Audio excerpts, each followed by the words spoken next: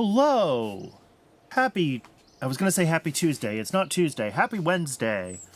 Happy almost Thursday to everyone in Europe. Congratulations, Starfighter, on your, on having your thesis done. That's a big deal.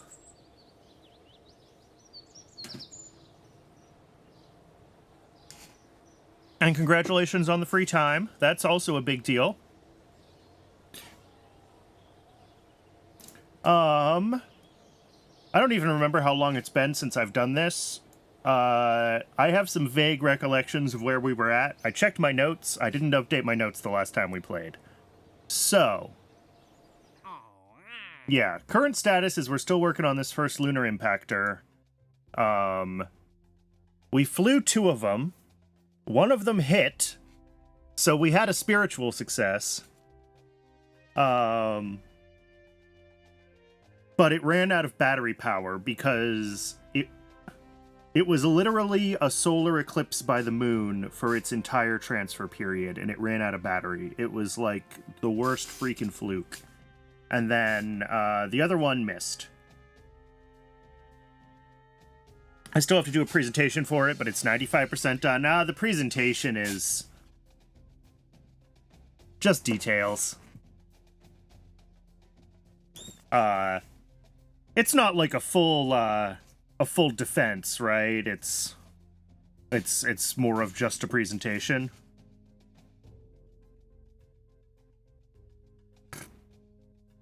I'd assume they don't have you doing a full thesis defense for your bachelor's. That would be overkill.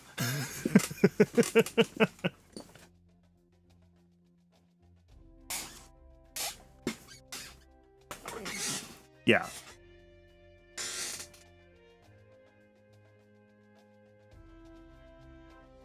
So, I mean, we have to fly this again, and then after that, we still want to be trying to finish up the lunar contract, because we're getting to the end of our money. And that's going to be a lunar orbiter. So that is our next big thing, is lunar orbiter. We've already taken the crewed orbit contract, and we do want to be thinking about building our ships for this soon. I think I have most of the tech for it.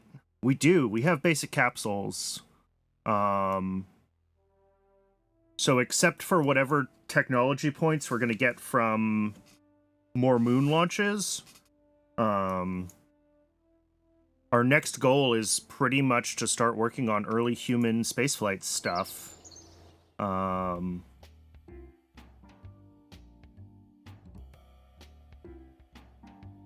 Orbital test flight uncrewed, orbital flight crewed, basic crew science, astronaut complex to at least level 3. All right, so we are going to have to start upgrading the astronaut complex when we can afford to. How is my money right now? That's a question. Jeez, yeah, I think we can afford to upgrade the astronaut. Oh, we're not building a rocket right now. Let's get a rocket going. And then we can, we check staff, engineers. LC1 is pushing up to 363, and LC2 is hitting at 492. I don't know which of those is which, honestly. Is it under integration? All right, LC1 is 90 to 120 tons, and LC2 is 135 to 180. So LC1, I think, is our Thor complex. Oh, I remember this now. I remember what we did here. We took this early commercial applications contract, and we uprated our Thor to the latest tech version of the Thor. So we have a Thor complex, a Thor launch complex for these commercial applications, and we have an Atlas launch complex for our moonshots, and of course for Mercury Atlas human flights. I think that's what we kind of all have built out here. And I would like to take advantage of the fact that we can run those in parallel. So that means that, yes, we do want to just, like, queue up another Atlas and get it building, because we still need to try to complete the moon contract. But it also means we want to start doing something on the Thor complex for either the transatlantic TV contract or the... I don't know why I came in here, because we actually need to look at other things. Figure out which of our contracts we can do for... Yeah. So we've got the various experimental television contracts. Geosynchronous test satellite is a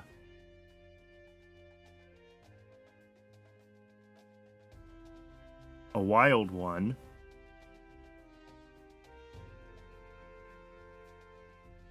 And then we've got the navigation satellite network contracts. And I don't see why we would want to do a 3-star when we can do a 4-star when we have the Thor for it. Because it's worth... Well...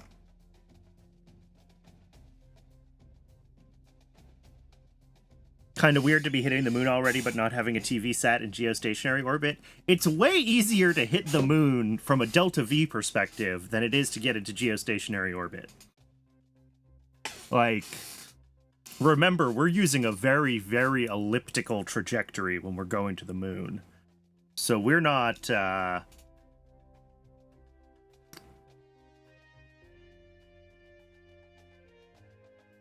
There's getting to GTO and then getting to the moon is one thing, but pushing up that periapsis on the other side is surprisingly expensive sometimes.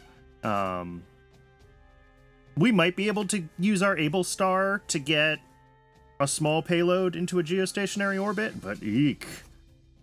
We might have to start launching a Atlas Delta instead of trying to use Thor. All right, so yeah, we're gonna want to do like nav satellites, whether it's the 3 or the 4, I think is basically equivalent.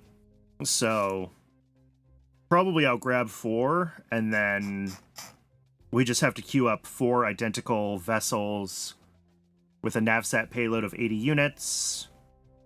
Be able to get them... That's a pretty tight circular orbit, and very close to a 90-degree inclination. Okay. So this is going to be... This is a tight orbit. This low eccentricity especially is... If it counts it once, and then the vessel is sort of automatically the right vessel, that's fine.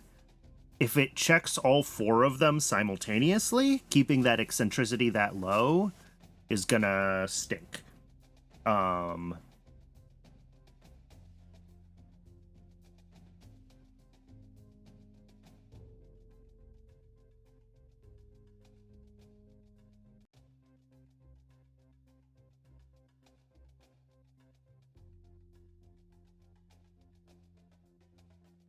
Yeah, because there's this 2-minute testing time after the full network launches.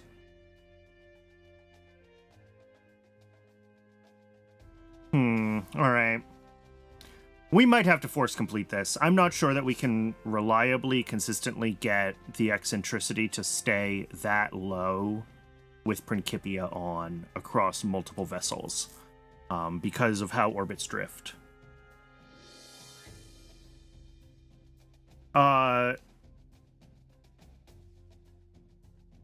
90-degree inclination is north-south. 0-degree inclination is due east. So we're fine.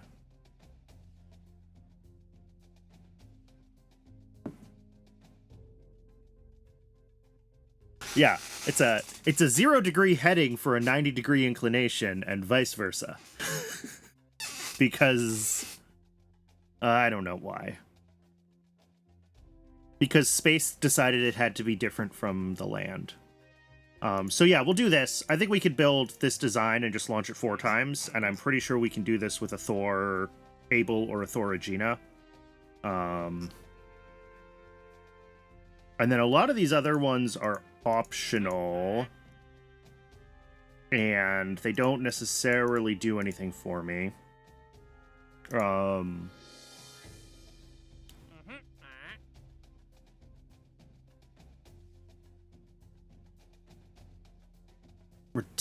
Cover a craft from a typical crewed orbit.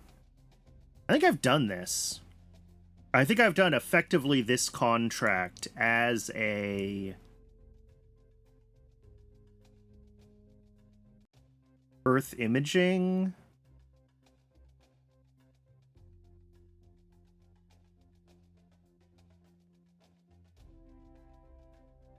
I mean, we've flown these dedicated Earth imaging satellites, so I think we can fly this one if we wanted to as an excuse to gather a little more science. Just fly one of our camera satellites again and let it do its thing. Assuming that our current launch pads can support that old rocket design. If not, this may not be worth flying. Early navigation network, we can definitely launch. And the other thing that we need to complete for commercial applications is at least 2 of these transatlantic, transpacific, Soviet, Paris, Moscow, whatever. I don't know what that looks like as far as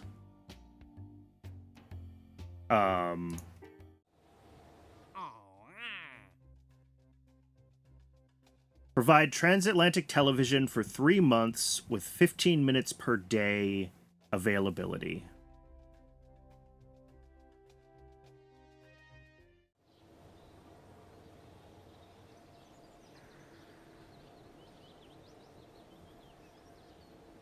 So I don't know if we can build a relay satellite and just lob it up there. Historic example is Telstar 1. Yeah, of course, the Molnia. But these are very small satellites, right? These are like 80 kilograms on a Thor Delta. So I think we can do these kind of whatever.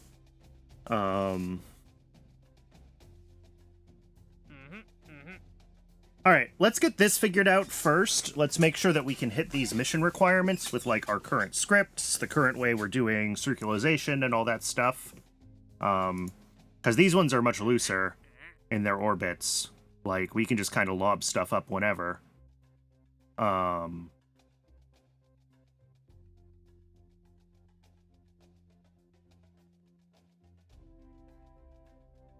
24 megabits per second.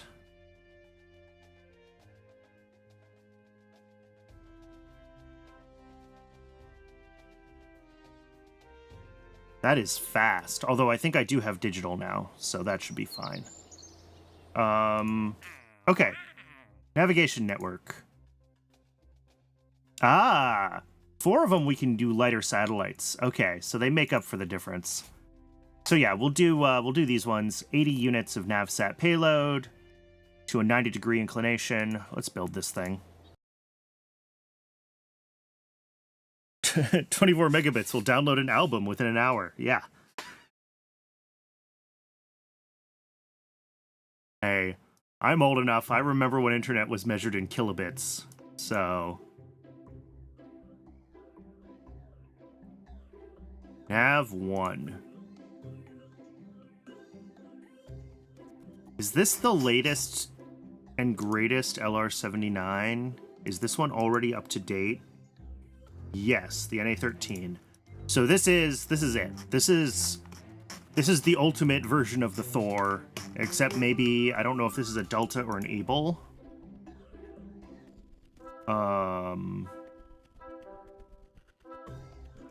This is AJ10 mid. Okay. So this is Able Star. And we'd like to upgrade the Able Star engine to the Delta E engine at some point, because that is another 100 seconds of burn time and some other stuff. But we can stretch this Able Star stage as well.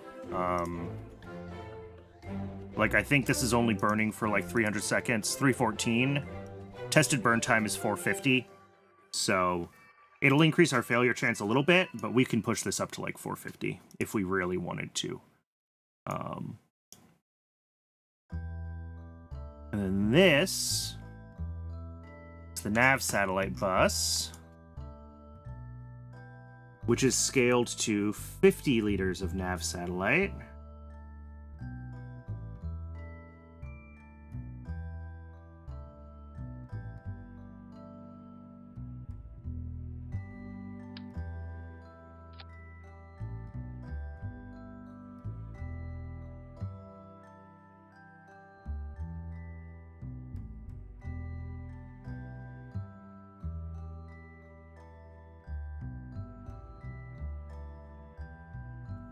And let me just...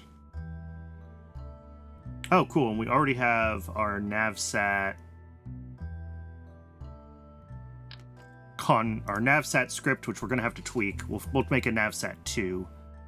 And then I need to go into the tank UI, because we only need 80 units. All right. So let's,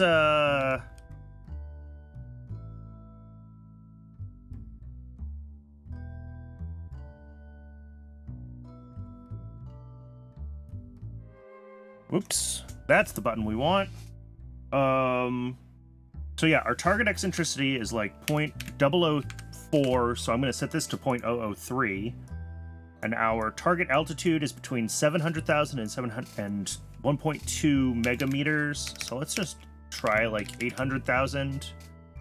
And our heading has to be 90. No.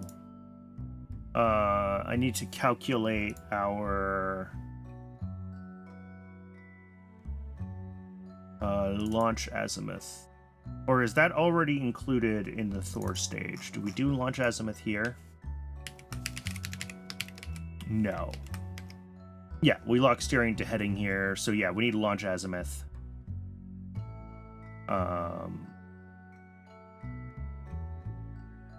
and I'm changing V1. We should change not this one and make a duplicate.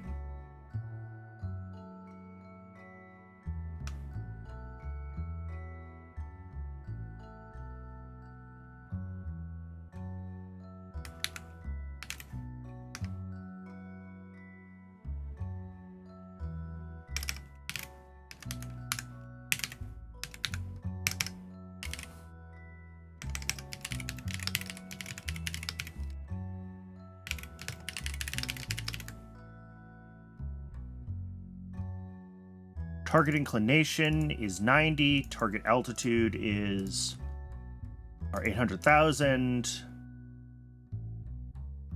What is this number? Is that a pitch? That's a target pitch over. Okay. We don't really care. Well, so much of our Delta V is in the able stage now that I don't know if we need to care about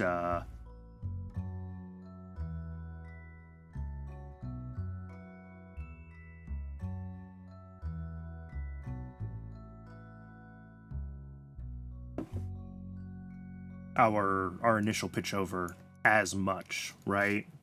We're not necessarily trying to get ourselves...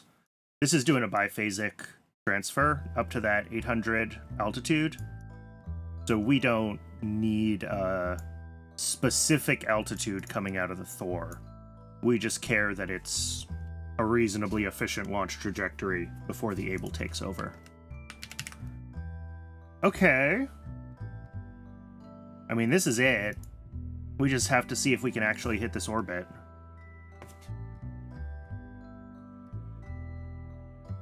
KOS, reread boot folder, thank you.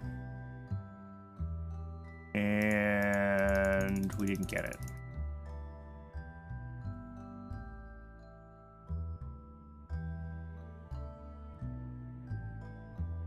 Oh, and I just overwrote nav1. Oops. Well, I think the only change was the, this guy, so.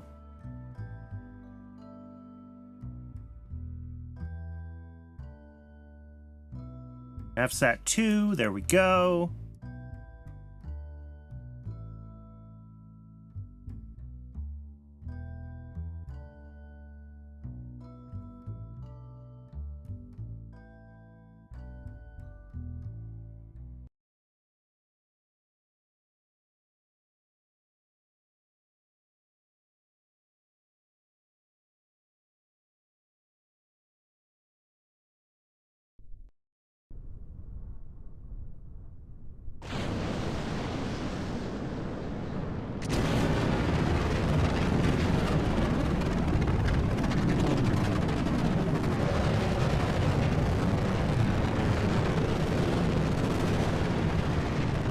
I probably don't need 4 boosters on this, realistically, but whatever.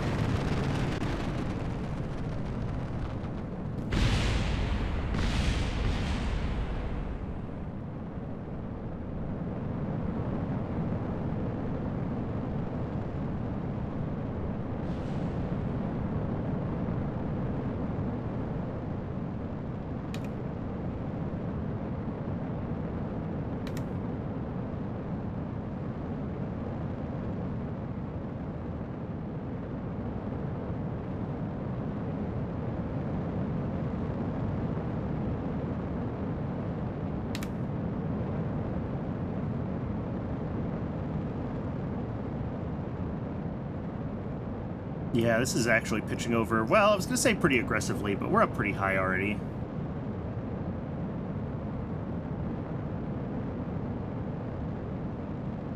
As long as we're not pitched negative when the Able takes over.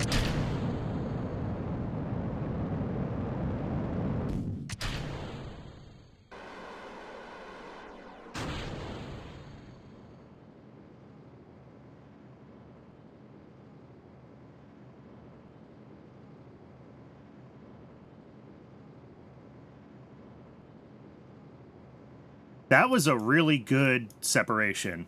Yeah, that was a great launch.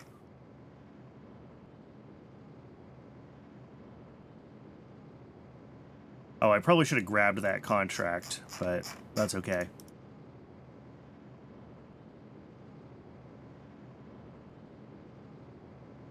This is going to be a long burn.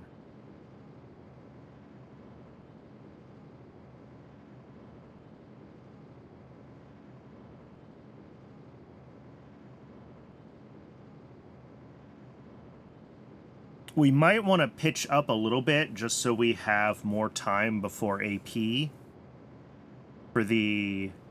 Although, no, we're pushing out AP. Our time to AP is increasing. We're doing okay. Why is our time to A... Oh, no, we're past AP. Sorry, I missed it. So, yes, we should have maybe launched slightly steeper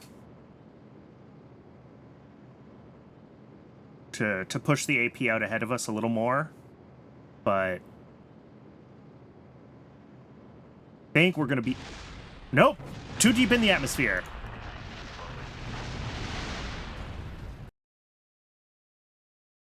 Okay. Let's, I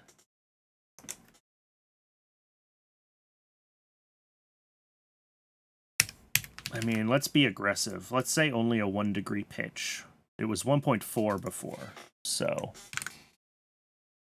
this is going to be much more vertical.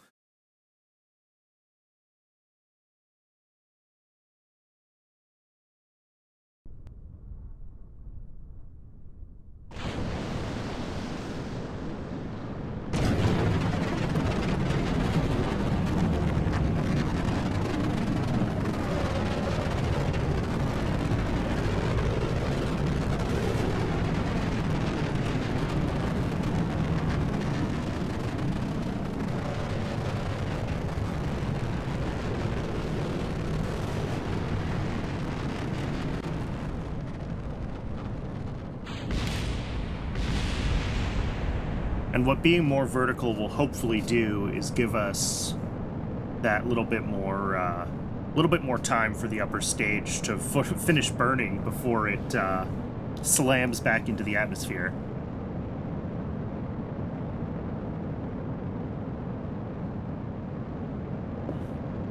And, like, I think I can stretch this Thor further if we need to.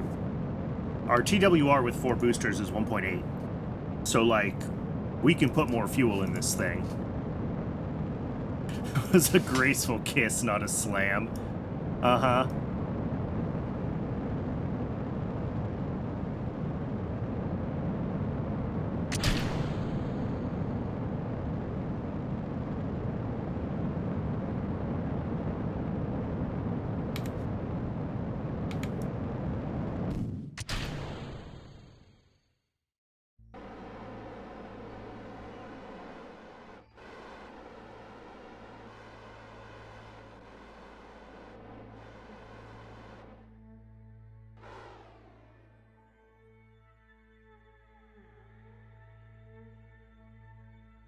I think this is good.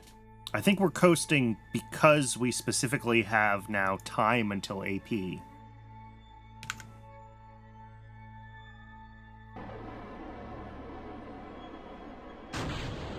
Yep. So that's a good sign. Yeah. From like 130 up to 250. So we have quite a bit more time. Although it's not quite the cool, like, drop the booster, ullage burn right into ignition that we got on the first launch. We sort of drifted.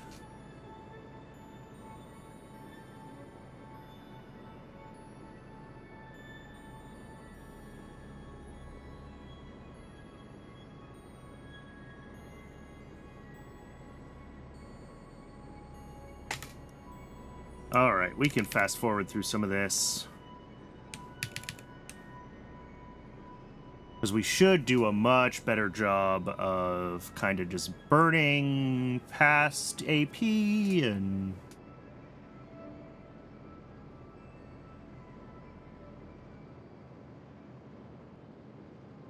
Like, yes, we will burn past AP, but...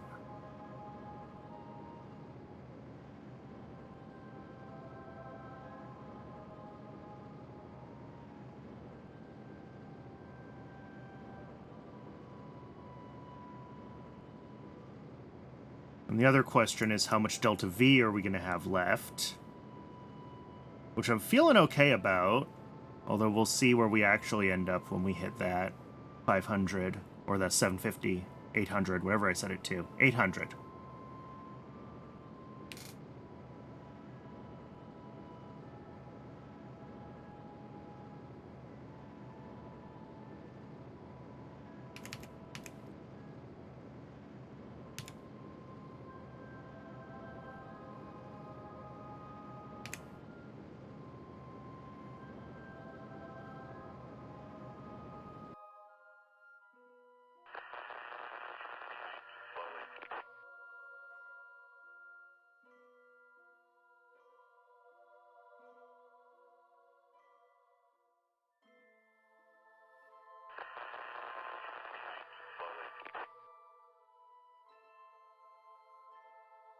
Yeah, and like you can see how much our orbit is fluctuating, although the eccentricity is not fluctuating a lot. Well,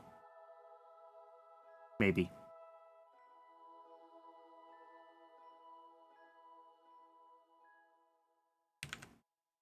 All right, so that's coming out of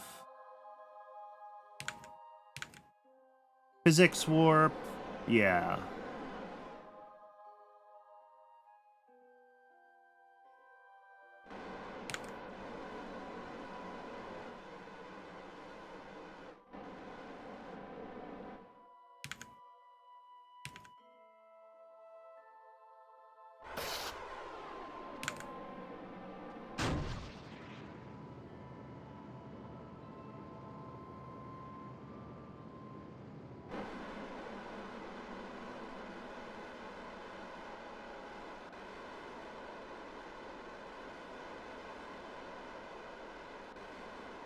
Yeah, so this is trying real hard to get itself down to that 0.003 that I told it to hit.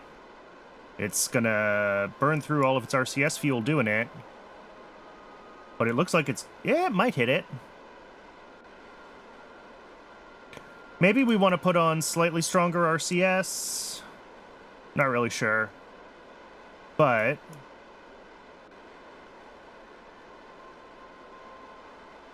why is it firing up and down? Because we have vertical velocity here. We're not exactly at our AP or PE, so it's actually adjusting radial in and out to reduce its eccentricity. Yeah. I wrote good code for once. But yeah, we have this in here. Yeet, do orbit, one of these, circularize. Yeah. So it tracks the vertical and horizontal velocity differently. And uses, top and bottom.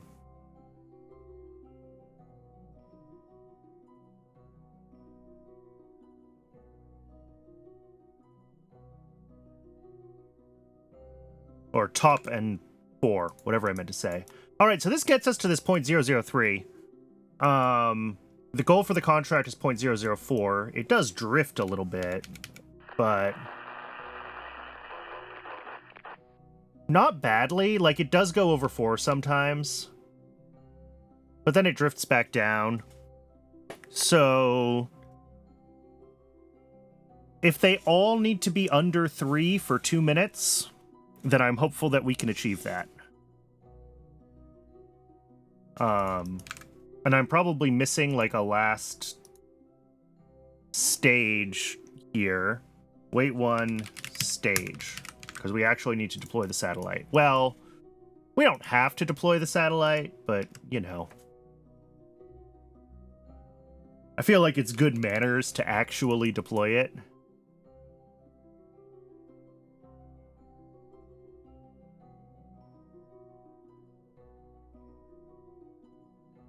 So cool. I think this works. I think this gets us into this, like, 800 by 800 orbit. No problem.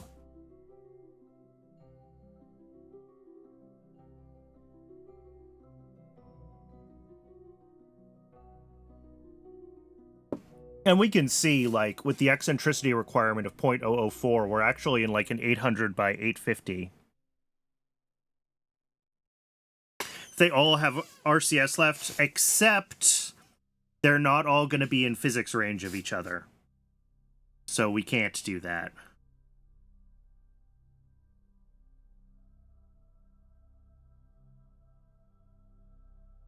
Because they're going to be scattered throughout their orbital periods, right? Oh, yeah. Just, like, hop between them to recircularize them all, and then have them all on rails on pretty good orbits. Well, nothing's on rails in Principia, but... yes, maybe. That sounds hard.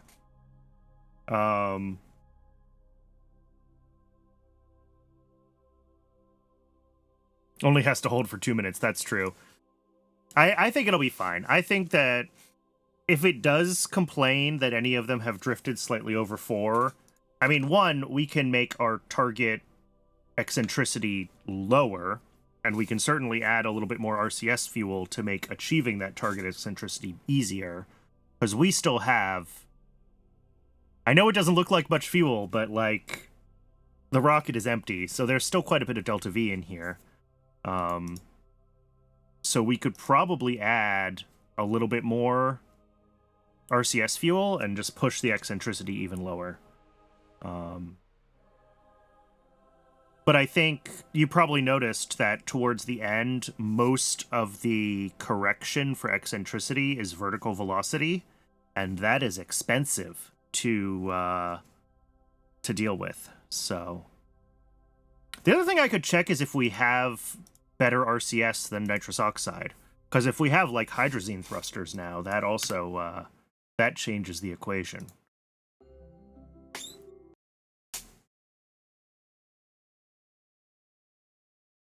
then again, we'd have to retool the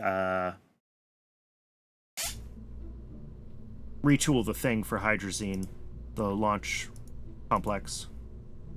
No, nitrous oxide. Oh, no, not yet. We have HTP, docking and crew transfer, early docking. Yeah, pretty much everything else later on.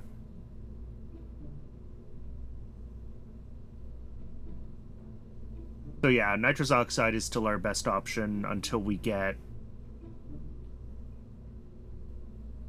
Gemini level technology. Okay. I mean, I think we can launch 4 of these things. I don't think there's much to do here. Well, we can't launch 4 of them right now, but we'll just queue them up one after the other, and we'll get 4 of them out there.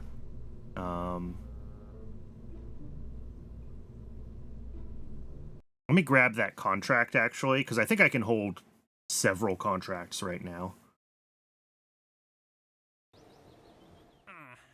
Yeah, active 1, max 5. So there's no reason not to be holding this. Do some 252 versus 189.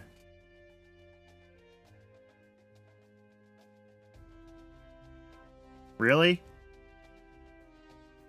Yeah, they're identical. Okay. Like, reputation per launch is identical for this one and the other one. 3 versus 4. But 3 requires heavier satellites, so I'd rather do 4, because we know that it works with the 80-kilogram satellite. And then we have to do 2 of these, and I think it would be like transatlantic and transpacific.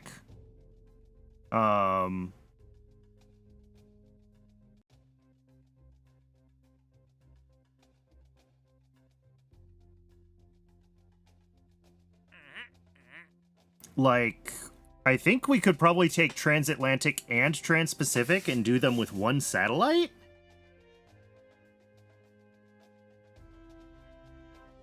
Because we're going to have a reasonably low inclination satellite, right? We can do something that's like around the same size as this.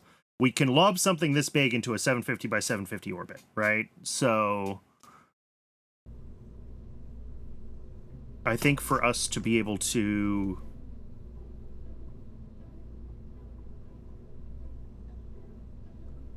do the TV contracts, if we can do them both with 1 satellite, that would be super cool.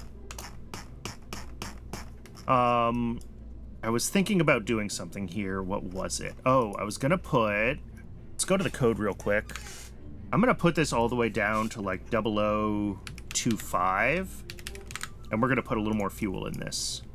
We're gonna make these 0.4 spheres instead of 0.35.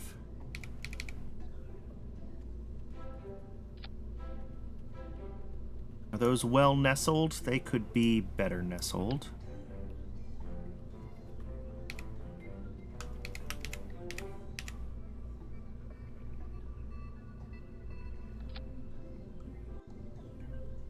All right.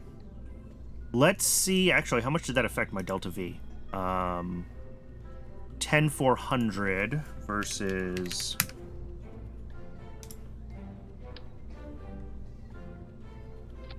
10,520. I think we can afford that. So let's do it. Because from 0.4, we're going from 4 kiloliters to...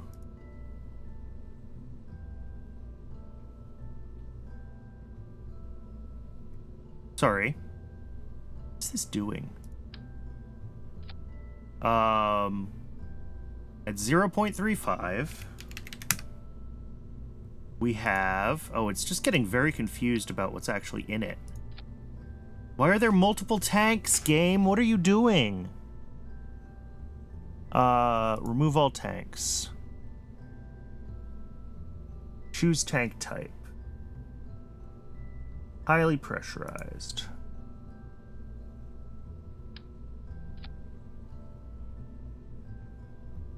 Why can't I pick the nitrous oxide for my RCS? What are we doing here?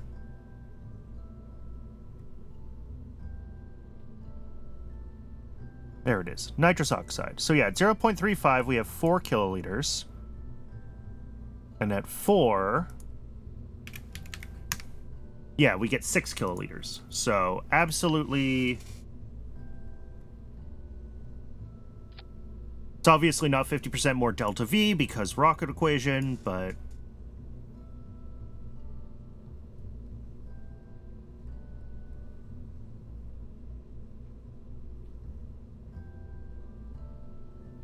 oh, sorry.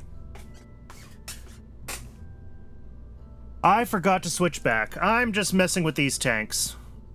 I wanted to push up the amount of RCS we have, because the change that I just made in the text editor was making the target eccentricity a little bit tighter here. So I'm just putting a little more RCS in, and I'm hoping that we have the delta V to afford it. We'll run a test flight, but we've lost a couple hundred meters a second overall.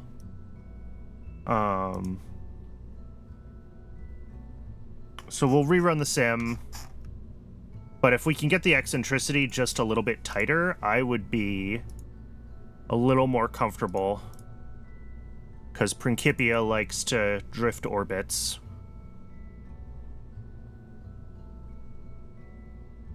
Alright, let's refly the sim, and let's see what we look like.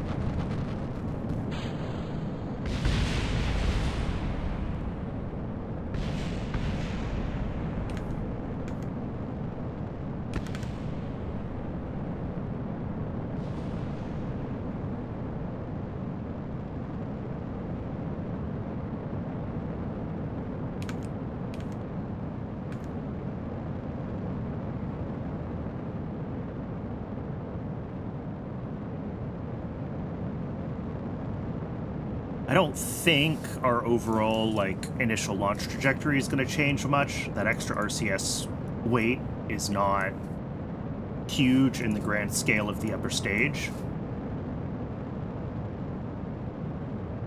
But we'll see where we end up. Ooh, actually.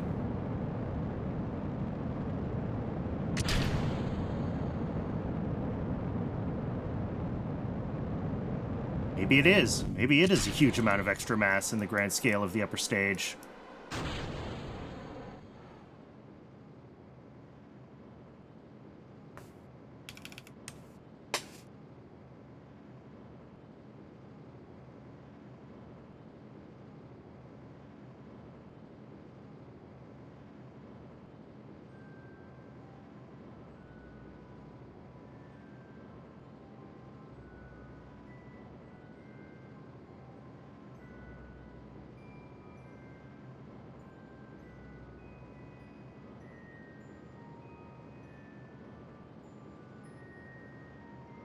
Yeah, we're past AP now.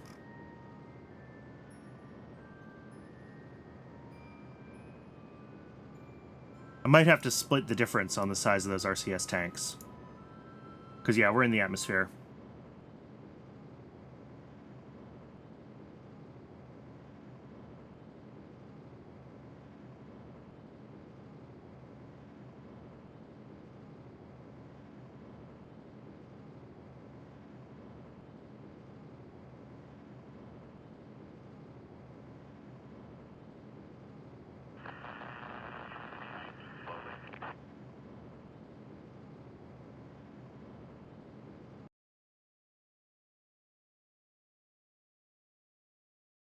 No, we're not surfing into orbit. We are,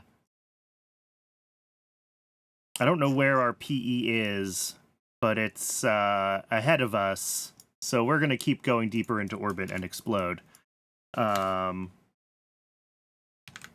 We can pitch up a little more.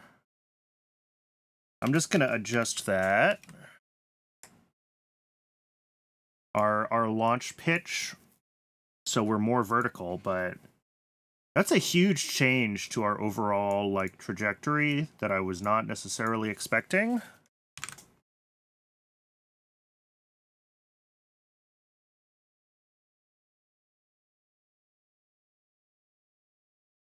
Because, like, the upper stage isn't that much heavier with the slightly bigger RCS tanks.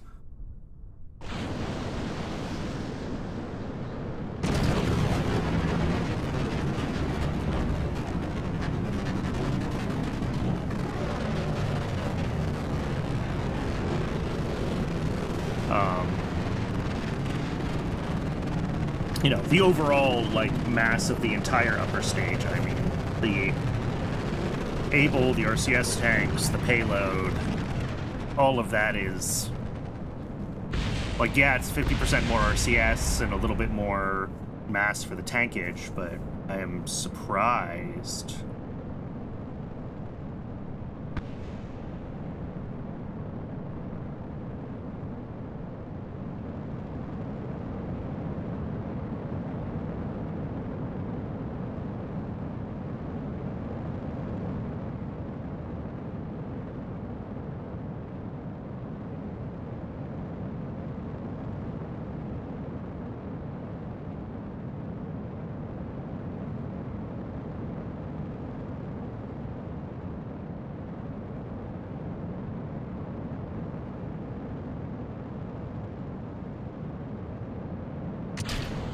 Alright, well, we're doing a better job this time.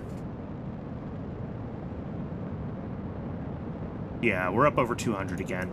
So, I'm much more comfortable with that.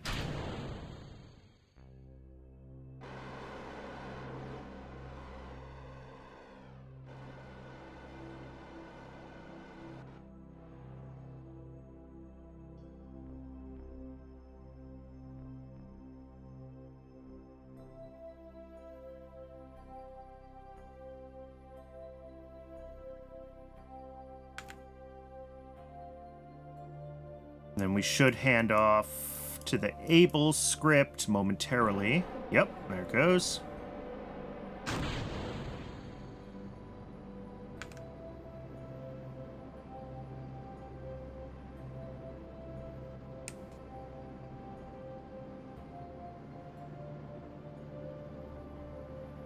And it is entirely possible that this fails to hit the orbit with this extra mass. I may have overdone it on the extra RCS. But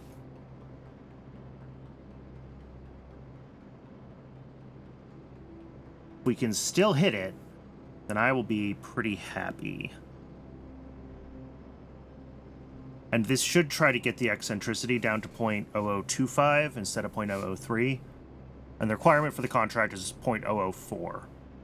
So really, we're just like pushing margins lower. We're making sure that, you know, if Principia drags things out of orbit a little bit, we're still able to successfully complete the contract. And practicing getting things more circular is good anyway. Because for... we are eventually... Well, maybe we won't. Maybe we won't have to do anything geo-stationary for...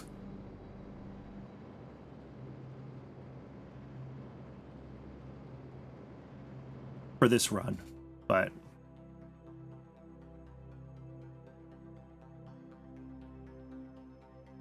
Interesting. Something decided... It tried to time warp and then it gave up.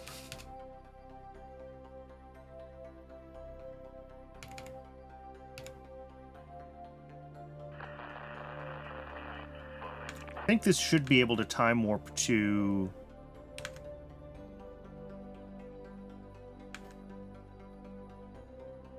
We're too heavy for the computer? Oh. That shouldn't affect time warp, though. Yeah, controllable 6 tons. Can I see the mass of my whole vessel somewhere?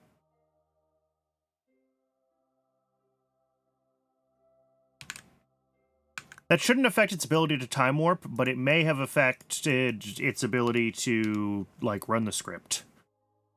So the script might be stuck in, like, a wait state where it's trying to...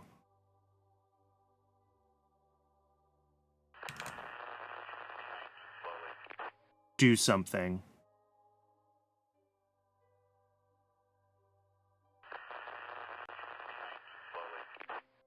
MechJeb will surely have a wait somewhere. Yeah, there you go. Good call. Oh, no. It came out of time warp. Because it turns off the avionics. So that alert may have just been when we turned off the avionics. It may not actually be over mass. Oh, no. No, we have control. We're good. Because, yeah, it turns off the avionics when it,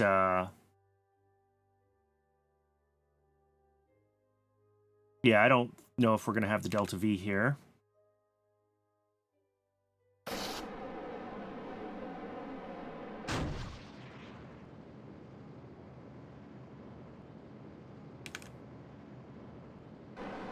Oh, yeah, we do. Plenty.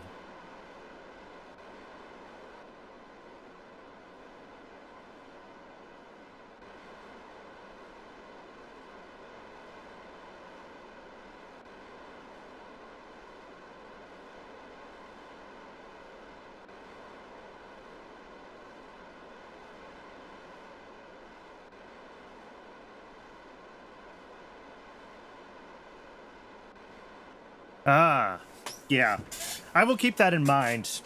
I don't think that's the, I think just every once in a while I'm missing some sleeps around some of my time warps, I think, or there's things that are tweened and aren't instantaneous, so it won't let itself jump into time warp. This is a long burn, but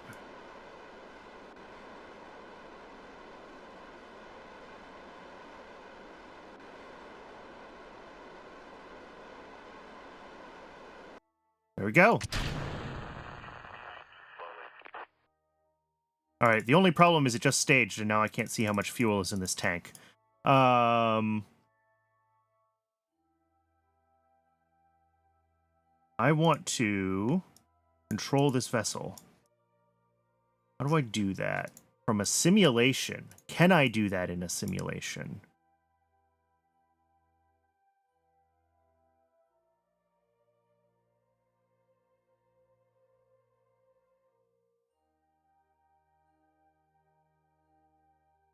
Couldn't get the engine to start to burn that fuel unless you used pilot main throttle instead of normal throttle. Ah, that makes sense.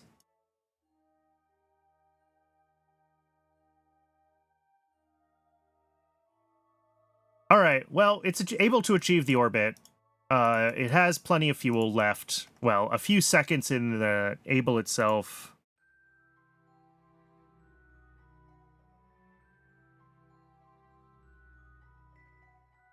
And if we check this, this should be able to see that it is one of the ships.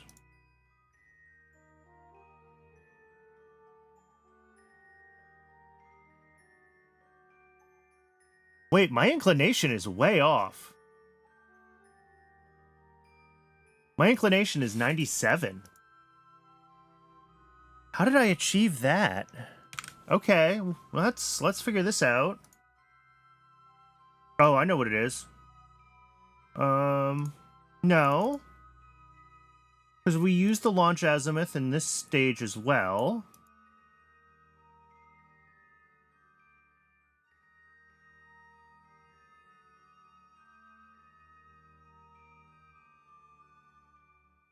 I thought we had gotten calculations for launch azimuth to actually be generally predictable. But this is showing that we went, like, way over.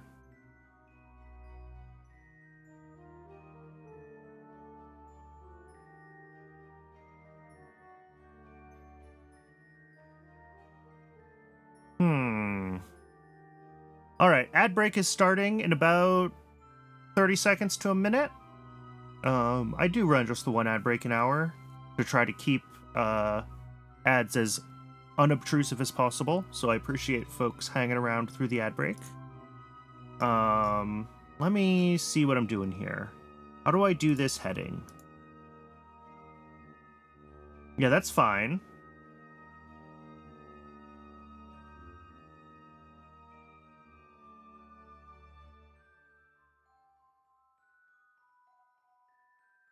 Do we have a recording of the inclination? We should. Let's check the flight recorder. Is inclination one of the things?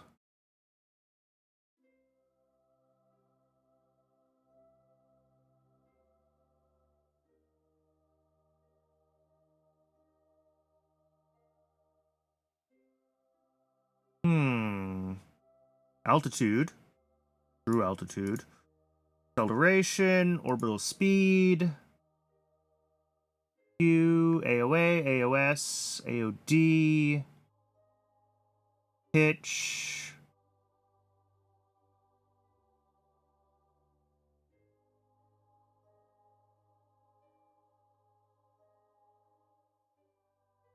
Oh yeah, we do have mass. Yep. But the mass is fine. It came on as soon as the avionics turned themselves back on. I don't think that's what was stopping the time warp.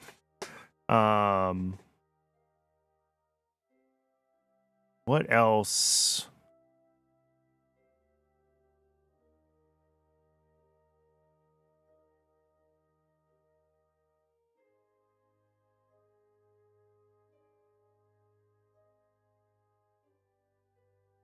I thought there was a way to change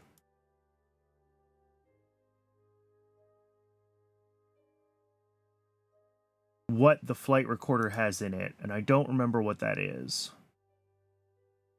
I might have to Google this.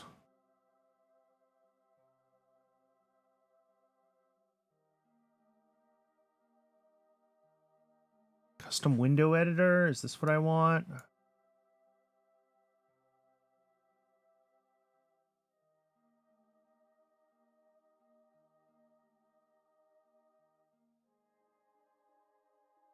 No.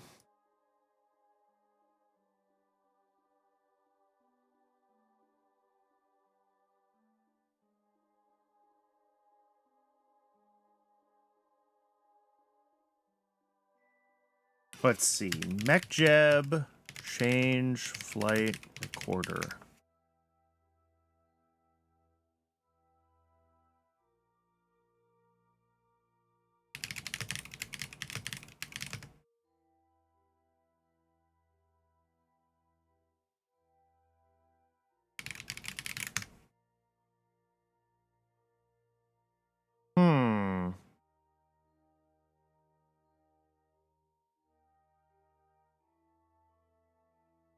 Yeah, I'm not sure if I can actually get this to record our inclination.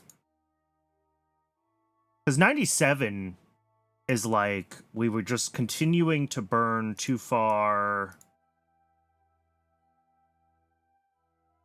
west, right? And like, we should be burning slightly west to make up for the...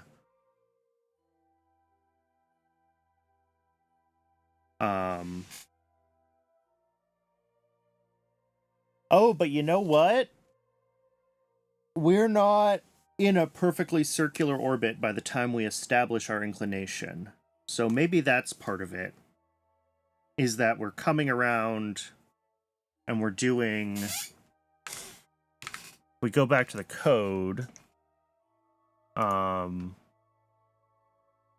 the circularized stage doesn't know anything. And, like, I would have thought that our... Here... Like, so much of the process of getting us into the right inclination is done early, right? So I'm surprised that we are so far off. Because, like, yeah, the last circularization doesn't care, but that's only a couple hundred meters a second.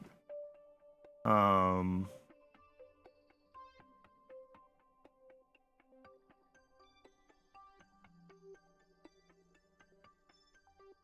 am I actually calculating this? That's a question.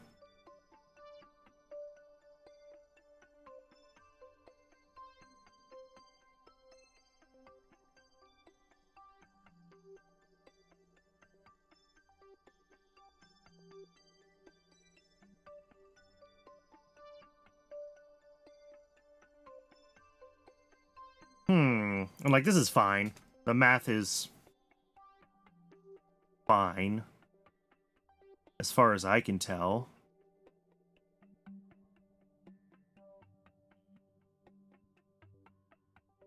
I mean, and it's worked for so many other launches. So yeah, I might have to refly it and see, like, do we just kind of gradually overshoot during the early phases of the launch? Is it something that happens later?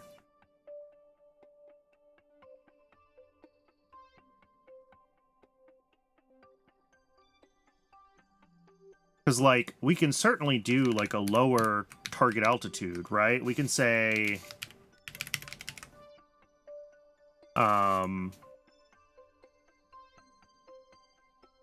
you know, something like this. Although it'll be a little bit... probably a little bit higher. Because, like, 250 is about where the Thor drops us off, right? So if we're in the right inclination by then...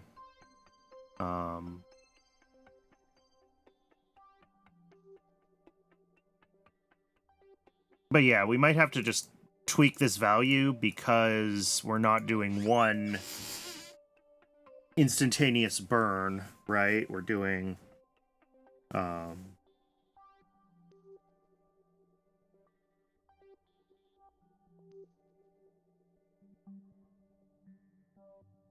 like, what the math is supposed to do is the math looks at, like, how fast are you moving east? So how far do you have to pitch over such that by the time you're at orbital velocity, or not pitch over, yaw over, such that by the time you're at orbital velocity, you've countered that initial velocity, right? So, like, the trigonometry is not complicated.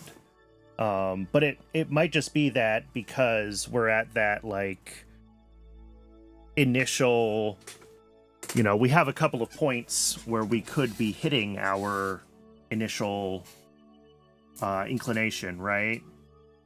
And, like, if I say I want launch azimuth by a 250,000 orbit, and then, like, here we could maybe even be basically at 90, and it might even do the right thing. Or not 90, 0, because I think this is a heading. But yeah, let's see this with a lower number. And I'm curious, well, no. Let's refly it one more time normally, and I want to actually watch that number, because I didn't think I needed to watch that number. And then after that, we will, I mean, I guess I could just play back the recording, but...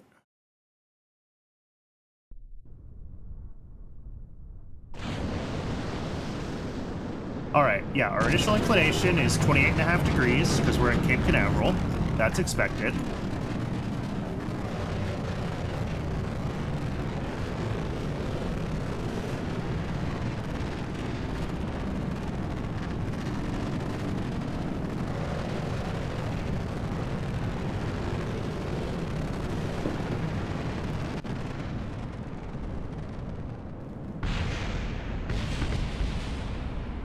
Yeah, I know that's hard to read on stream. Some of the stuff doesn't... Ooh, that's very choppy. That's not a good sign. Are we already starting to have memory issues with only a few reverts into the stream?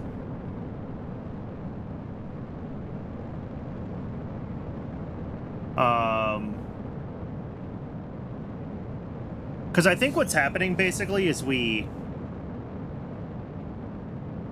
probably overshoot early because of how we're initially getting into an elliptical orbit or something like that.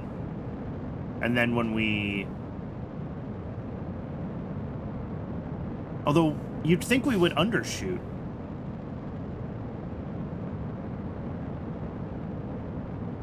Yeah, I don't know if this looks as awful on stream as it does to me, but we will probably have to restart the game after this launch.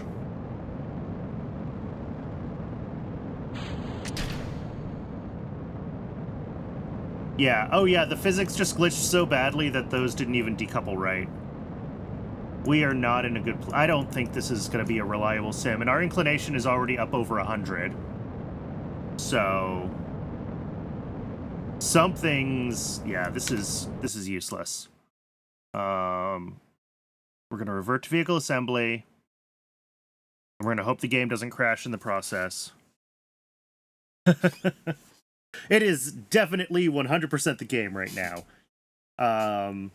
Pretty much every stream, it gets choppy sooner and sooner. This save file may not be long for this world, which is really too bad. I had originally planned to try to push to moon boots in this save, kind of doing this challenge of kOS-only. But, like, if we can only sim a few times now before we're like this, then...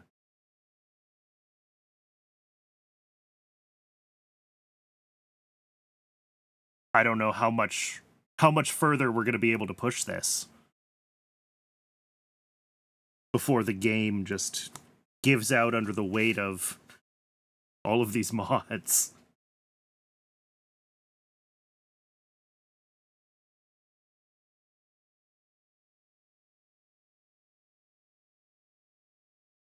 All right. Did we crash, or is it just very slow? Let's find out. Survey says... wow, yeah, it's got dozens of threads spun up that are all using like a fraction of a CPU, but the CPU is totally locked up.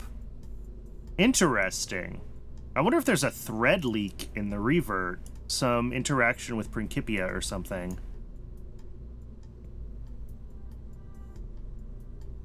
All right. I'm trying to get it, like, to shut down cleanly so I can get the save saved, and then we can restart the game.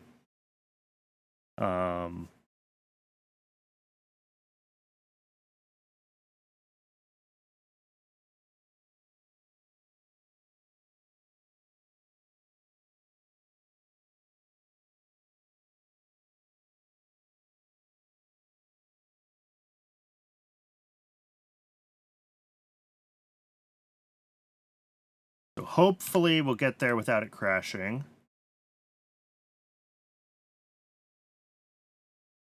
KSP is up to only 13 gigs of RAM. That's not awful. Although virtual size is double that, so yeah, doesn't surprise me if the garbage collector has been pushed to its limit or something.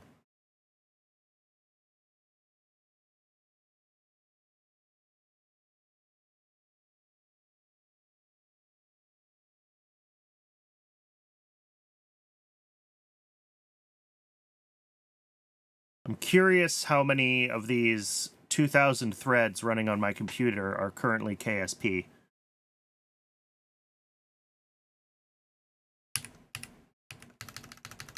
It's at least a couple dozen.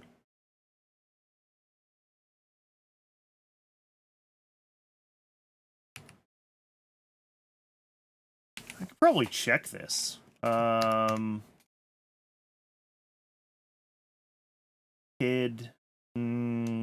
Those were all the thread PIDs, though.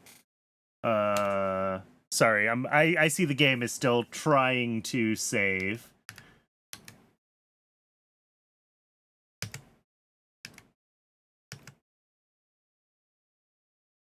And I'm hoping we get it clean.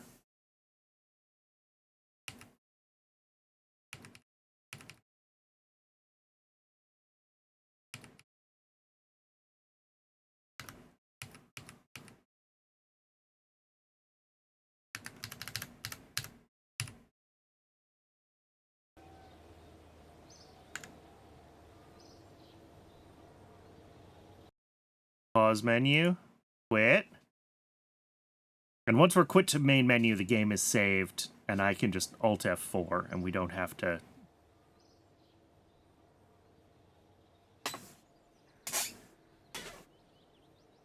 Yeah, I have good internet, and I have a separate graphics card dedicated to encoding, so, like, in general, it should be a pretty clean stream. I try. I really do.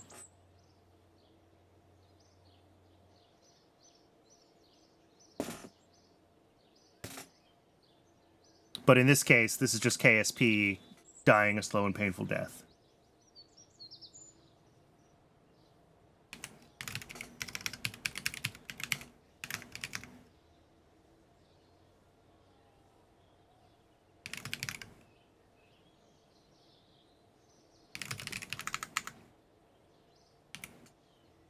All right, 180 threads is what it's running. I finally figured out how to count the threads of a process.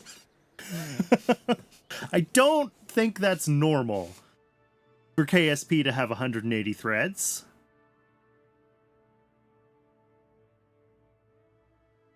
Quit.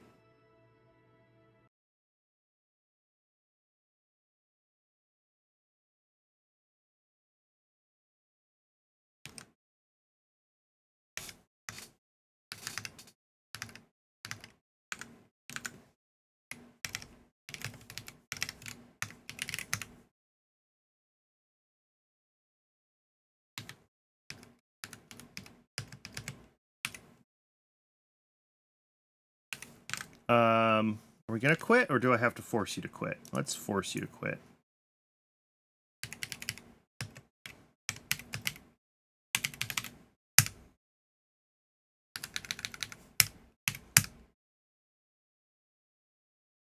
Yep. That is precisely correct, Starfighter. That is what you heard me banging on my keyboard to do. Kill-9 92042 was the PID of the day. All right.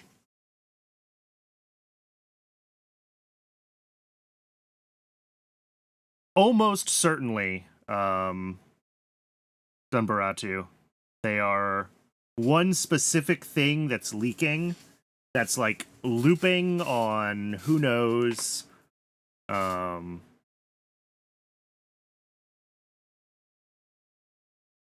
But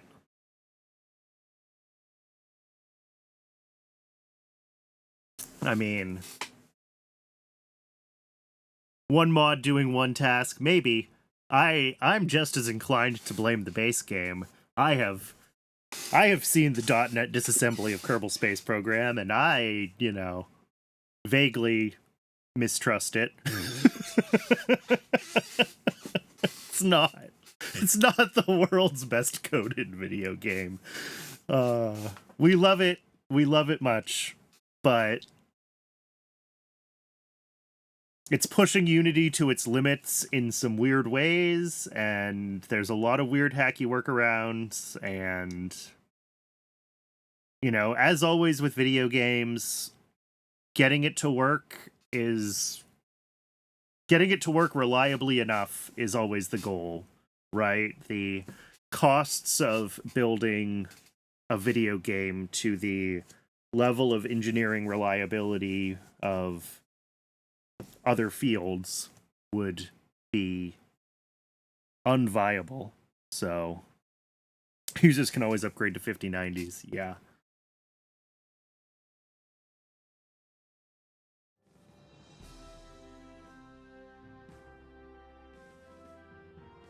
Oh, yeah, absolutely. Optimizations are a whole different ball of worms, but .NET is usually pretty... Well, it depends on the compiler and other things, but Java and .NET tend to be a little less heavily optimized in the front end because the JIT does all the optimization in the back end, right? So the bytecode is a cleaner representation of what the programmer wrote compared to like C, where the compiler is just going to do whatever the hell it writes. And obviously that's a broad generalization, and the C# front end absolutely does optimizations, but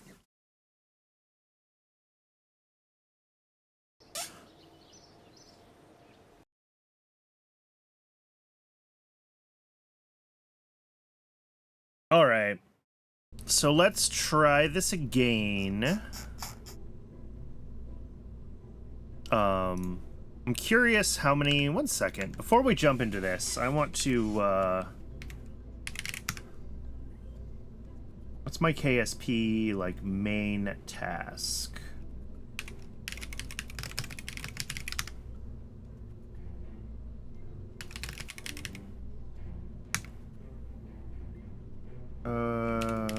PS tree-P. I want this one.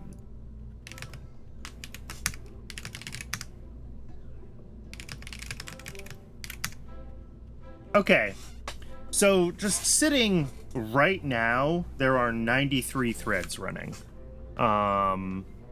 Some of those are going to be like garbage collector threads from the runtime. Some of that's going to be stuff that like Principia puts onto background threads.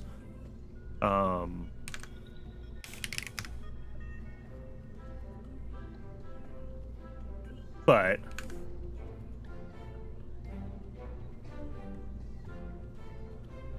yeah. The Unity auto-generated stuff that happens from the UI is its own bag of worms. Bag of worms? Can of worms. Although a bag of worms sounds just as awful. All right, let's sim this. Let's see where we end up.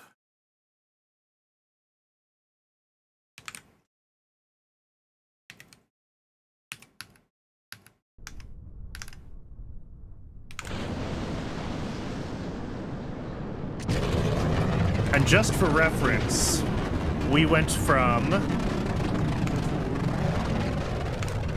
93 threads before the flight scene when I was just in the VAB to 122 now. So that is... Watch the inclination, not the threads? Yeah. Fair. Inclination's going up. Inclination's going up. Go away, MechJeb settings. Go away, flight recorder.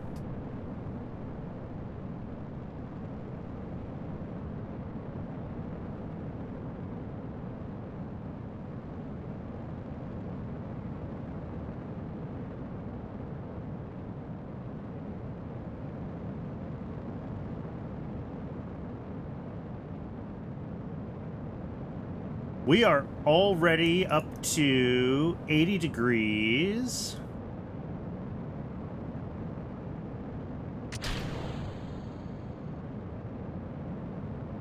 $90 degrees.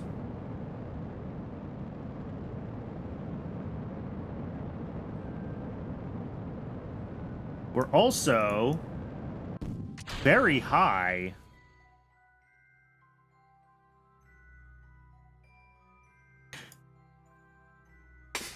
Right. Well, even kOS has to deal with the staging delay, right? You have to wait for staging ready, which I think is that same half a second. Oh, and we lobbed way up. Interesting. So one, we're already at 97 degrees. So all of the error happens early in launch. Two,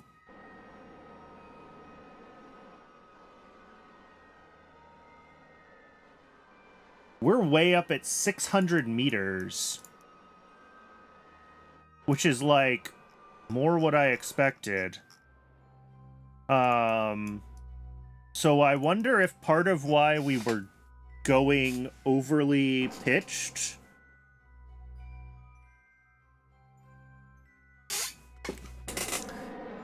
some some year Bevy will be ready for people to actually use.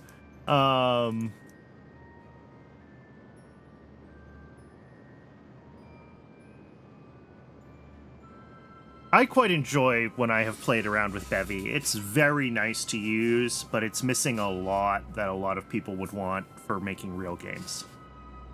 I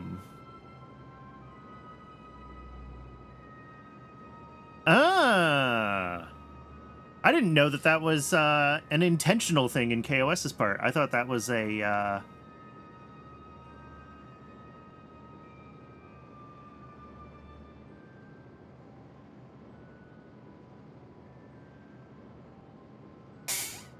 Although the reality of that design philosophy when, you know, PAWs don't always update correctly unless you have them open and things like that, it can make it... Although that's just Kerbalism being Kerbalism. Kerbalism does its own bunch of weird stuff. It's like, oh, just let me invoke the thing. I know there would be a button there if it was updated. But that's why I wrote my own code. The philosophy on the surface makes sense, to be clear, but the interaction of that philosophy with other mods and the realities of KSP being a little janky.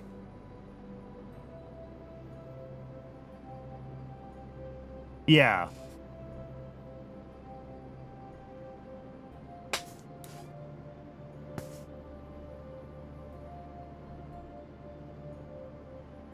Yeah. Half a second is longer than I would use for a debounce delay, that's for sure, but...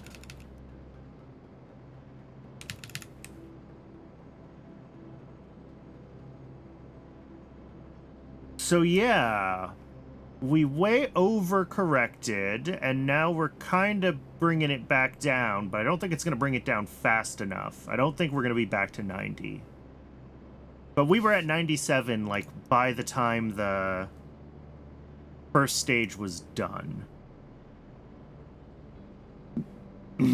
Which could mean that, because of how the first stage is tilting for its gravity turn, we're over...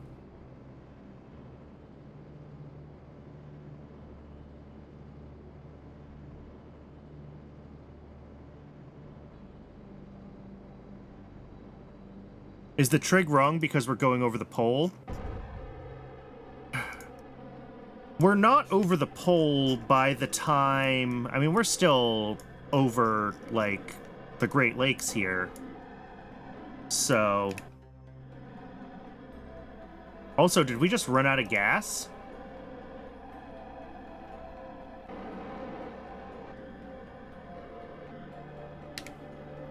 Everything about this launch was just super weird. Let's double check everything. RCS to the rescue. Yeah, not there.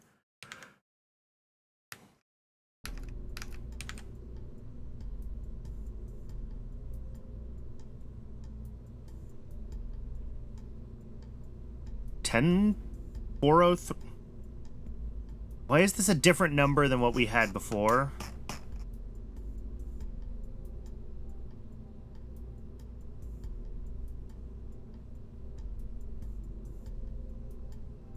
No, it's the right rocket. It's got the 0.4 meter spheres, which are specific to this rocket. Everything else was using 0.35 meter spheres. But this Delta V is slightly different.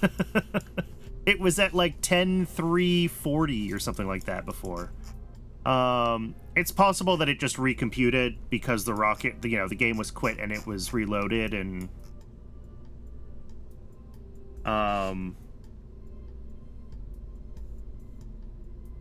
Nobody tested what happens with a negative latitude. Oops. I mean, I had several bugs in my moon intercept code related to the signs of angles. I think everything is properly using, like, ATAN2 now, instead of trying to use arc sines or arc cosines, but... Happy little features. Yeah. Okay, so I'm gonna go into the code, and we're gonna go back to the 1 degree pitch instead of the 0.8 degree pitch. My suspicion is that when I changed this from 1 degree to 0.8 degrees, we were already starting to have integration bugs due to lag in the game. So we're gonna go back to this 1 degree. And we're going to try this again. I still think we might just need to say...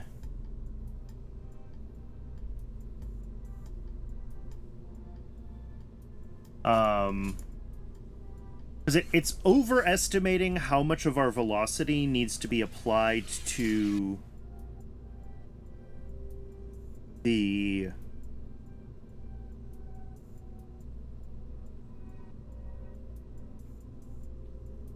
What am I trying to say? Let me see if I can get our heading in Kerbal Engineer or in MechJeb when we launch this. I want to see if our heading is staying constant or if it does something weird. I guess I can see that on the nav ball, but... You know, we should see that it points slightly west and stays that way.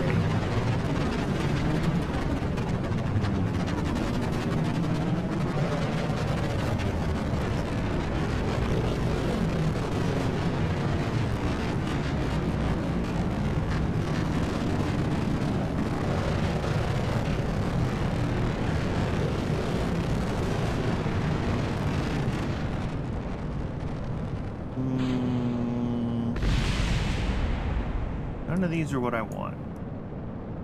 Vessel?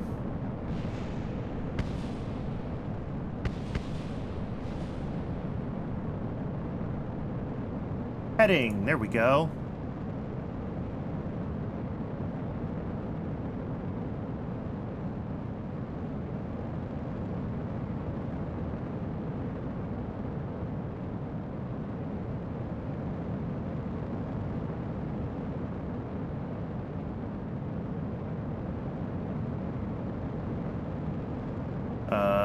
It's not what I want.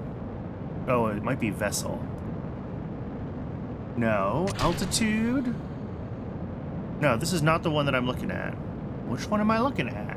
I can put it on orbital, but that's not really where I want it.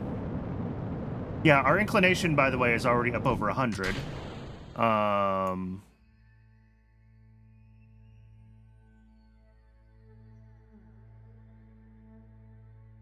Why am I not... Oh, because I'm editing the wrong things. They're the HUDs. That's what I want. HUD 2. Vessel. Heading.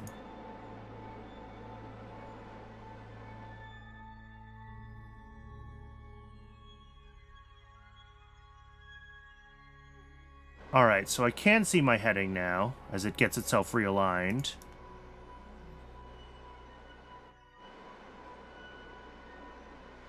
So yeah, this wants to burn... Interesting. So yeah, we drift. Something about the way we're doing our gravity turn is making us drift heavily west as we... Here, now that I have the HUD figured out, let's relaunch this, and let's hope it launches smoothly.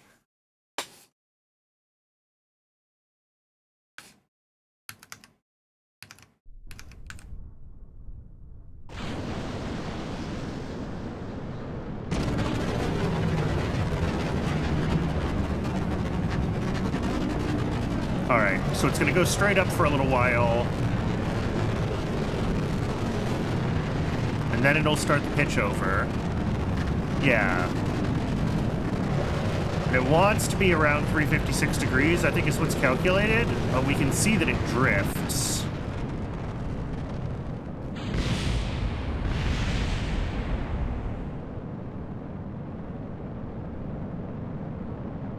Yeah. Interesting. So it's something to do with the way we're doing our gravity turn, where because we're just letting it drift... Wait, why is our inclination... Oh, no, it's just still going up. That's fine.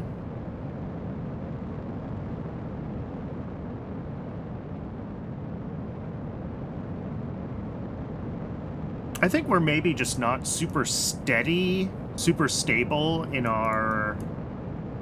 like,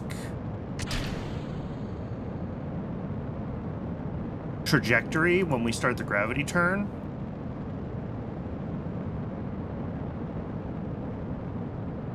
It's not. Well, it's not. This actually looks like it's doing the right thing now, which is weird.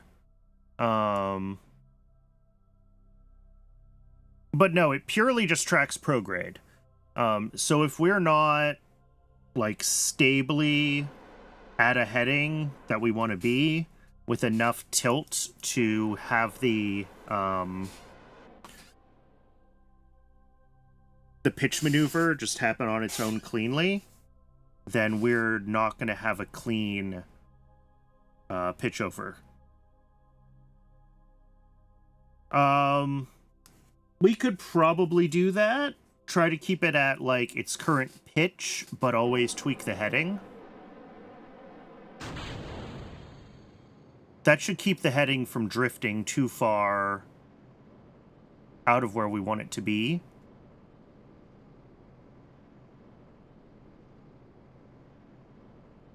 Funnily, this one looks like it actually worked. Because we're sitting at, like, 78... coming up on 79. Our heading is, yeah. So this is what it wants the heading to be. 357.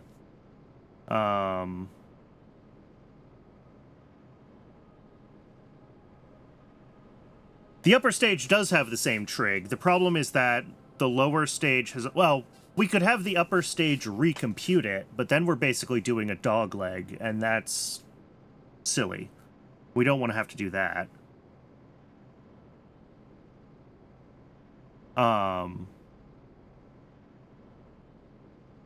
You can actually see, or I can see, I don't know if there's enough detail on stream, but I can see that we're drifting in the sense of like a car sliding slightly sideways because we're still pushing our inclination up as we do this burn. Which is funny. But yeah, this is going to do the right thing. This is going to end up where we want it. Or very close to it. Whoop. Up to 85, yeah. So not quite there. But I saw the heading during the Thor stage going all over the place. So let's think about what we can do with that. So one thing... Right, it's not repeatable. I agree.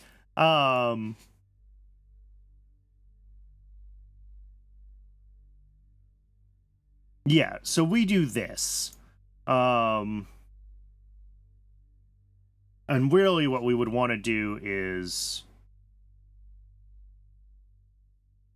And this really is just like gravity turn, right? We lock to prograde and we let it pitch over. I wonder if what we want to do is... Instead of... We've been adjusting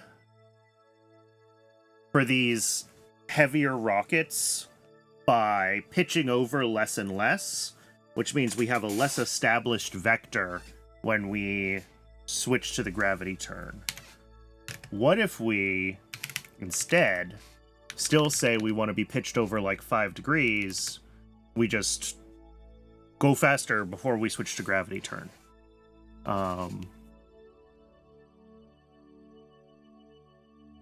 That should have the same effect as far as, you know, making sure that we're not pitching down, You know, as long as we're not going too fast, obviously. If we don't gravity turn until we've pushed all the way through max Q, then it's pointless. But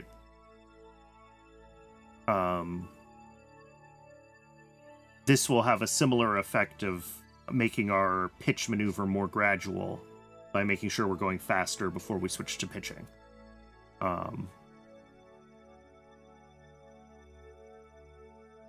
Is there a measure that accounts for vehicle weight, maybe kinetic energy instead of speed? Maybe. Because it's not just the vehicle's... Well, some of it is the vehicle's mass, right? It's how gravity pulls us downwards versus how quickly we're accelerating sideways.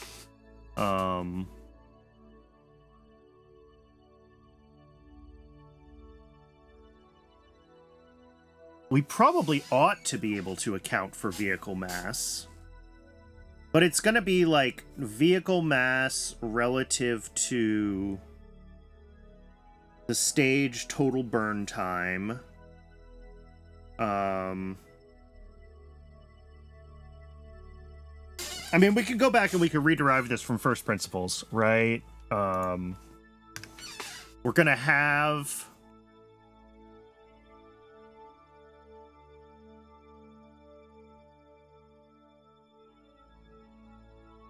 a total burn time, right? I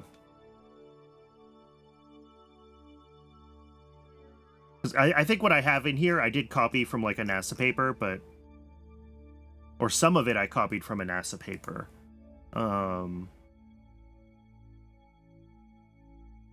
But their paper was like, if you have an altitude and a pitch and a mass and a, you know, delta V and a burn time, or I guess, you know, a fuel flow, a force, you can figure out what your final altitude is gonna be and your final pitch relative to the surface. And I can find the link to that paper again. But the way that they solve that is through numeric integration, right? So, like, they're running a physics simulation to do that. They don't have a closed form solution of, like, figure out your initial pitch and velocity from your mass and blah, blah, blah. That doesn't mean that we can't derive a closed form solution. I'd love to know what current rockets use for ascent steering. It's much more complicated. I think MechJeb's primer vector guidance is based on... was it the space... some of the space shuttle papers, I want to say? I might be wrong about that. But it's based on something that was published. And I did find a couple of papers on primer vector theory, and my eyes glazed over. But,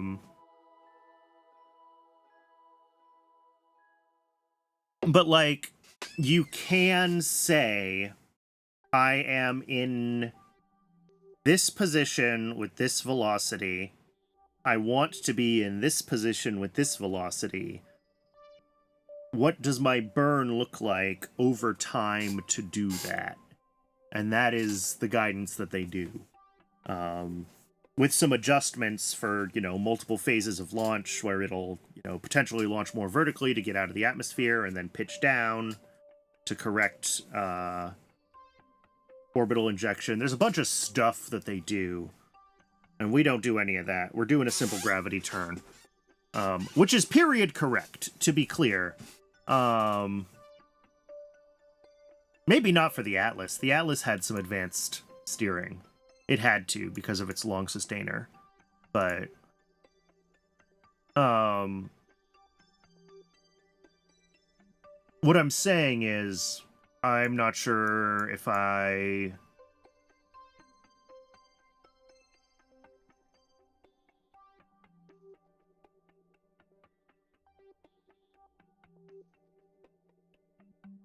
So, if we think about... let me open a new, just like, markdown file so I can write down my thoughts as I'm...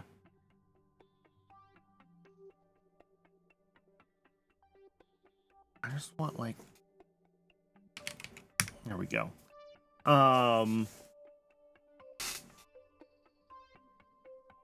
So we're gonna have some burn time T, right? And we know that we can integrate gravity over T. And if we just cared about a flat plane, we wouldn't have to care about our position, right? Because gravity would always be pulling us quote-unquote down. But we don't have a flat plane, and I think that's why the math gets obnoxious very quickly.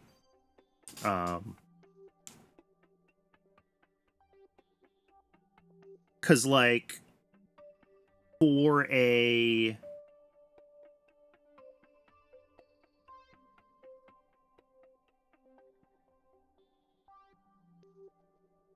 Are we going far enough so that we have to integrate over G as well? I don't think so.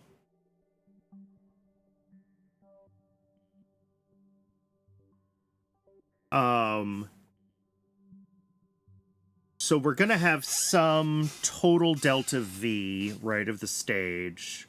Some portion of that needs to be vertical, and some portion needs to be horizontal.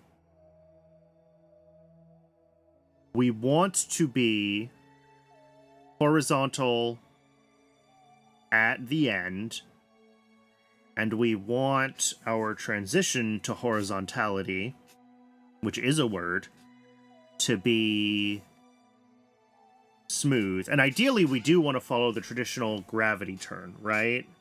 So really, again, we do end up wanting to calculate this. We're going to have some initial altitude, velocity, and pitch, right? And from those, we can compute final altitude and pitch and velocity, right? We want final P to be 0, right? We want to pin that to 0.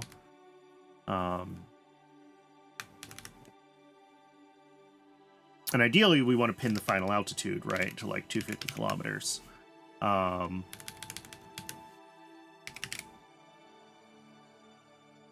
problem is, again, that this is being integrated over a curved Earth. Although maybe that doesn't matter.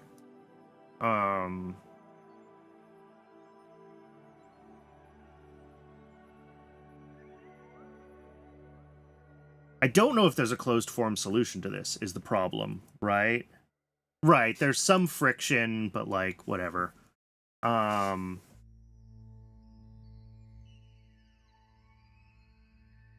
Solve it for a vacuum first, and then figure out the other parts.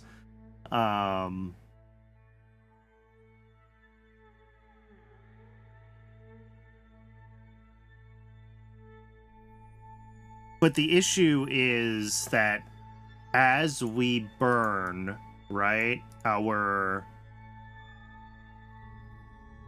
as we pitch over more, which is to say, as gravity pulls us down and is eating into our vertical velocity, and we adjust our burn vector, right? We adjust our burn vector so that we're always following that trajectory vector, because that minimizes our angle of attack.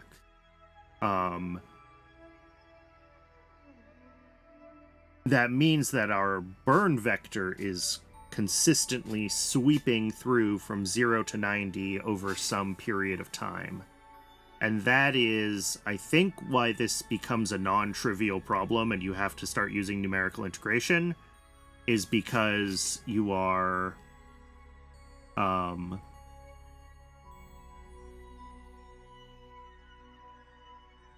because you're...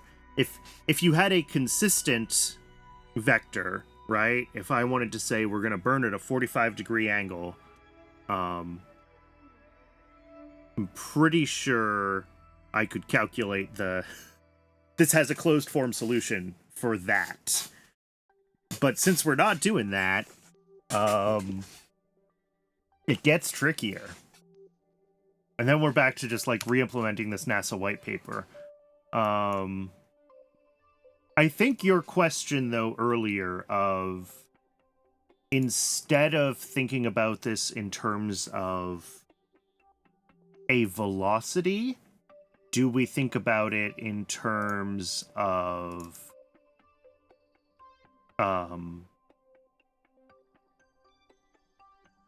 you know, the heavier we are, the faster we need to be going to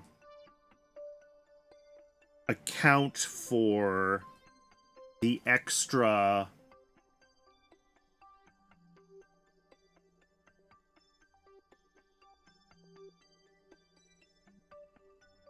is it the heavier we are, or is it the lower our TWR?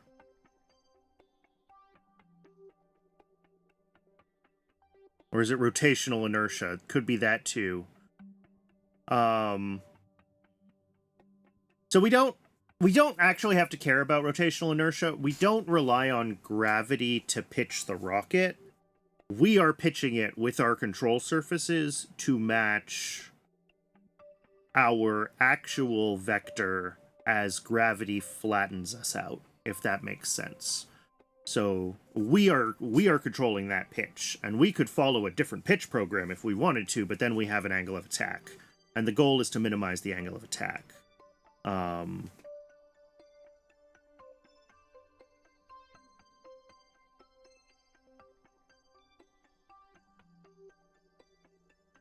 So it's going to be some combination of, like, the expected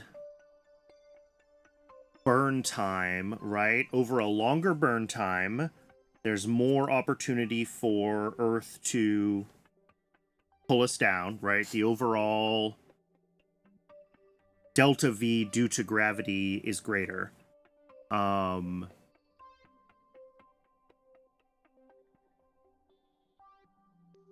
I wonder if that's what it is, honestly, more than vessel mass.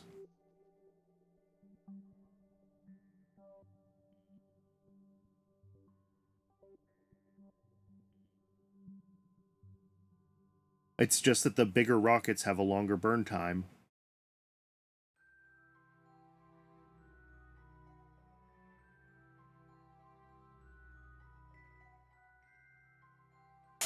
I don't know. I want to try this with a bigger initial pitch, and obviously this 300 number is very arbitrary and we're gonna have to play with it, but just, like, let's just see if we can get a more consistent pitch over maneuver if we start off pitched further, because we've been very inconsistent even outside of the heading, the yaw. Our final altitude has been drifting all over the place, and that makes it really hard to predict anything. So I think we're just too close to vertical for the physics engine to... we're hitting chaos, basically. Our trajectory is chaotic, so...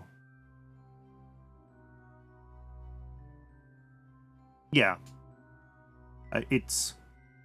It would be good for us to think about, like, what this does need to be for different rockets that have different, potentially longer burn times and other things like that, but...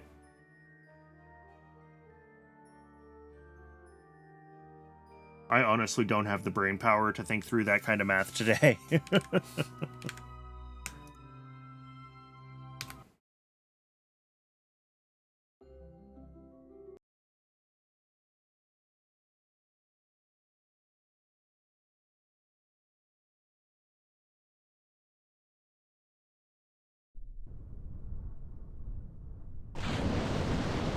Alright, so this should pitch itself over. What's the launch profile actually say in the Thor?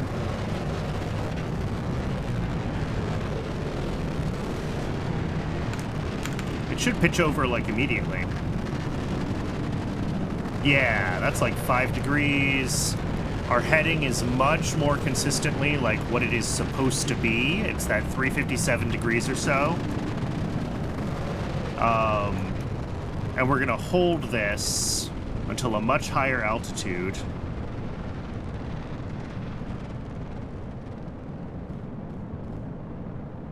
Ooh, that's a bug in the code. It can't ditch the... Well, okay, I did it by accident. I didn't mean to do that. Now it's broken.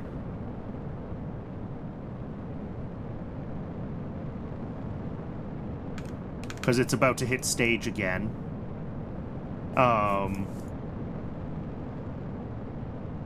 It's fine. We're gonna stage the, well, here, let's fix that. Because what this is gonna do is...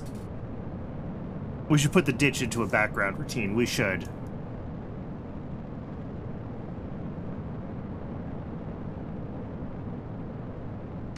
Yep. Yeah. That's what it was gonna do. Is ditch those way too early. And now it's on its gravity turn. Obviously, this is not a useful version of this test because we're,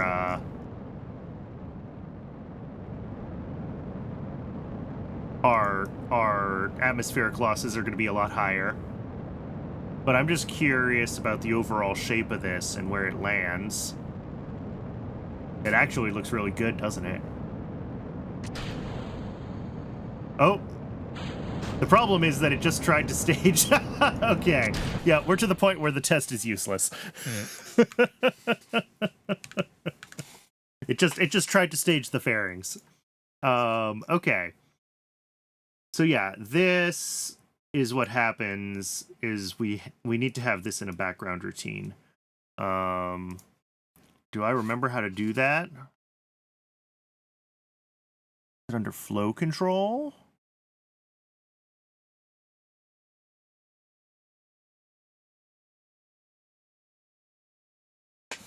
When and on...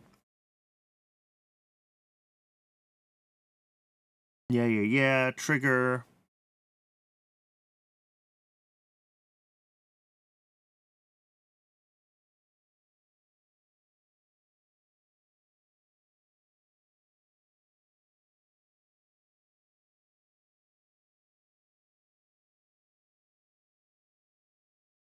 Yeah, so we want a when, and we want to do it like, honestly, here. Yep, exactly. So, move this. This is launch. Change this wait until to a when.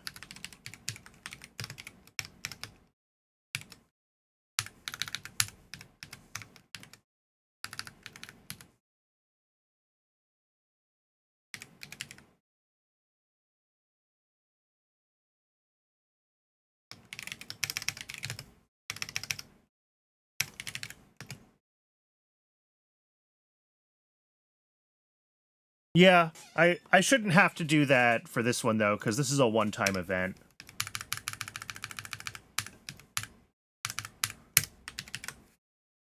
I think that's what we want.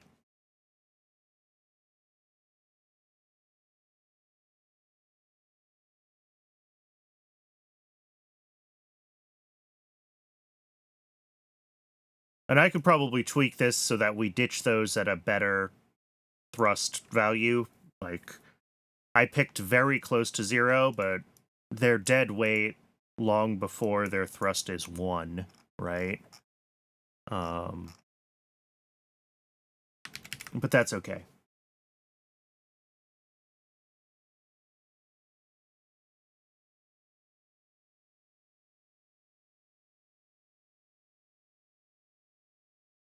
I think that should be all we need.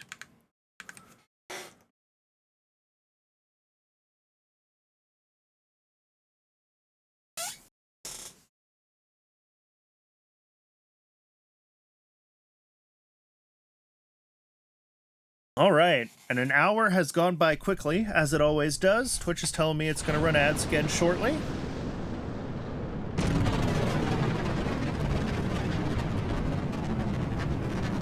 We're just gonna finish the test of this launch over the ad break, I think.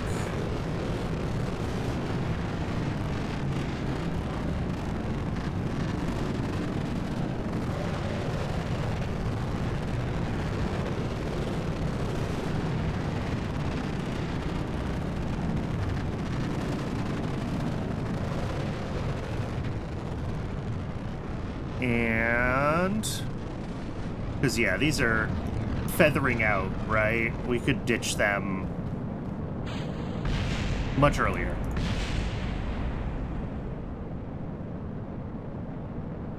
We can probably ditch them as soon as their, like, TWR goes below 1. Figure out their, like, dry mass versus their thrust.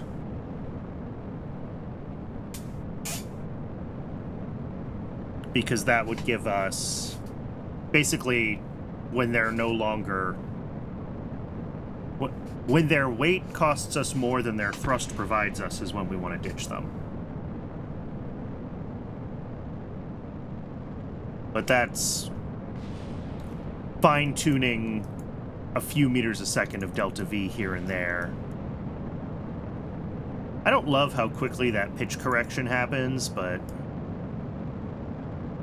it's fine, I guess.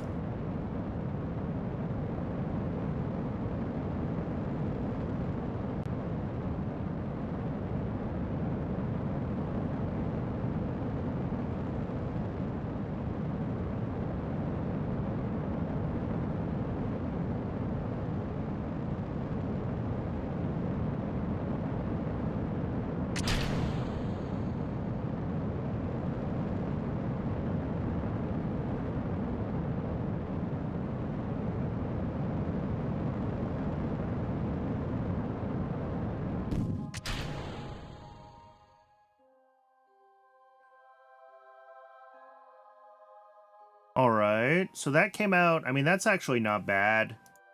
380 AP. Little, well, I think our bielliptic transfer is technically slightly more efficient if it's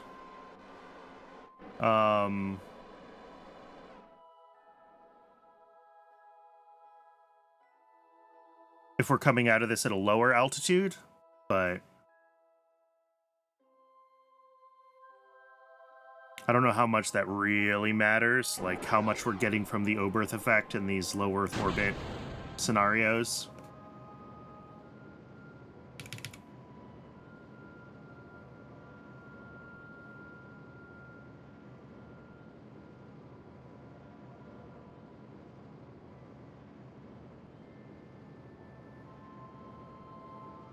Oberth rocks, indeed.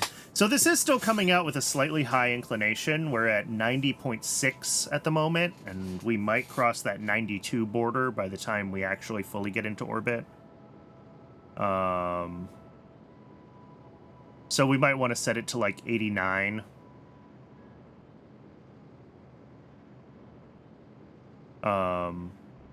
Instead of 90. But it does look like with a higher initial velocity and higher initial pitch, the gravity turn feels a lot cleaner to me. So, much better than 110. Yeah. Like, honestly, this is within margin of error for what we're doing here.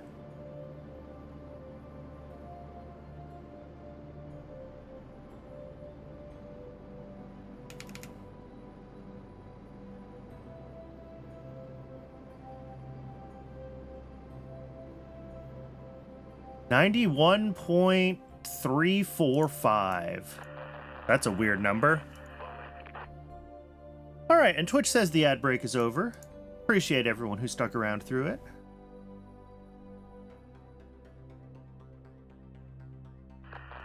We're still flying the same rocket we were before. It looks like our inclination is much cleaner. It's much closer to where we expected it to be.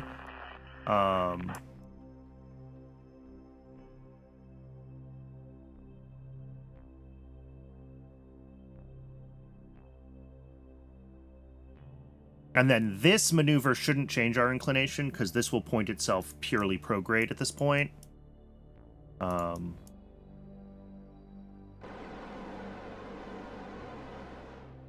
So I think...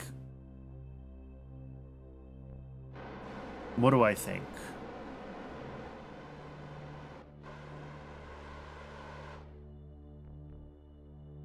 I'm not sure if I think what I thought I think. Those were words. I'm so sorry.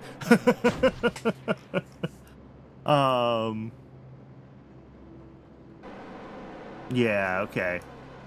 And this is going to tweak its velocity, slow itself down. Beautiful. We've got plenty of fuel left. We've got... How are we doing on this? Yeah, I'm glad I put more in, because not every launch is going to be as clean as this one. But it'll get itself down to 0.0025. And then we stage. And we should be one of the satellites. There we go. It decided we're nav2. I don't know why it thinks we're nav2. But it thinks we're nav2. All right. So that's...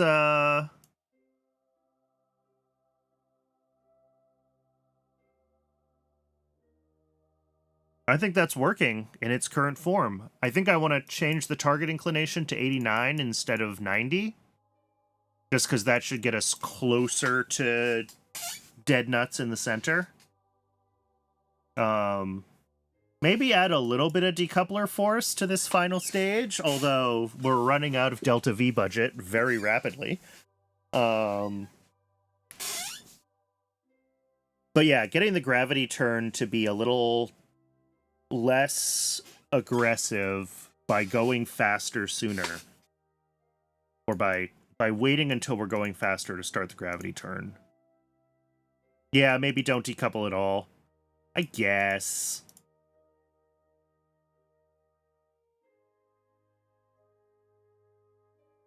But like, it's got little like radio dishes and stuff on the back that clearly are not working correctly in this orientation up against the rocket. While in some cases you could say that having an antenna up against a thing doesn't stop it from working, these are clearly directional and clearly up against a piece of metal that is closer, I would suspect, than the wavelength they're designed for. So I'm going to say that does affect its operation.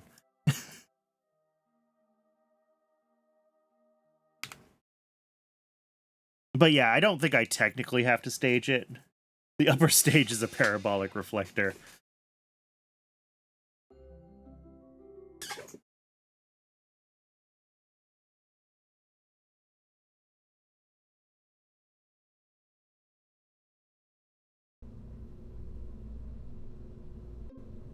Let's see. Can I set a...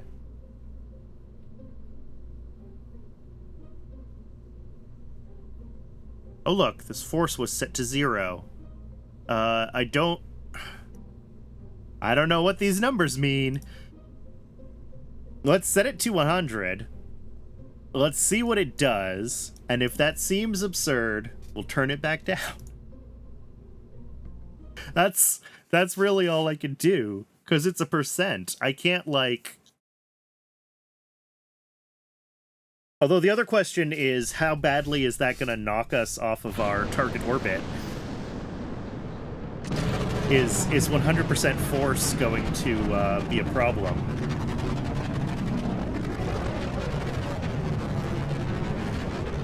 The other way to solve this would be to put a couple of little motors on the top of the able stage, so that rather than the force being between the two stages, which is going to push the probe forward and the able stage backwards, it's just the able stage pushing against its own reaction thrusters, and that would cause it to pull back.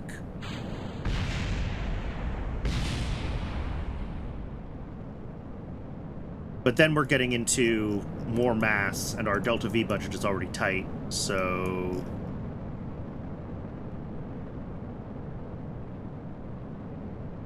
And this will go into time warp as soon as it switches to the gravity turn. It kind of intentionally does not right now.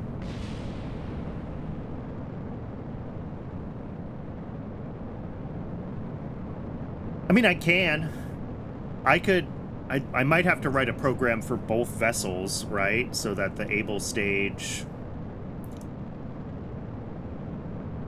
once it realizes that it is no longer connected, I'm not sure how I would do that. But I'm sure I could set it up so that when it's isolated, it just fires 100% aft and pulls itself away.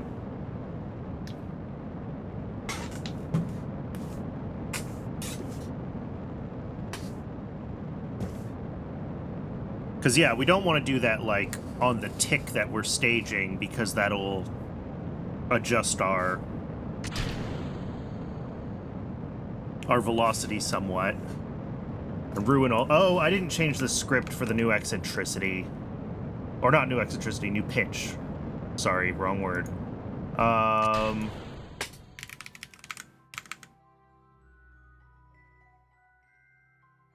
Counteract the push from the decoupler. I'm going to revert this just because I fixed the...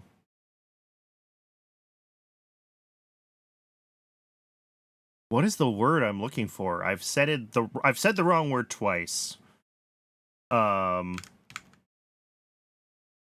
Inclination. That's the thing that I fixed. Because I said I wanted to move that to 89, because we ended up at like 91.5. So if we can end up at like 90.5 instead, I'd be much more comfortable with that.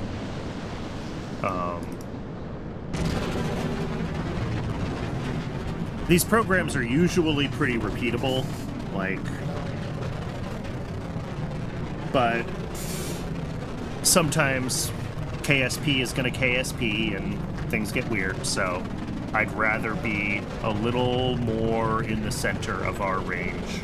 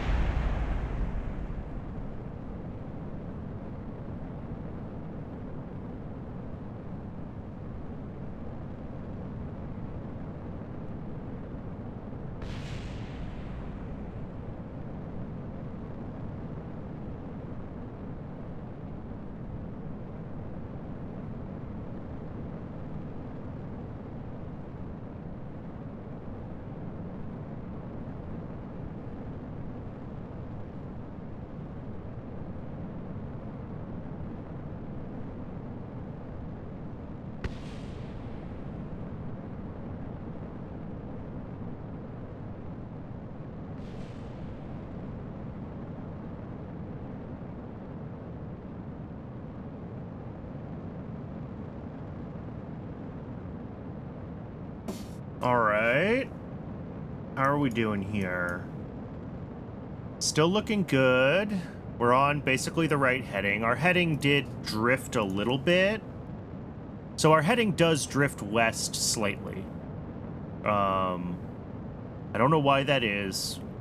I'm sure that I could look at the way we're launching and the curve of the Earth and figure it out, but our AP is right about where it was last time. Our inclination is a little bit lower, which is what I wanted. So I think this is all going to be good. I'm just curious what the staging is going to look like when we get there.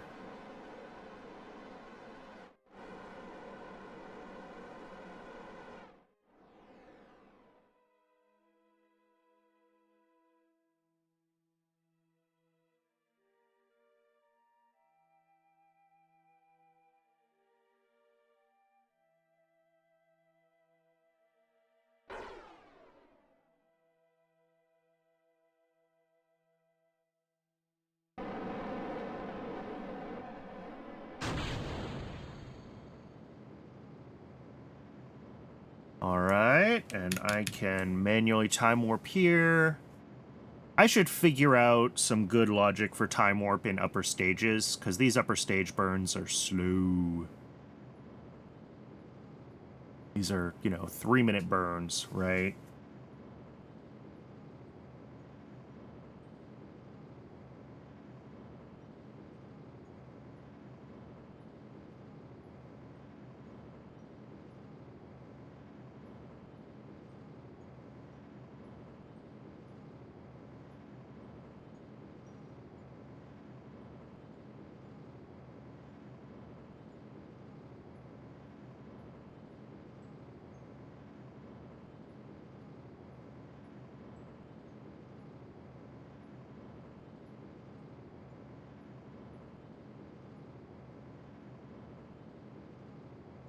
We are at...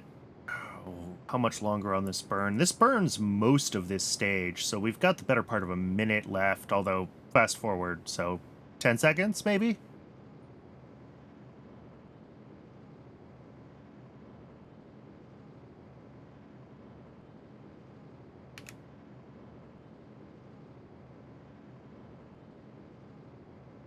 There we go.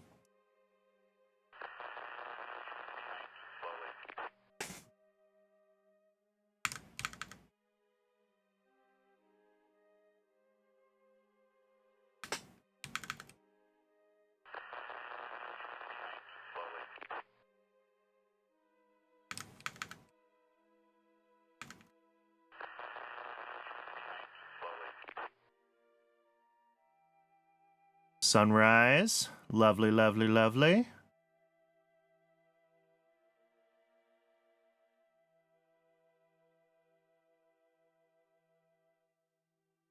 I could probably make it so this has to do less work with the RCS by getting closer to the target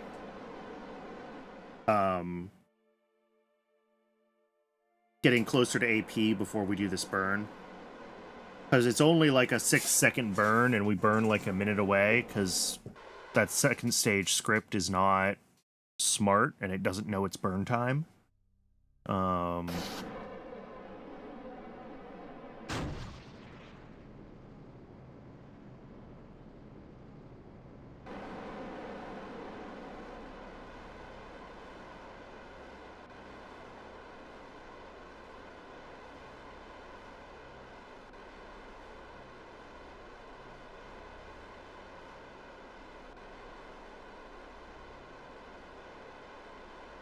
But we have plenty of RCS to do this part of the burn. So I think it's fine. It's just not as efficient as it could be. All right, yeah, from point 0025 to point 00254 after staging. I think 100% is fine. 255, okay, well now we're just drifting because Principia, but... yeah, 100% is perfect. Turns out, no middle sliders is a reasonable way to live your life. All right. Yep, and then we are nav 2 again. I don't know why it picks nav 2 first. It seems too consistently. I love this thing just absolutely covered in solar cells. Like, every available inch.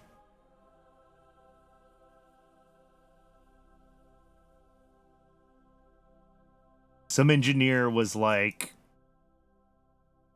attitude control is more expensive than solar cells. Just make it work no matter which way the sun is.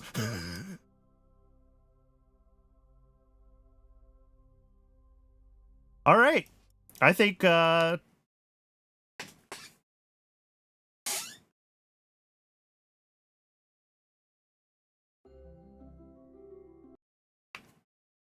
calling that a successful launch.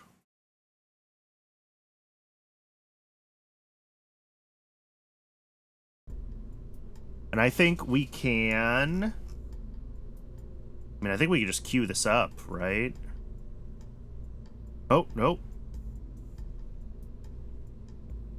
That's fine. It's on the wrong launch complex. And also, I need to do one thing. Oh, no, I don't. I have those spherical tanks tooled at 0.4. Really?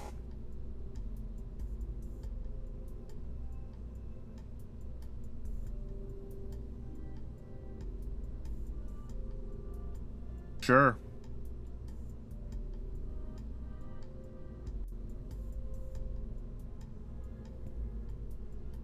HP AO gridded? Yeah, 0.4 by 0.4. They are, in fact, tooled.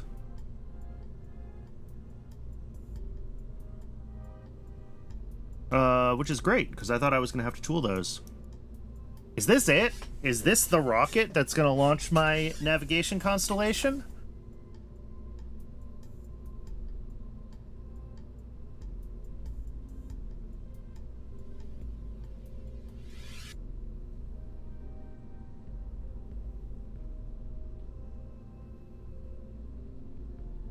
All right, let's queue this up then.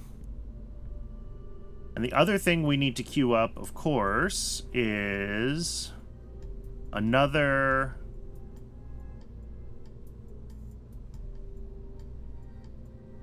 Oh god, which one is it? It's got to be this one, because this is the one that's tooled.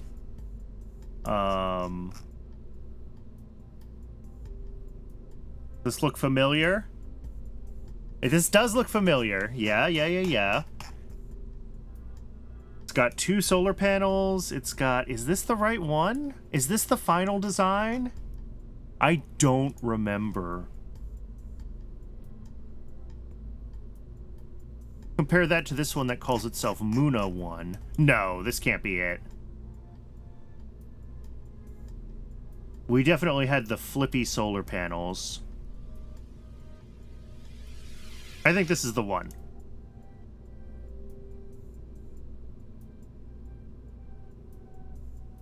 Which costs 9,000 to build, so we are going to have to save up some money for it before we can queue it up again.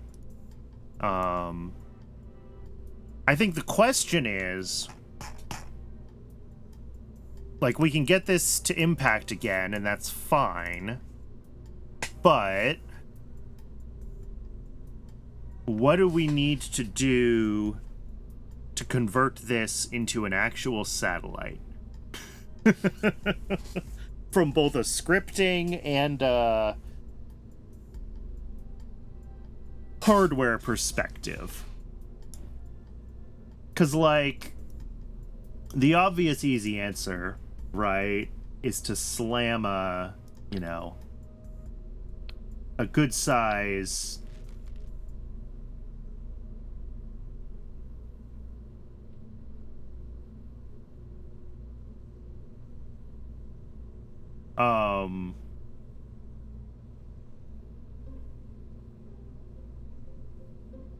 you know, one of these good size, you know, Altair 2s or something like that, right? Stick it on the bottom, and then that would be the orbit insertion, right? We get near to RPE once we're in lunar space. We fire retrograde, and whatever orbit we get, and we're happy about it. I think the initial orbit requirements are pretty loose. So that might be good enough for the lunar orbit contract. I don't know if we necessarily want to figure that out right now, though. I think just getting the impactor to impact would be...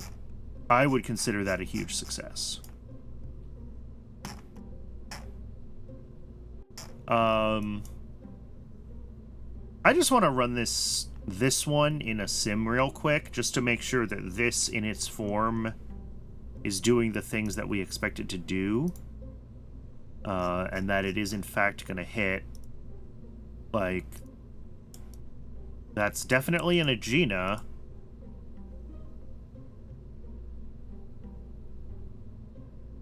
This has the Moon Impact script, so I think this is it. But let's just run it. Let's see it work. We've seen it work before. It might miss. We know that it misses sometimes now. We thought we had gotten it dialed in where it worked. Well, we went across like a whole month and it worked consistently. But that doesn't mean that it works for every month out of the year. You know, the moon will be in different places and stuff happens.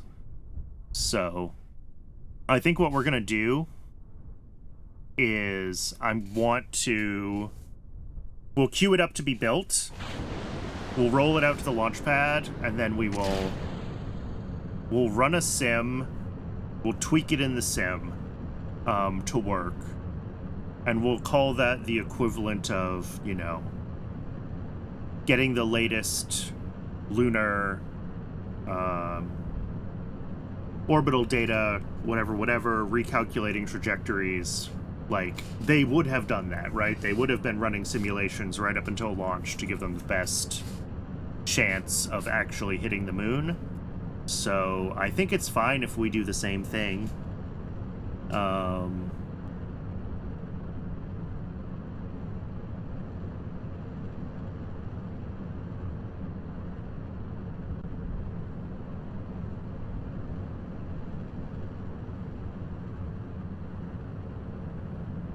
So that's what I'm thinking we have to do.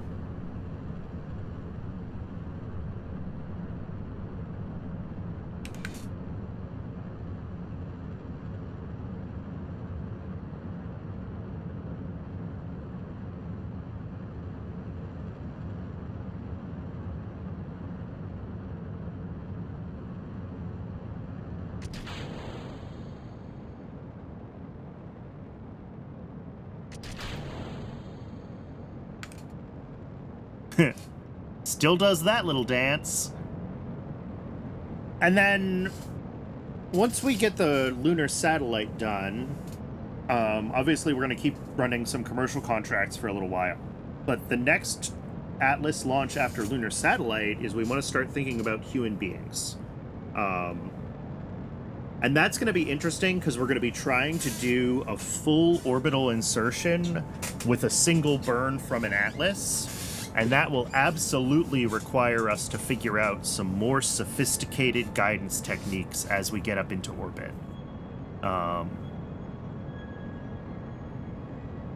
This does a really primitive one where it has a target apoapsis that it's shooting for, and it'll pitch down to try not to overshoot that.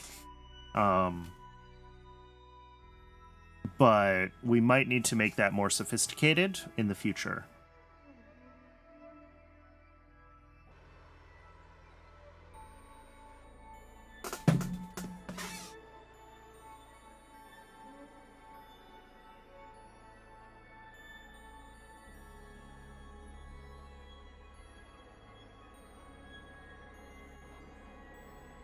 Oh, look. Motors blowing backwards. This is exactly what I was talking about maybe doing for the nav satellite, but turns out just setting the decoupler force on this was good enough. I'm still fine with leaving these on for this because it's been tested with them and I don't want to mess with it, honestly.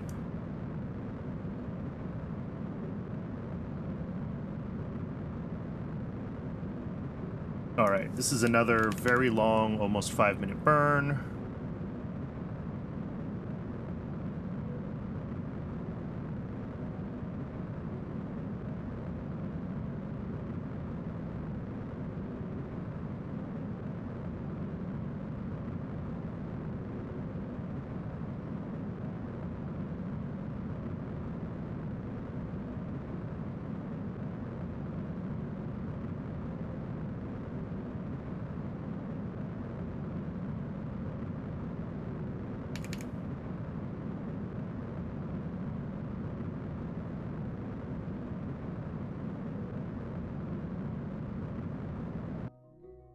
All right.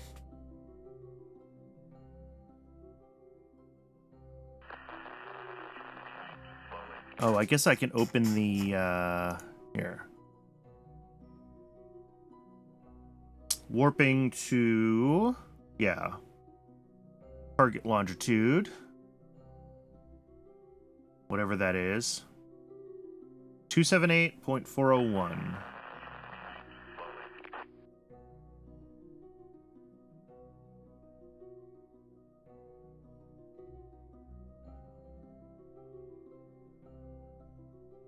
then it will use time warp to get itself another few degrees.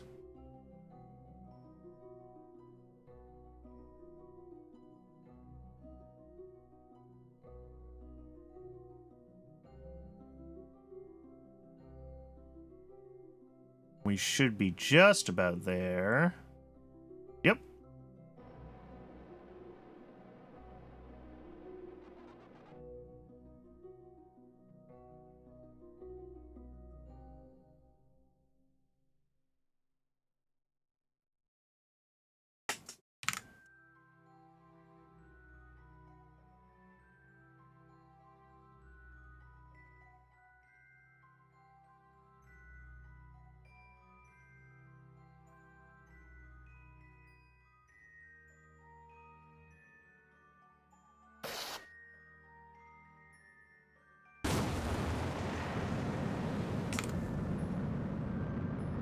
All right. Moon altitude is some number of megameters. 370. Transfer delta B is 3000. Burn lead angle. Sure.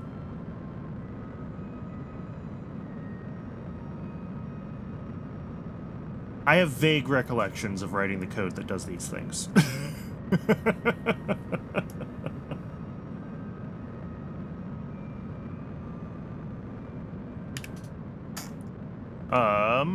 Do I remember? Noodles, plotting frame, MEO? Is this the one that gives us the good view? This is the one that gives us the good view, yeah. Oh, I've got a satellite out here. I should delete that. That might be part of our issue.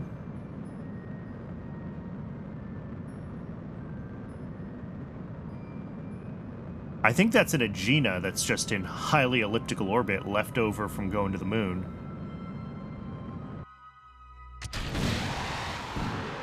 And it pulls backwards, and...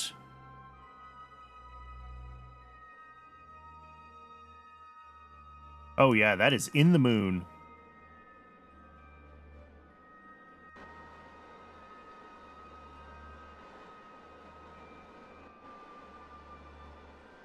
Oh yeah, that's beautiful. How did we ever miss the moon? This is what I want to know.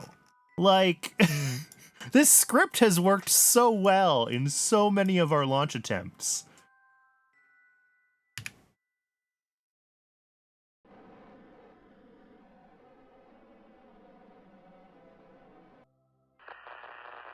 Oop. Let's be watching the noodles while we time warp, because that's I mean, we are coming in.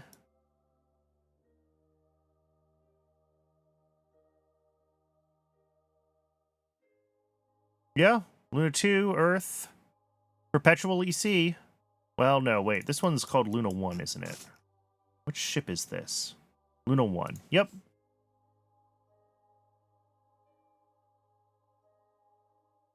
I think I left Luna 2 in Earth orbit just in case it could send me any, like, high-altitude science or anything like that. It's in, like, a weird, not quite stably coupled orbit. Oh, there's the moon. So we are kind of coming around on the dark side again. I'm curious...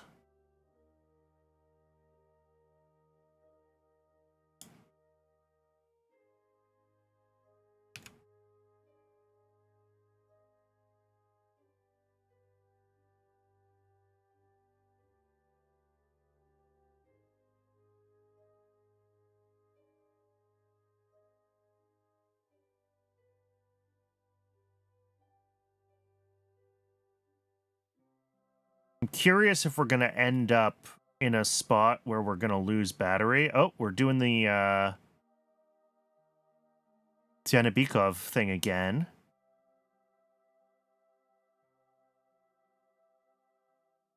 I don't want to fast forward any faster than this, or we're going to, like, time warp directly into the moon, and I'm going to miss it.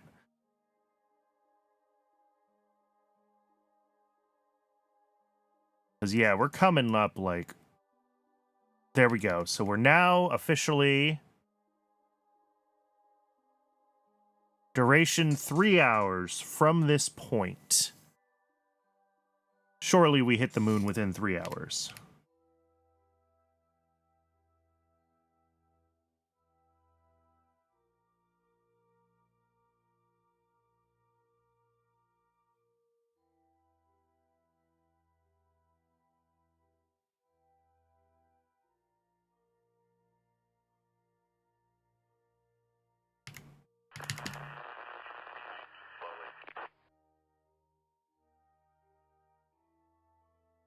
I mean, yes, but it's tight.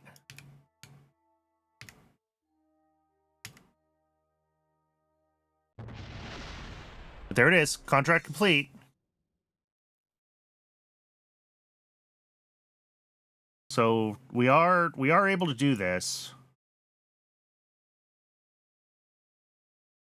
I want to rerun the sim like on launch day to make sure that we're ready to go, that we have everything we need.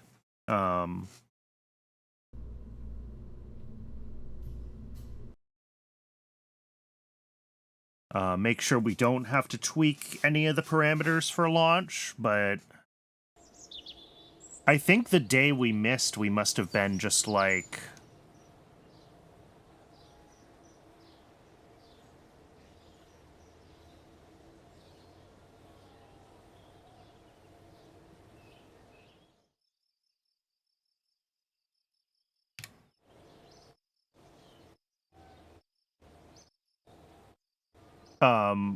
the day we missed, we must have been just like right on the cusp of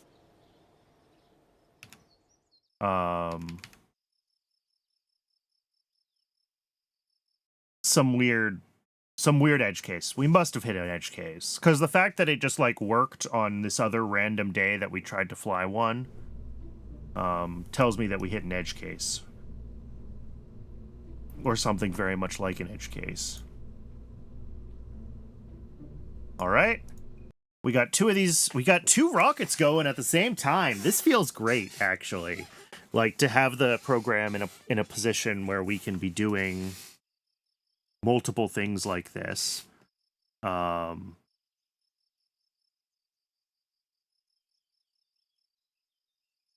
Luna 1 goes fast. Yeah, and our balance is basically, like, balanced right now. Unfortunately, we're going to hit this cutoff where our lunar funding is going to start to go away very quickly. I wanted to be done with this program by now, obviously. And yes, crewed orbit is still ramping up. Commercial applications is flat. But we need to get this contract done.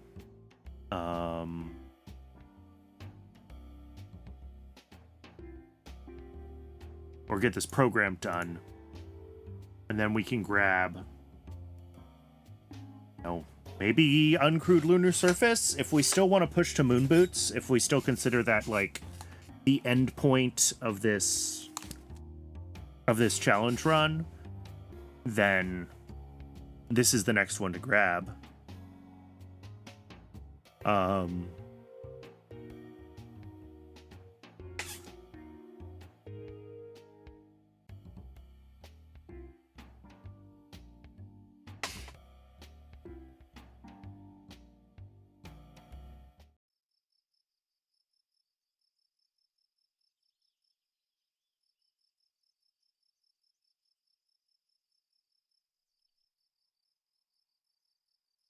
Okay.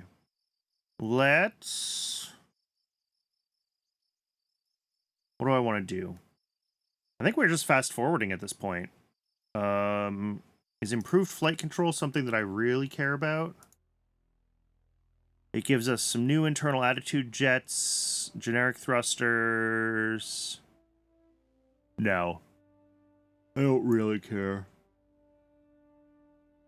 Early docking procedures, I think, is the one that gives me, like, yeah, look at all those RCS configs.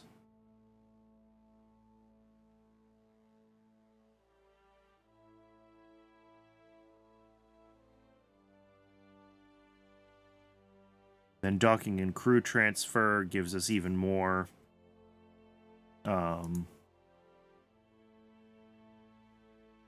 But yeah, all of these, like, MMH configurations, UDMH, Arazine, even Cavia B, like, these are all so much better than what we've been using for RCS. These are so much better than our cold gas thrusters. Although I guess nitrous oxide is a hot gas thruster, right? Because that uses catalytic decomposition, I think.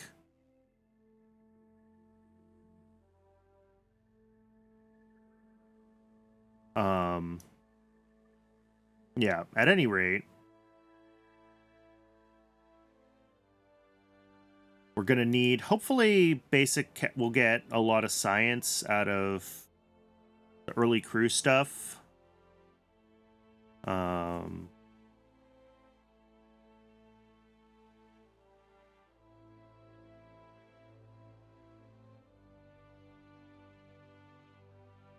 Because we're going to need a lot of science. We'll get some, obviously, from lunar orbit. We'll be able to switch the lunar orbiter over to having some of the longer running science experiments. And if we get lunar landers, we'll get plenty. But I also think human orbit will get us quite a bit of science. I should check that. But if we look at the science archive, and I'm sorry this is small. Let's see, do we have, like, crew uncheck filter by researched? You know, even a basic crew report on Earth, right? Apparently can't do crew reports. What am I looking for? EVA report? Oh, I have show only known. Yeah. Crew report from Space Low is 4.4 for every biome, so it's not a ton. EVA report from Space Low is worth 27. EVA science experiment could be worth 27 if that's a thing that we can actually do. Flight control experiments, yeah, 22. Food evaluation, 11. So there's lots of science to be done by flying a bunch of Mercuries. Okay, I think gonna just warp ahead.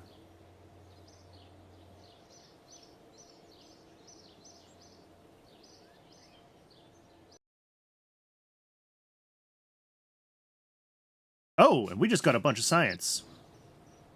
Where did this come from? Filter by researched, show only known. Something just broadcast a bunch of science back to us. I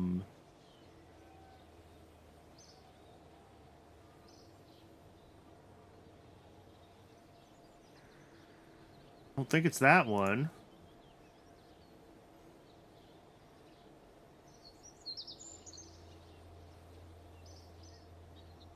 We got mass spectrometry space.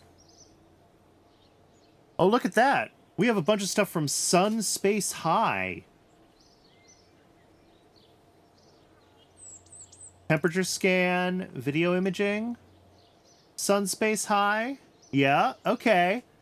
So yeah, our probe, our miss, the one that we missed, it was in a weird, like, kind of orbiting the Earth, but really orbiting the sun orbit, much like the moon. That's Luna 2 here. And it still kind of thinks that it's orbiting the Earth. But apparently it drifted out into the solar orbit long enough that it actually counted as being in solar orbit, and we got a bunch of science from it, which is exactly what I wanted. Luna 2 is, like, permanently bound. This one is permanently bound. This is just the, I don't think this is true. I don't think it's on escape trajectory out of the sun. But this Luna 2 probe we can destroy. That's just an Aegina. Let's fly Luna 2.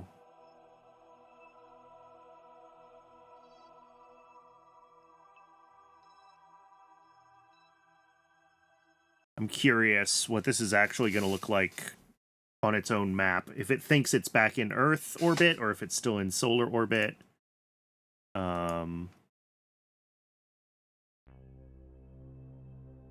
Does it still have power?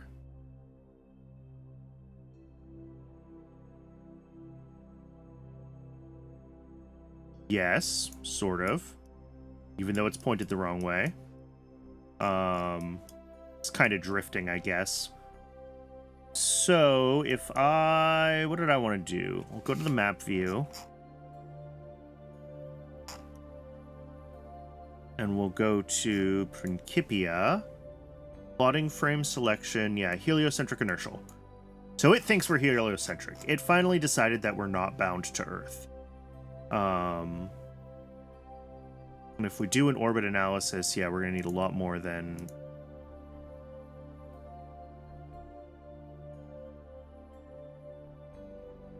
"400 days might be enough for it to determine if we're, like, actually orbital of the sun." No, not with respect to Earth. Well, okay, so it still thinks it's with respect to Earth, even though we're HCI here. So yeah, it doesn't know.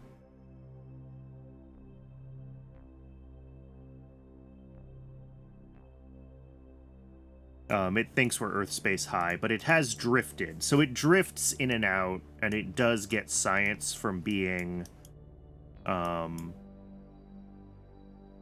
the sun sometimes. Cool. I am not going to... I'm going to leave this, and we're going to go back to the Space Center scene while it has full solar coverage.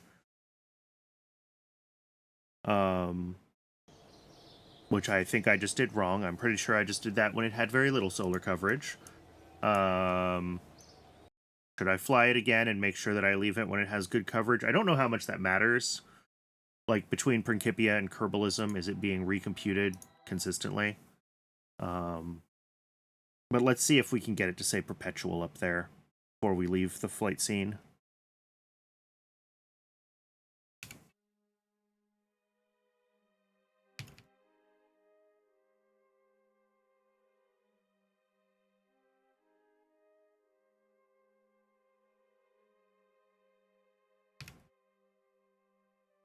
Perpetual. Okay.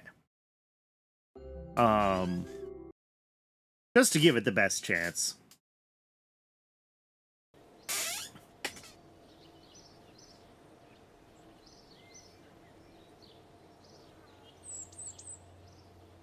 So we can roll this one out, and we actually need to make another one. So let's do that. Let's queue up the second one.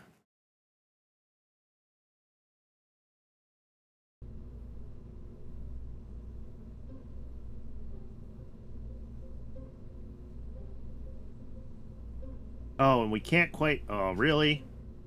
53.74, and we're at 47.74. Okay. Can't quite afford it. I would really like to get the lunar impact done, because that is going to...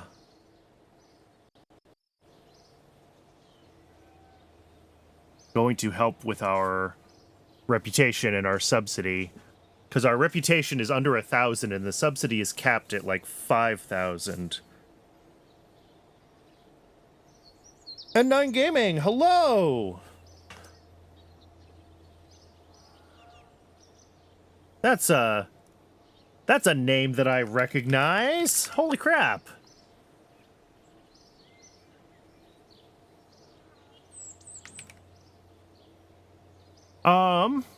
Okay, we can't quite make another one of these yet. That's fine. I think we can just launch this one. Yeah. Space. Space.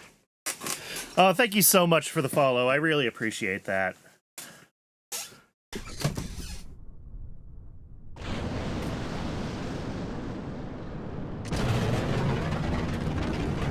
All right, so this is, if this launch goes according to plan, this will be the first of our 4 navigation satellites for that first constellation, which I did take the contract for, right? Good. Yes. We've run this in Sims a bunch of times. We should be all set.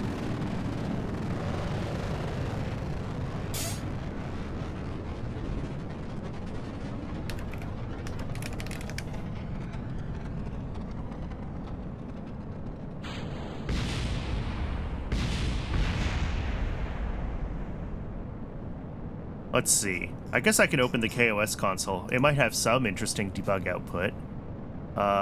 This one? Dropping boosters. All right. Not particularly interesting debug output, it turns out.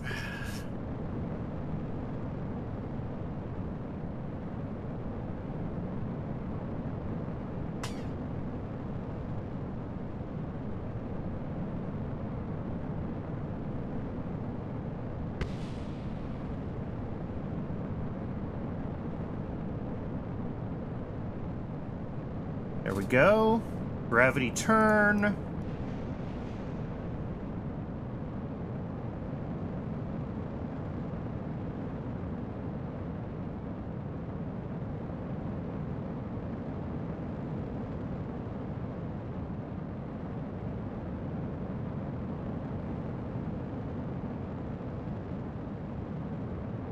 Heading looks good-ish. It's a little westish again, so I'm glad that I decided to add that degree of compensation. Not sure why it ends up so far west, but it does.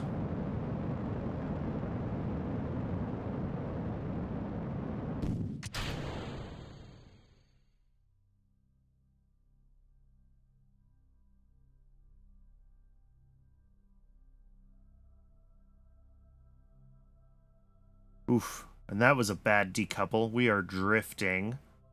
I keep saying that I should add a little bit of code that would stabilize the stage before we go into the time warp during the coast. It's not a big deal to not, but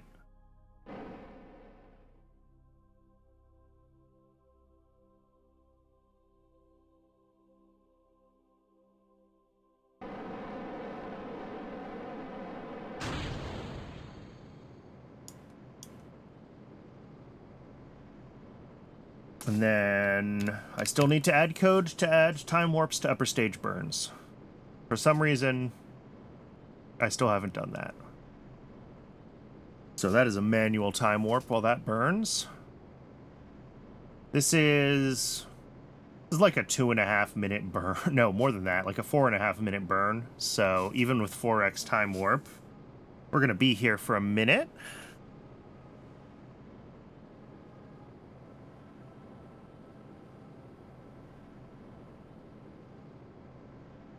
Inclination looks good. We're at just about 90 degrees now. Yeah, so we're going to be a little bit over, but not significantly.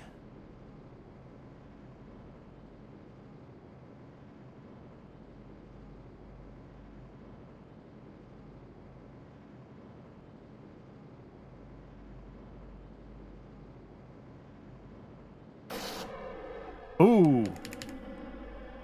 And that is a failure.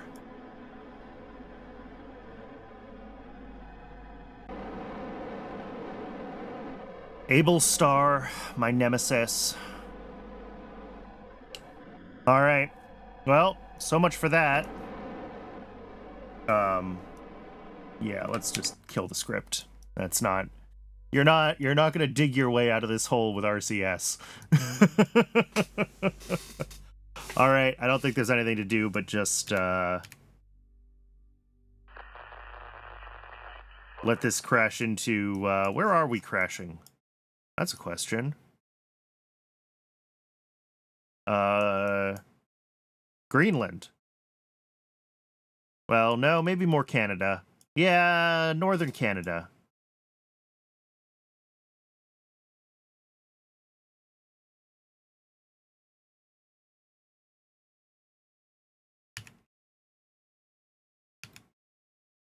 I'm not sure we even got high enough that this is going to burn up in the atmosphere. We might make it like... Oh, no. There it goes. Well, RIP, our first attempt.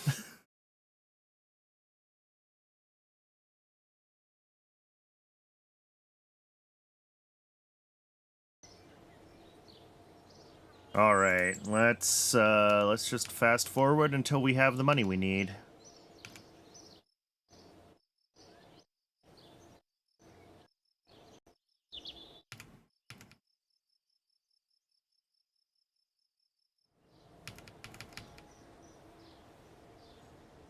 Explosion. Yes.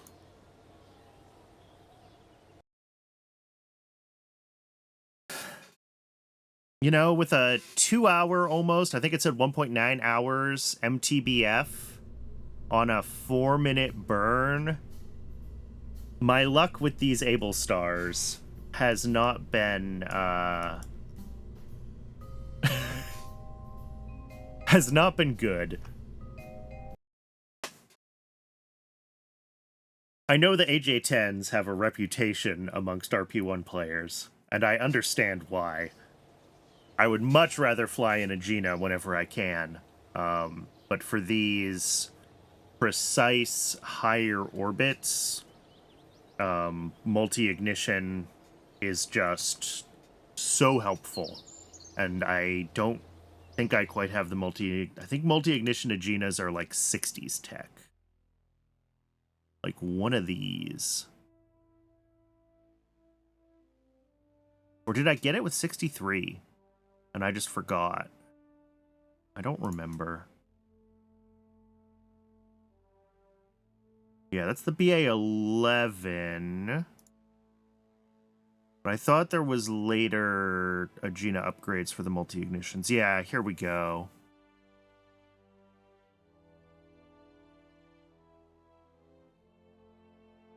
This might be what we're waiting for, is 65 orbital rocketry for the real multi-ignition Agenas.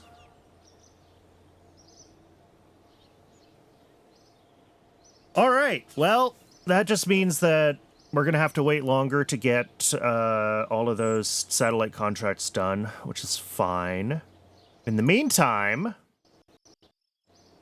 we have an Atlas ready to go.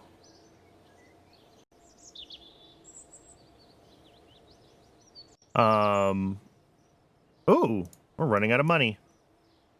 Cool. Come on, game, figure yourself out.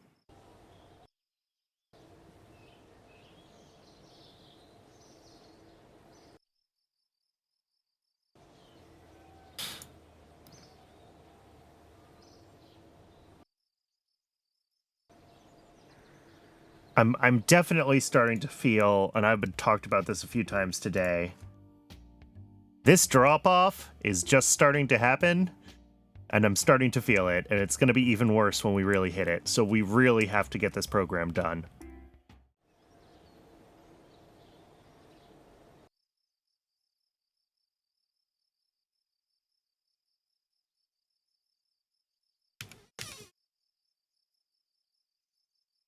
All right, and Twitch is telling me that it's gonna be ad break in just under a minute or so.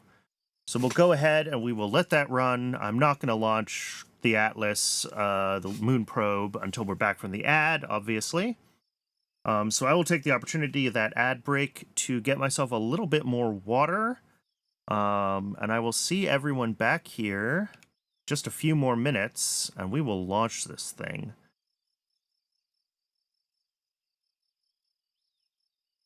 Hopefully, I can kind of slowly time warp us through this phase where we're totally out of money. Let's kill that. What are we spending all of our money on? This does say we have a positive balance, so I'm not sure why we're having issues.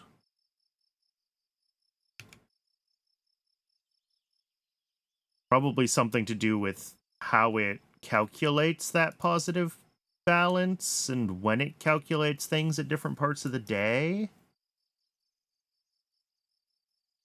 But either way, I'll just manually fast forward through this, and we will get ourselves ready to do the launch after the ad break.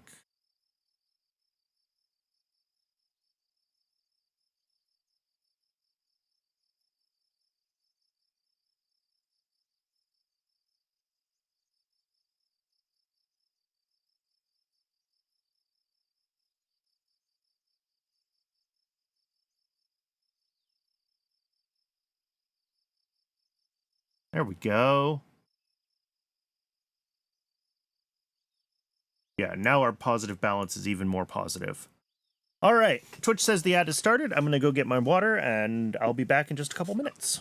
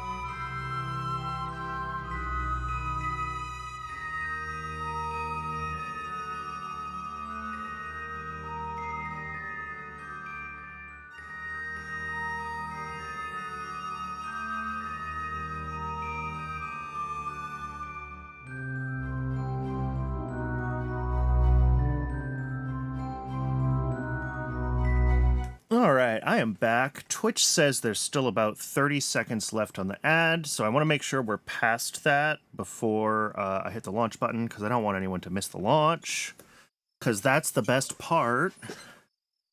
So I'm going to give it just a few more seconds, and then I'm going to hit this button.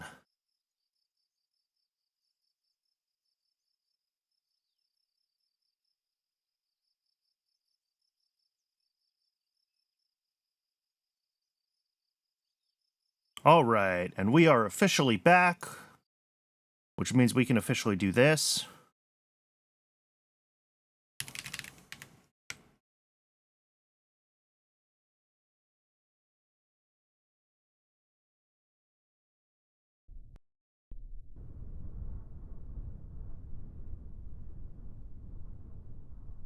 All right, and this launches, the script does everything for making sure we're launching to the moon.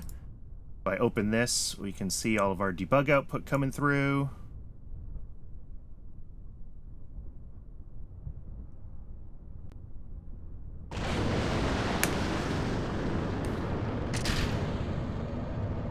Heaving off the launch pad. Oh, the TWR of this is so much lower than the Thors we've been flying. Oh, we had a performance loss at launch. Oh no. One of our LR-89s. Yeah, I don't think we're going to space today.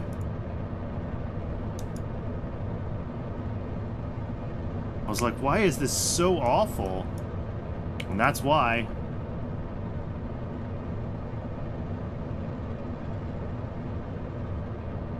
I do appreciate this power slide we're doing, and I appreciate that it's managing to keep itself vertical. It's not going to get to orbit, but, like, good job, Atlas.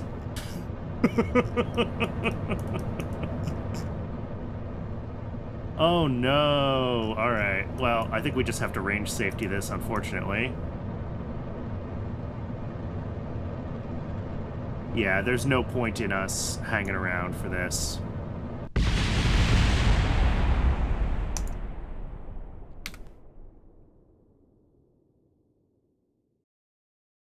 All right, well, all we can do now is wait until we have the funds we need. Launch another one. 1st of July, 64. It's currently 12th of June, 64. Yes, warp, I guess.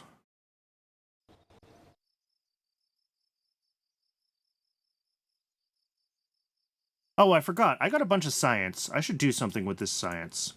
And probably that something is grab this advanced capsulera materials. Alternatively, it's electronics research, but I think we want this one. Everything else in here is going to be too expensive to do anything useful with. Yeah. Oh, the other thing I could have done.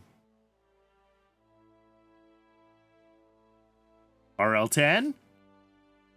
Oh, the RL-10 is tempting.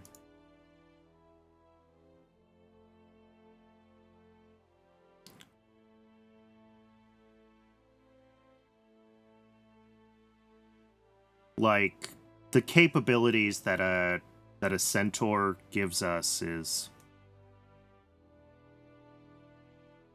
significant, right? So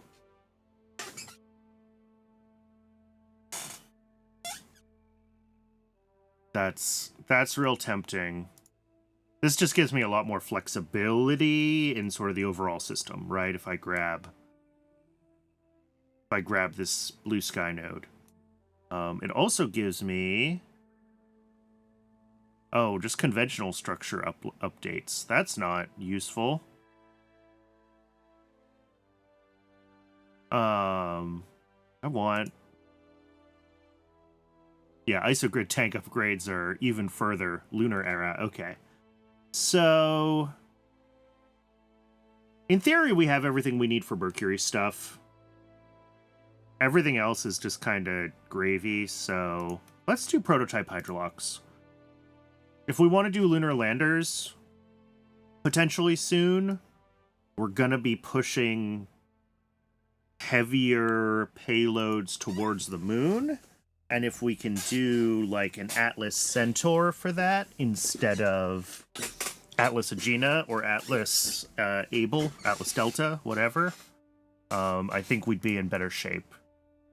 So let's give ourselves that option, and let's go for prototype hydrolox. I think that is the right call.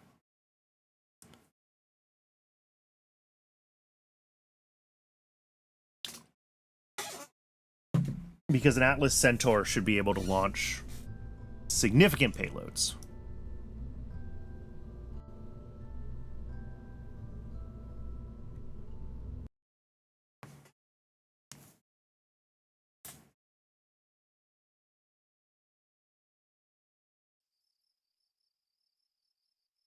Yep, and our balance is positive, so I'm not sure why we were running out of money. But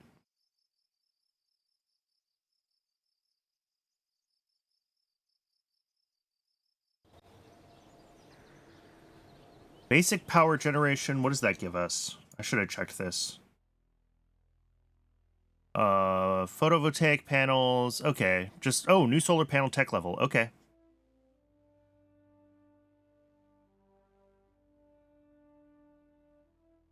I should just grab that.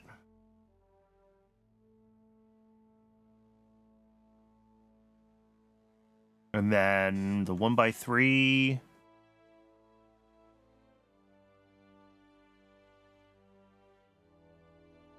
Ooh, extendable. Okay. I mean, I like the look of the Ranger panels, but, you know. Good to know I have options.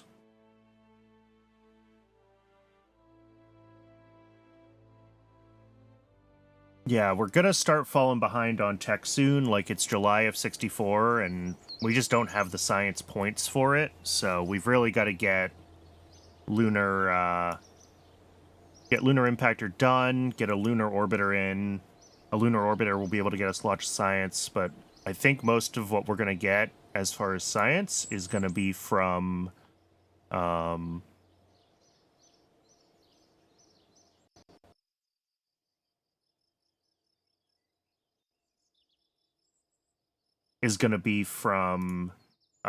first manned missions, which right now the Atlas pad is occupied with these moon missions, but as soon as we get the lunar program done, the Atlas pad can be occupied with human launches. All right, so this is another attempt at starting the navigation satellite constellation. The first one, we had a failure of the upper stage AJ-10 on the Able Star.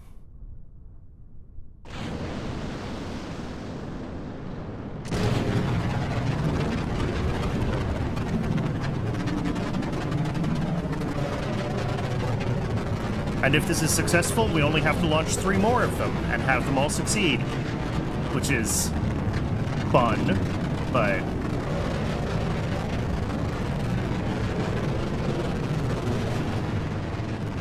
the way the navigation satellite, like, dedicated part module works, it seems like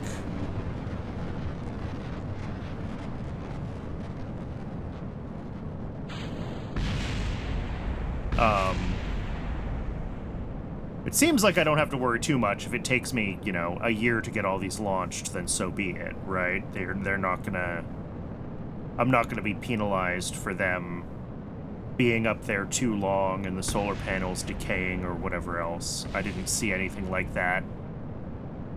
So, hopefully we won't fail too many of these. Like, the goal was to be able to have this launch pad that I had set up, this complex, for, you know, the fully uprated Thor with an Able Star on it, and I should be able to do, like, all sorts of commercial satellite launches and get lots of, what's it called? Lots of reputation from that. And so far, it has not... Well, we had a failure right away, which doesn't help, but,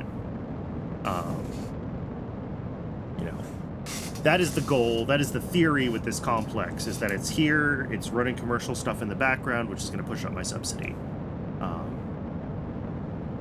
In practice, I mean, I probably should have flown some one-offs before deciding to start this nav satellite constellation, just because the one-offs would have given me more reputation, right? And we could still do that, right? We could interrupt this plan of just, like, flying 4 of these whenever we want to.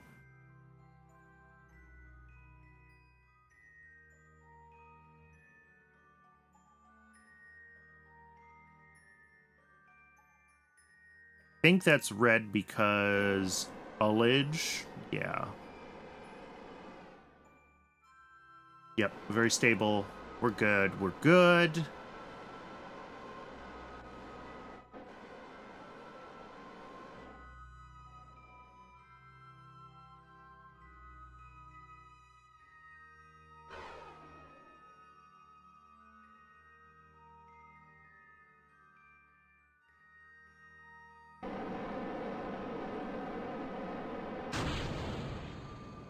Beautiful.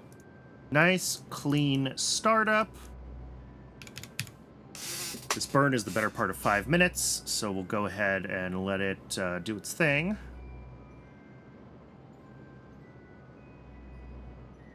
Time warp on. I don't think... I should try to remember to open up the KOS terminal for y'all to see, but I don't think there's anything interesting in this, no. I don't have much in the way of debug prints for the second stage. There's not a lot of interesting logic there.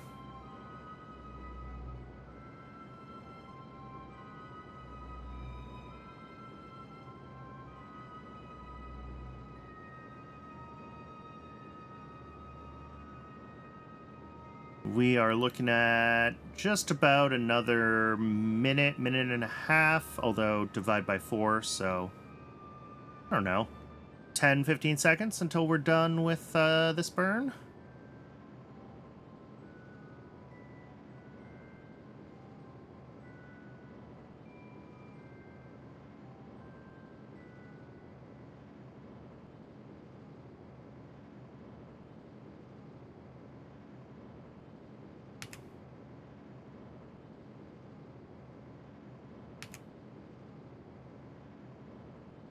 And 800, 804 and change, although that'll drift.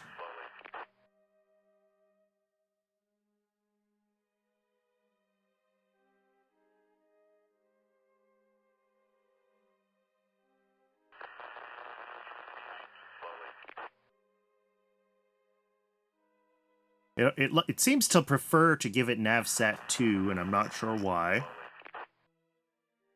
But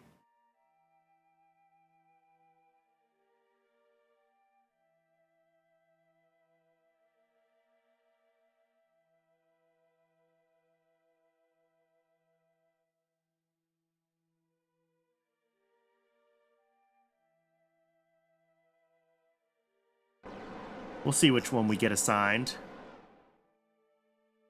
Flip it around, because we're burning on the opposite side of the planet.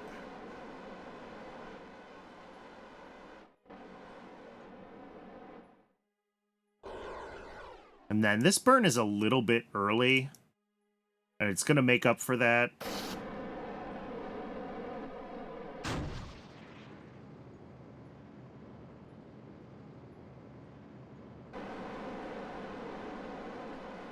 Yeah.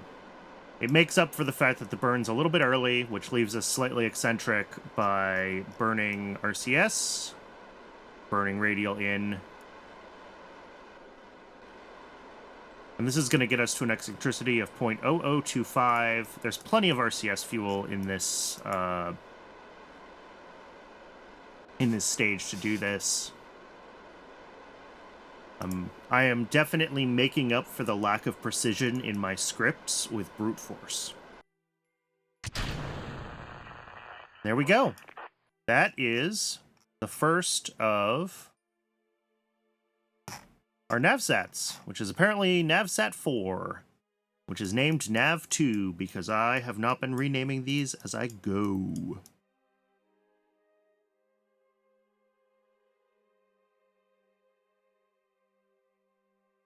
All right, I think that one is good. Now we just need to wait until the next one.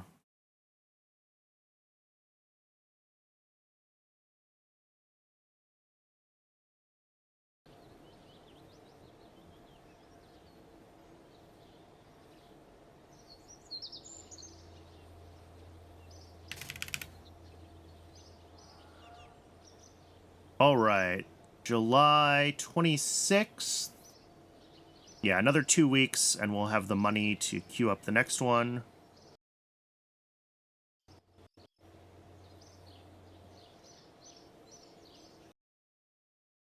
So we've got to fly a total of 4 of those successfully. And then in between, we're also trying to do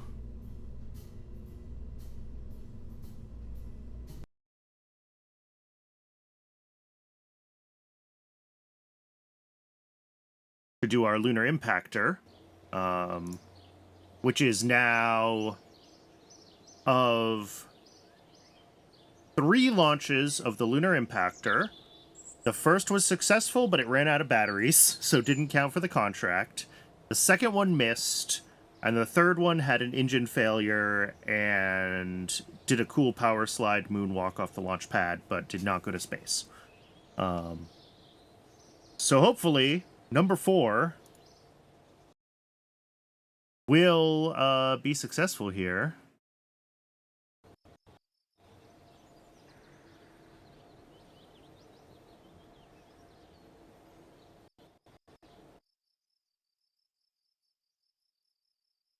And then if this is successful, our next big goal is figuring out how to turn this impactor into an orbiter. And I think I know how to do that relatively easily, but hopefully we have the Delta V budget for it. That's going to be the big thing. We should be able to, like, upgrade the solar panel, because we got the new solar panel tech, some other things like that, which should make our Delta V budget a little bit friendlier, but...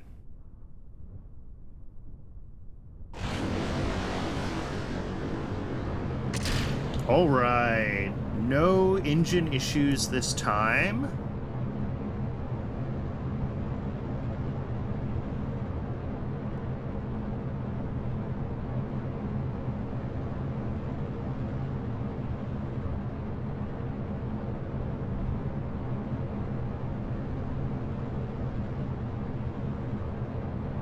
I'm not gonna jinx this one.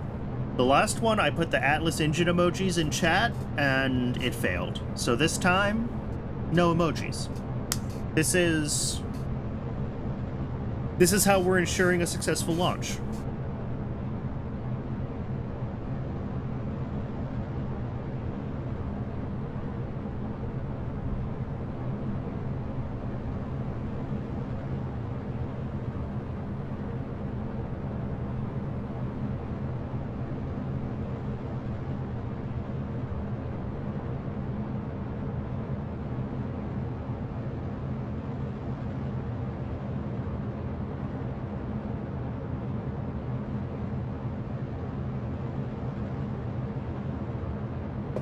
So, looking good. Skirt decouple.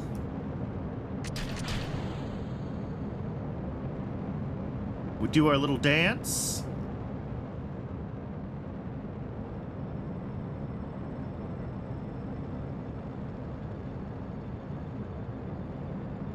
What I should probably do with that is to change it so that it's not allowed to pitch up, only down.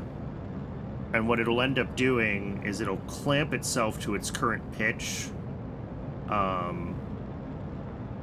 And it'll push up the AP a little more slowly than it wants to as it's coming out of the atmosphere, but it'll still get pushed up to where it needs to go. And then it'll start gradually, you know, going horizontal again. But, like, that was a textbook gravity turn. Look at that. Burned off, horizontal, practically. We're a little past AP. Oh, no, AP is a little ahead of us. Okay, yeah, perfect. That was like a textbook gravity turn.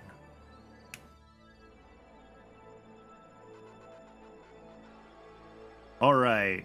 This Aegina can burn twice, and exactly twice.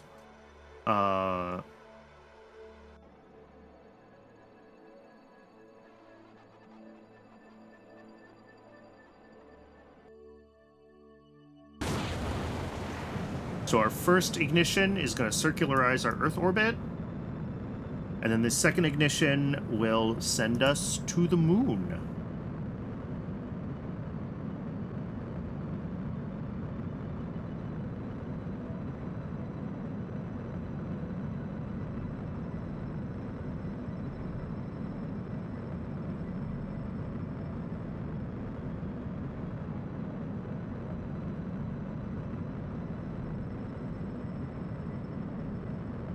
Yeah, I wonder if for a lunar satellite, and I know it's overkill and I should be able to do it with an Atlas Aegina, but Atlas Centaur should really be able to do a lunar satellite if we really are having trouble, because we do have the RL-10 research in progress.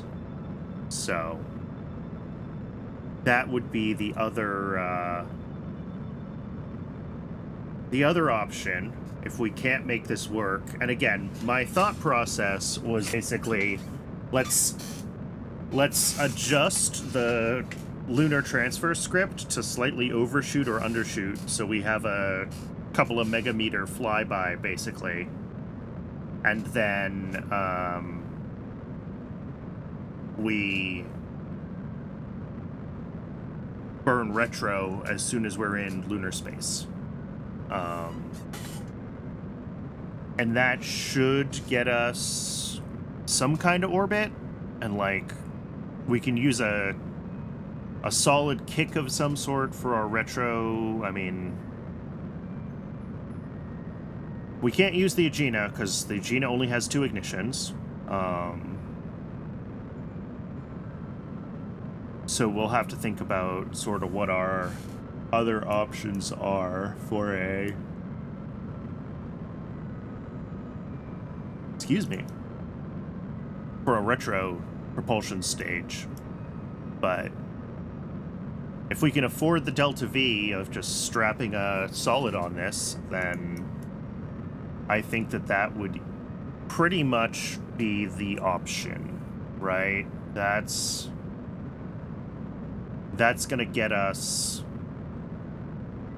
well, one, it's easy. It doesn't require a ton of changes to the script. Those are the big things for me.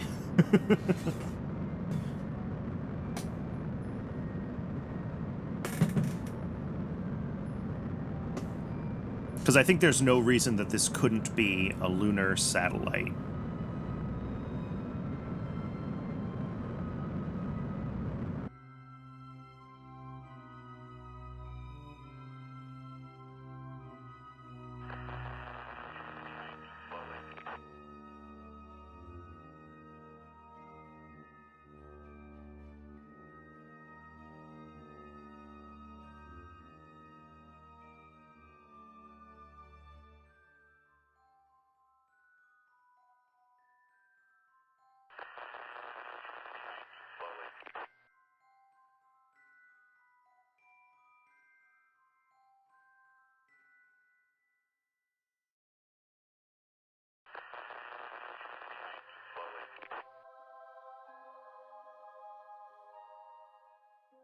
All right, so I think, sorry, I didn't open the terminal here.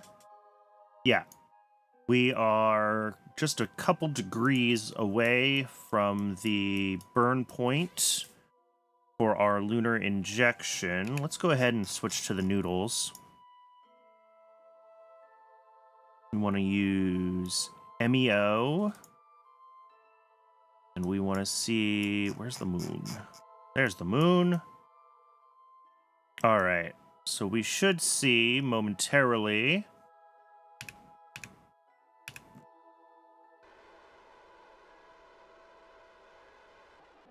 This is going to point itself, it should point itself prograde.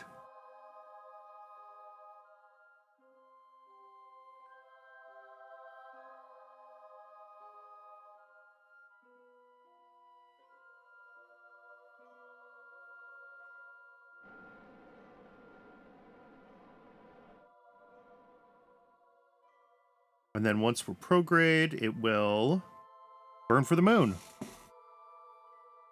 For the 4th time.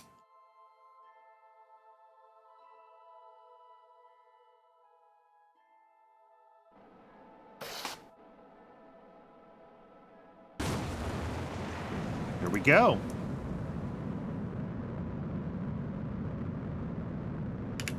And if we watch the noodles,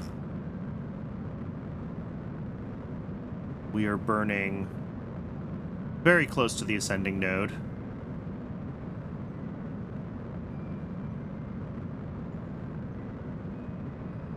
In the Moon-Earth orbit plotting frame. And ascending node relative to Moon-Earth orbit is like when you're in and out of the plane of the two bodies.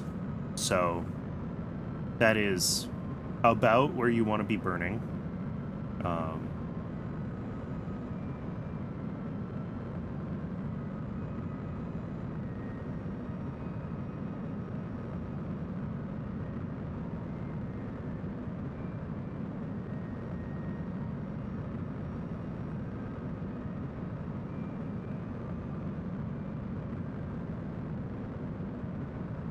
And bop.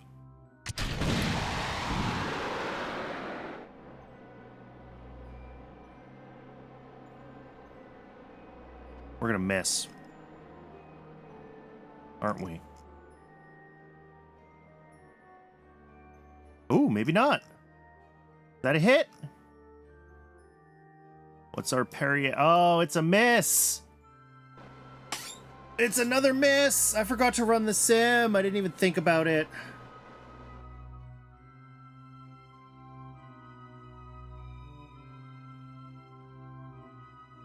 I said what I was gonna do, and then I forgot. Ugh. What I said I was gonna do was once it was on the launch pad, I want to run the sim so that we can double check all of our transfer parameters for this launch date, because there's something funky that's not accounted for, and I haven't figured out what it is yet. I don't know if it's related to the time of year. I don't think it's related to the time of the month, because we have tested this script extensively over the course of a month.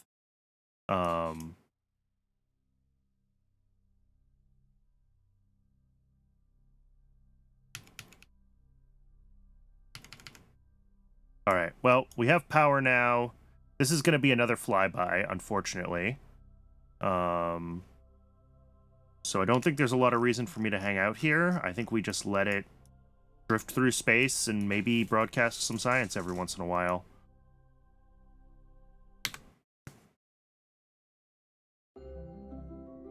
Just like the last one that missed.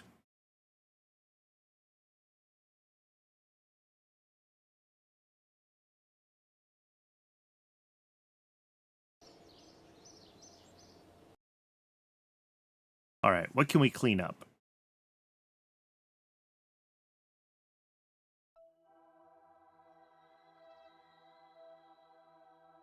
Nav2 probe. This is anything that's probe is a second stage, and we can clean those up.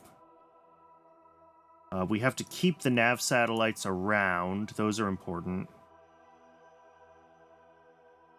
And then Luna 1 and Luna 2. This should rightly be called like Luna 4.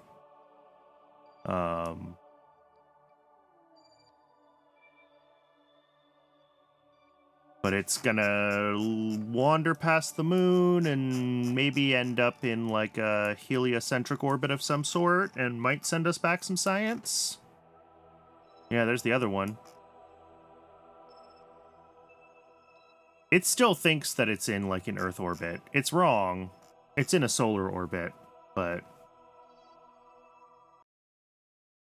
it's in a very loosely coupled Earth orbit. is really what it is. All right, well, to be able to make another one of those, we need to save up another 10,000 credits. 18th September, we'll add the warp target. But we've got another one of these nav satellites to launch first. Oh, and actually, we have another one of those nav satellites to queue up, too. Because we can afford to do that. I mean, how are we looking at early lunar probes? Yeah, we're so far off of the fall off of this. Like, we're really feeling this. I'm not going to queue up another nav right now. We're going to launch this one. And then we'll get to our fund target to be able to afford another lunar one. And we got to get these knocked out. Like, we've had so many failures. So many misses, so many other issues.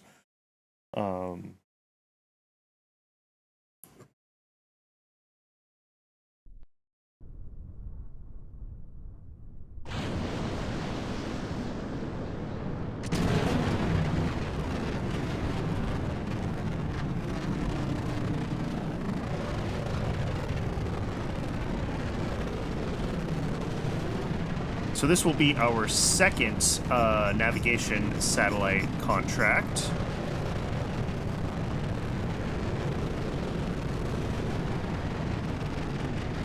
Why are these all TBD?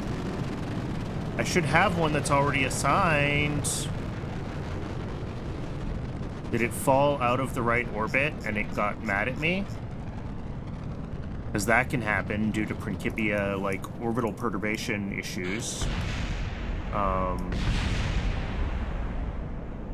So if we lost... Ooh, that would stink.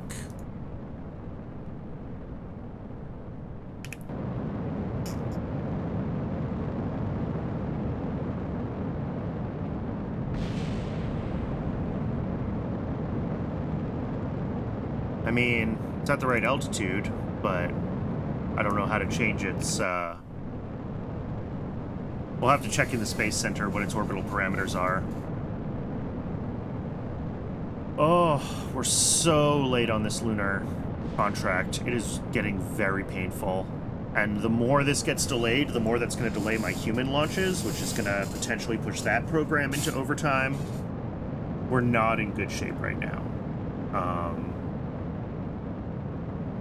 Which is really too bad, because, like, we were doing well for a little while.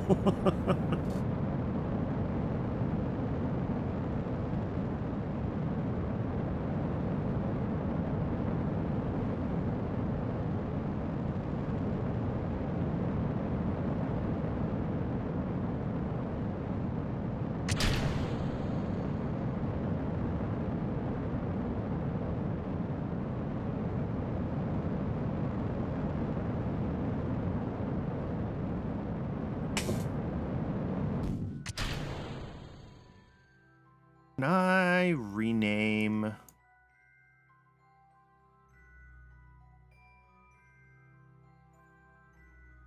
Change the KOS name tag. How do I rename?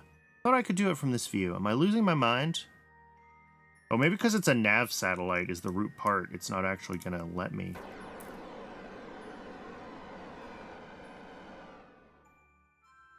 Losing my mind. Just, we're going to have more than one of these that all have the same name, because I didn't rename this before launch.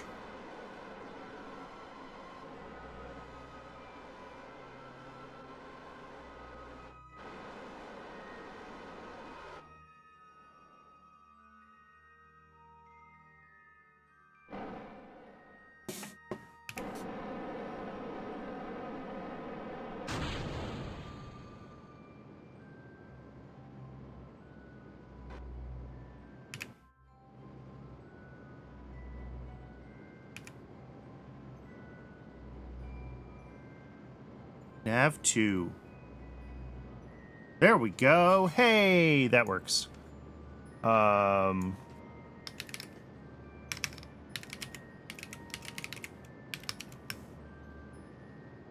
and I gotta rename the other one to, like, Navigation A. That way I can tell them apart.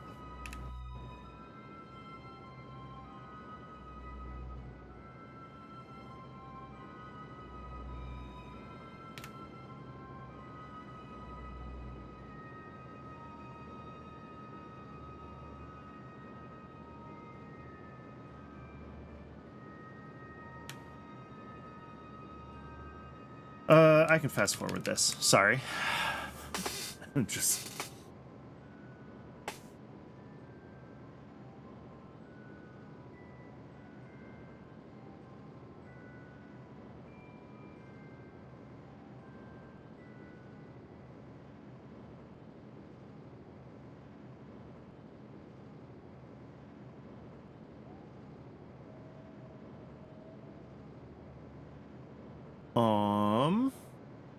about 20 seconds on the burn, a little bit around there.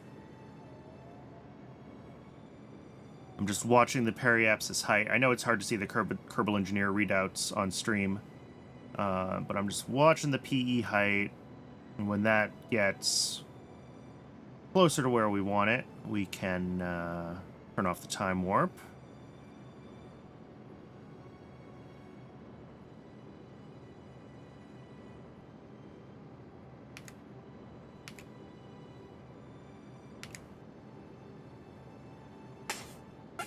And there we go.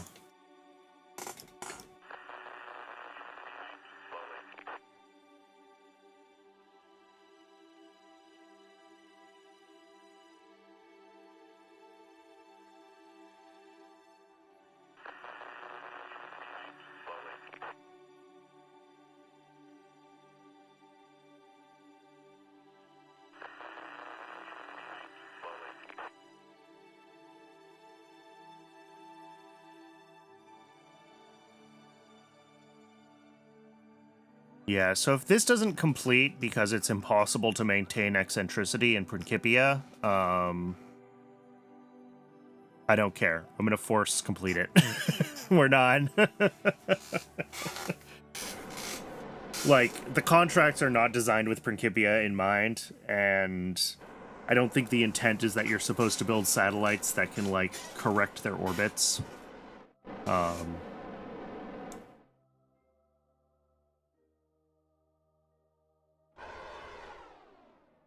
So I'm not going to,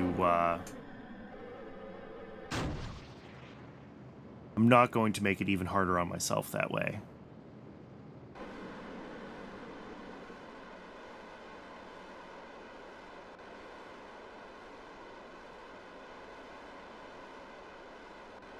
Or it got confused because I named two of them the same. That is also always possible.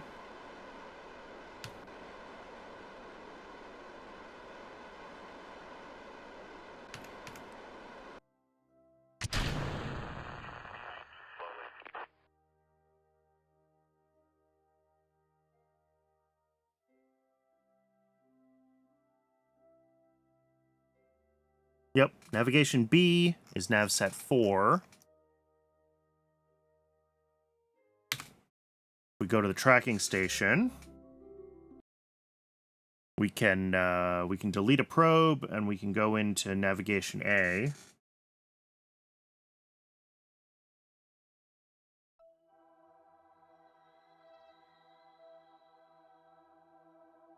We're here. Let's go to nav. Yeah, let's go to nav 2. And let's rename this to navigation A, just so I can tell what I'm looking at.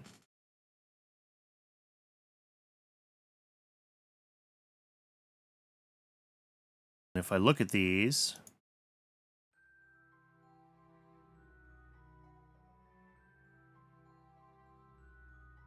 yep, it's just lost track of which one is which. Cool. Our eccentricity is a little high. It's drifted. But, like, the other one should still be fine. We didn't spend that much time that it would be that far off. So I think something's buggy here, and I'm still going to launch all 4 satellites, but I'm not going to be precious about just force completing that contract when it's done. But let's rename this. Come on.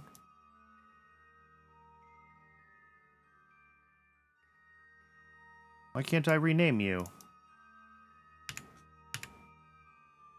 Don't be focused on that. Be focused on...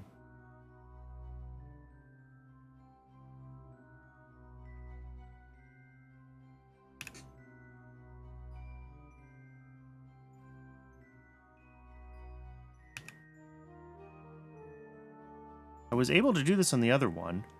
Can you not rename ships when you don't have control? Is that a silly thing that I didn't know about? Alright, well, it doesn't matter.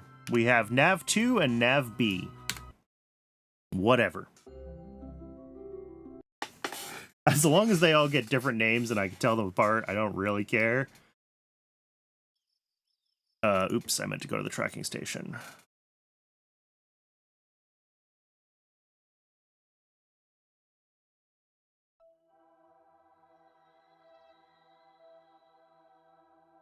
And then NavB probe. This is an upper stage. We can terminate that.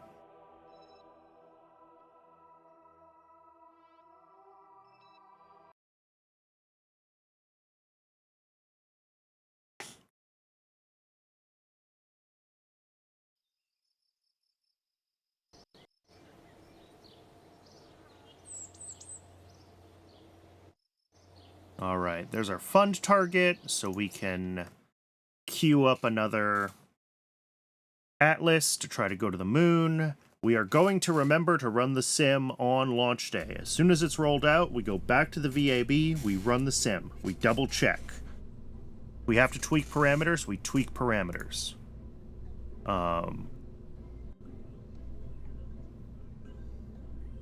This is Luna. Wait, how many of these have I done? 1 hit, 2 missed, and is in orbit. 3 failed to launch. 4 is in orbit and is called 1, so this is 5. It needs to go in the right launch complex.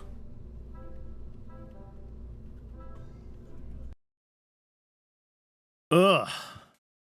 And then we do still have 2 more of those nav satellites that need to be launched. So warp to a fund target for that.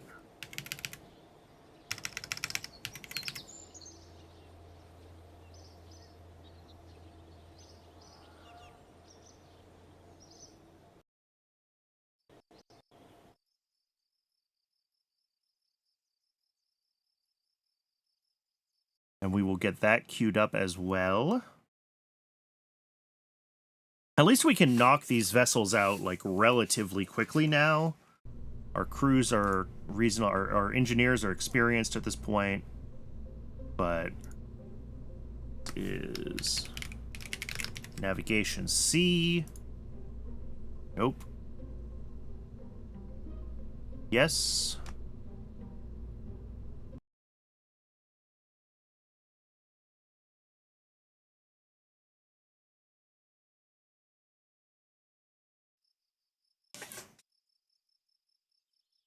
All right, and we've got Hydrolox engines done, so that's a pretty good reason to consider just using Hydrolox engines when we get to thinking about our lunar satellite, because,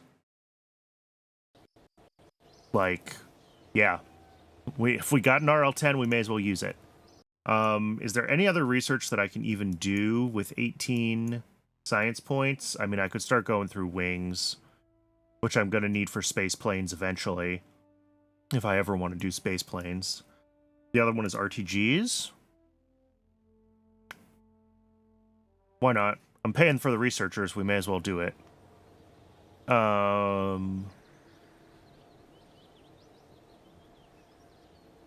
Why did I just get so much money?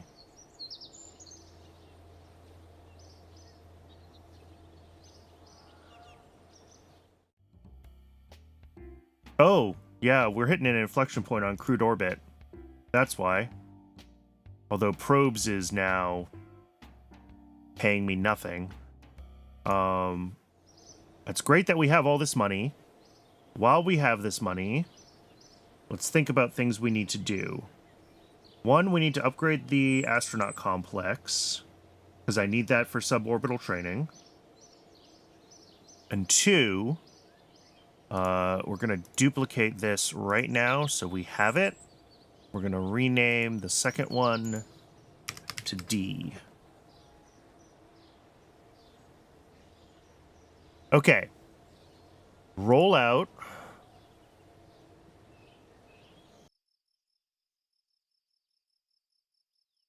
We'll also roll that one out. All right. Luna 5 is ready for launch, but we're not launching. We're simming. We're double checking that we have an impact today with current conditions. I'm tired of missing the moon.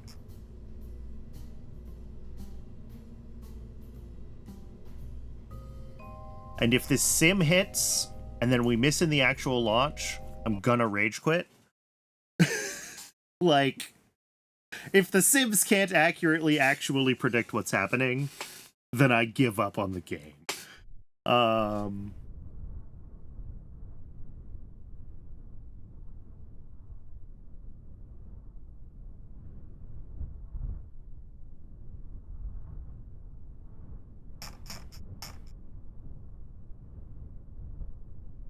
All right, warping in.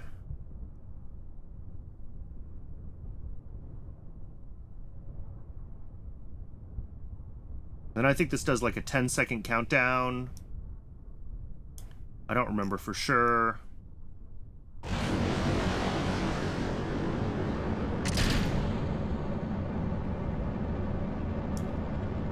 The burn time on these engines, 160. All right.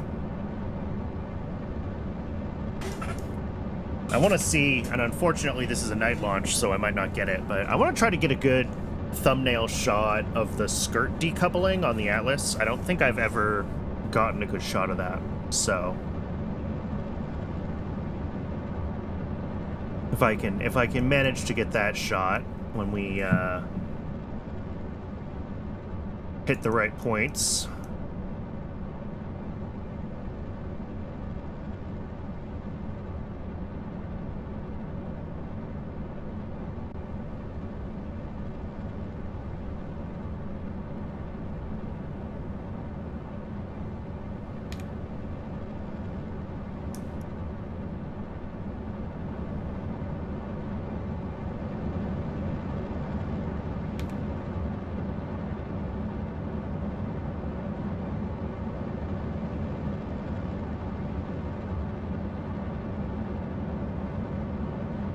And it'll take itself out of time warp and stop flapping the engines.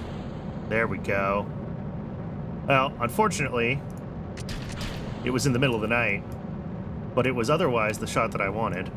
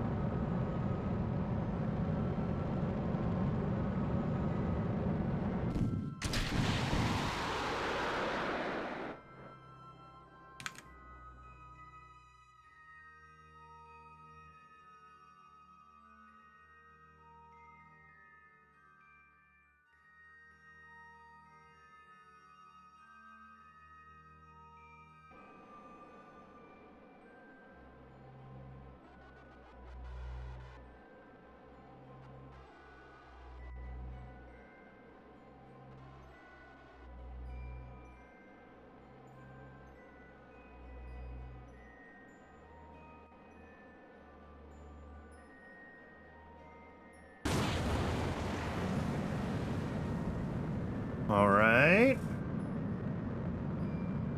This is the circularization burn for our transfer orbit.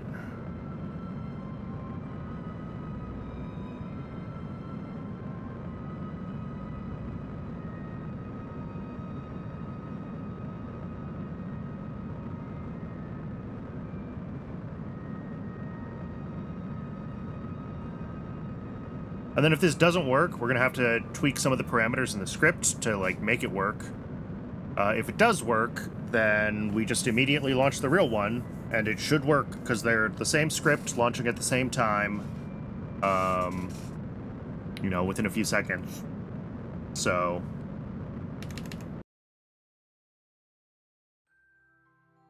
I let that time warp too far. I'm actually going to load. Sorry. That was my bad.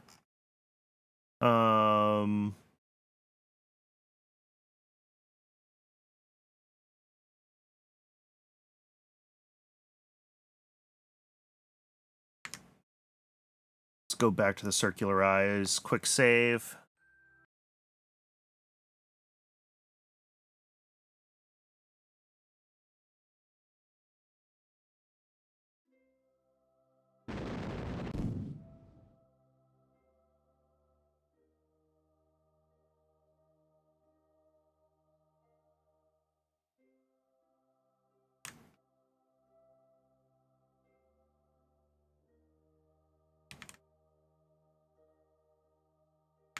And I think this will do the right thing from this quick save.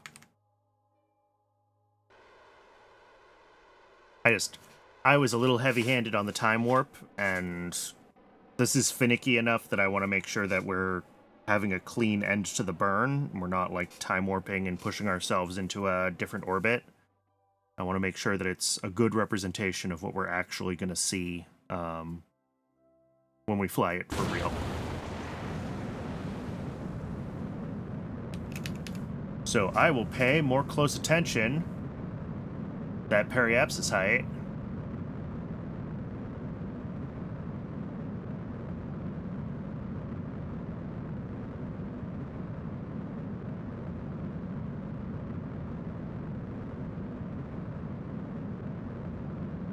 I got used to being able to kind of let it float with the Able Star stage on the other vehicle, because that's such a low TWR.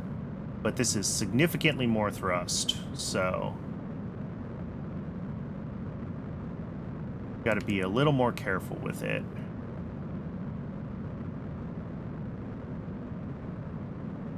Because, yeah, our TWR goes up over...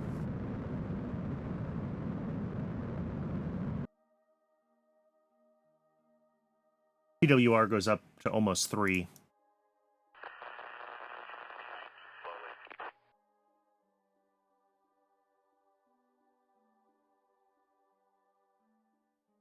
So that being in time warp can really affect it at the end of the burn.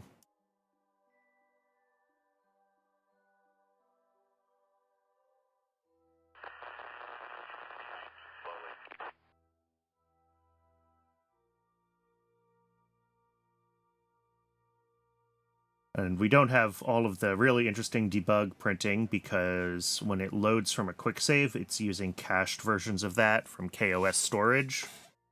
It's all the values that it computed on the launch pad at, before the quick save.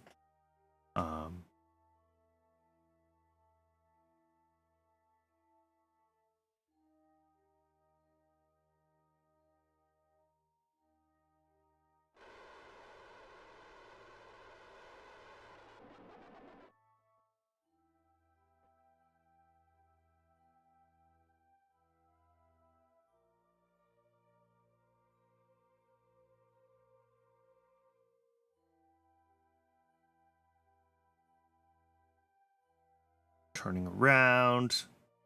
And this gives itself plenty of time to do this like flip over maneuver for the lunar, for the TLI burn. Well, I say it usually gives itself plenty of time. That was like the worst case scenario, apparently. That's all right.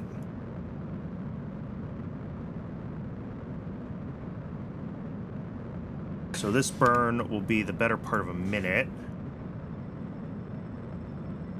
Go ahead and grab MEO again.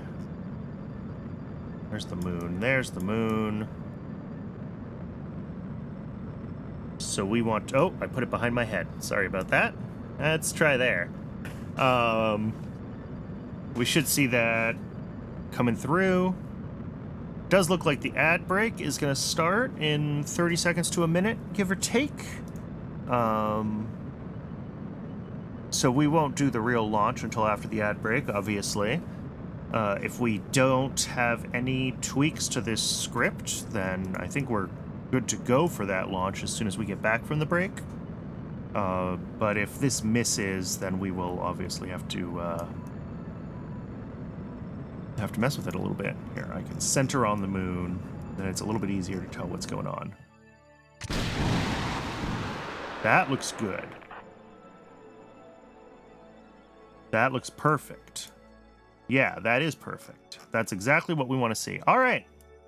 When we come back from the break, we will fly this thing for real. And if it misses, I'm going to be very sad. Perfect. All right. Good enough for me. What do you mean can't revert? Oh, right. Because I did a quick save and that messes up revert. But I can just go to the Space Center and it should figure itself out and get itself out of...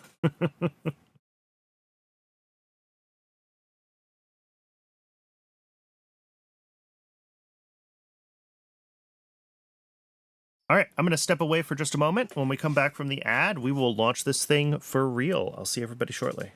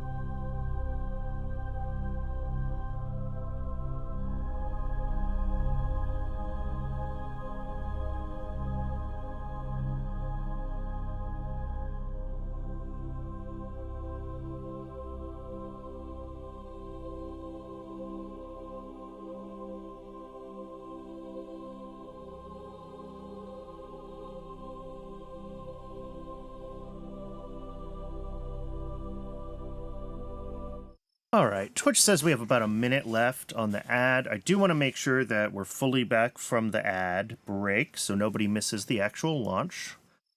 I think that's important. We hid in the sim. Like, there's very little reason we should miss this launch.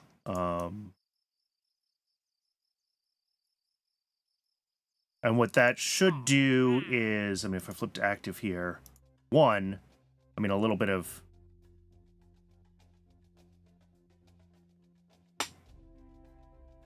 a little bit of extra reputation. We'll get a bunch more for this as well. And a little bit of science. But also, we're going to be one step closer to orbit, which is the next step. I'd really like to do lunar orbit today. I think lunar orbit's going to be easier because we do basically just have to miss the moon and then slow down, right? And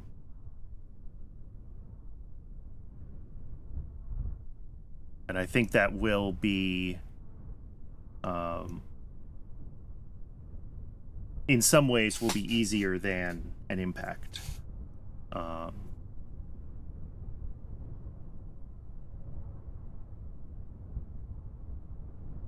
Especially if we have stages, and we're not going to have this for our initial lunar orbiter, but you know, when we eventually want to be putting relay satellites and things like that up, we will ultimately have we'll have stages with multiple ignitions, so we'll be able to come in, do a main braking burn, then come around and adjust both sides of our orbit, get ourselves nicely circularized. Like, I think a lot of our logic for doing that kind of stuff is gonna match what already exists in other parts of the code.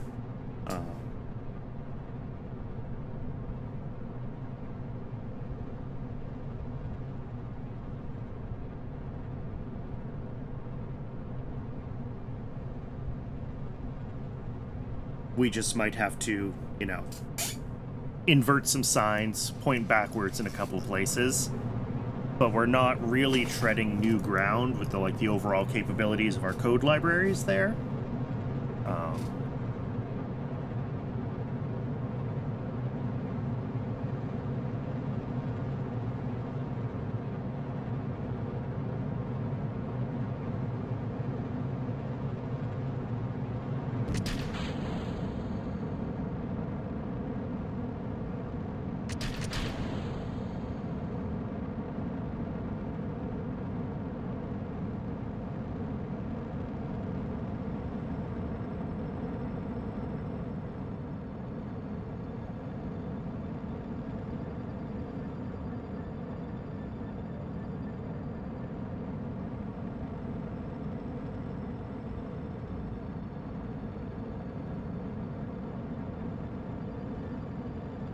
And how are we doing?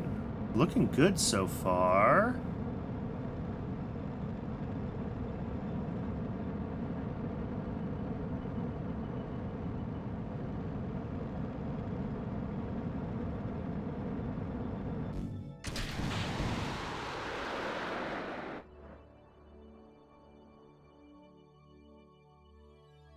Upper stage is drifting a little bit. Auto-saving, excellent. Well, we're not going to revert to an autosave, but it's good to see that code actually working.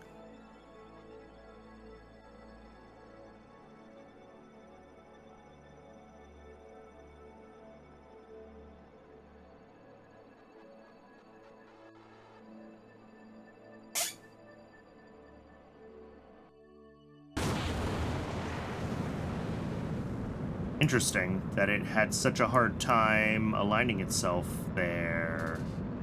That was weird.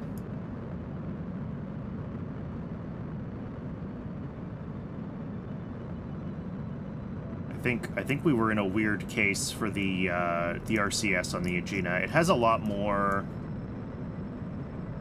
yaw control than pitch control, I think, just because of how these RCS packs are.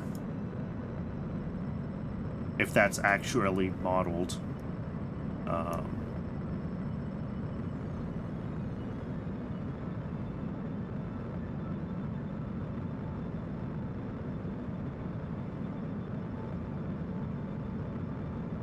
We can fast forward here, and I just need to make sure I'm paying attention to make sure that we don't overburn. Because then I'll have to revert, and we'll all be sad because we have to watch the same launch for the 30th time.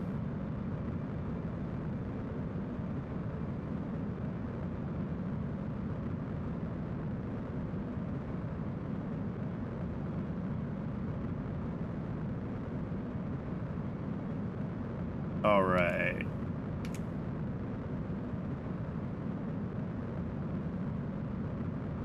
And wiggle, wiggle, wiggle, yeah.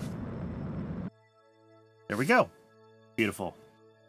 That is very close to what it was in The Sims, so hopefully close enough. I mean, a few meters or even a few kilometers shouldn't make a difference, but... And again, we've seen this script succeed in so many launches, and I wish I could catch one of the failure states in the simulator. So I could, like, debug which of our parameters is, like, an assumption. Try to debug if it's something to do with our departure time. I think it's something to do with the departure time. And And we have a little bit of logic around that, but not like a really complex thing. It was just like a really simple linear fit to like the moon's altitude, which is probably not the be all end all of that equation.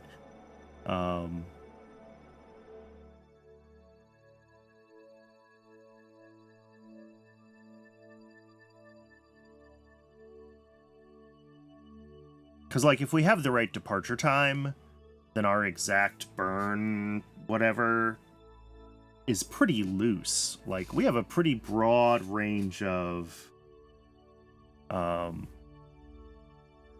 being able to smack the moon. So...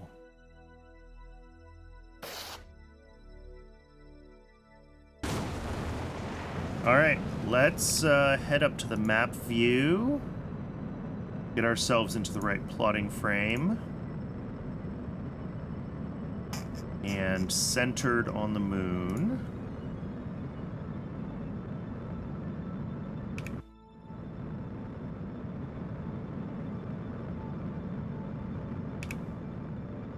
We should see this. It'll start to be visible shortly. As far as I can zoom in there.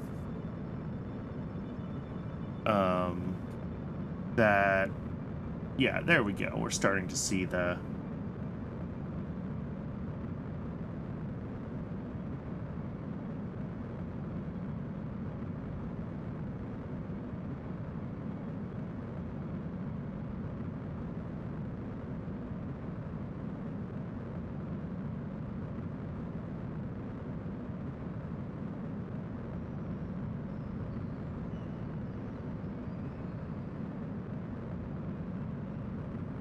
And we're coming around, and it does almost always overshoot just a little bit, and then it'll pull back, and there we go. Beautiful.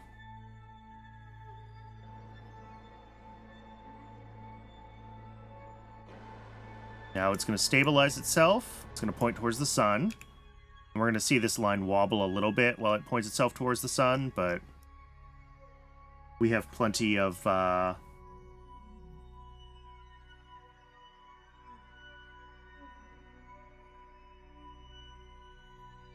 again, we're pretty well centered on the smacking the moon range here, and it will take a lot to miss at this point. And then this is going to start time warping itself very shortly. If I zoom out here, we should see that happen.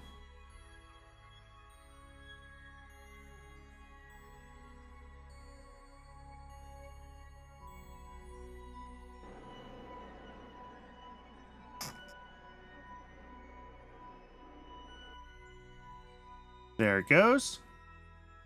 So this one time warps to the moon, and then the program ends. So for the lunar, and then I have to manually watch our, where is the moon? Can't find it.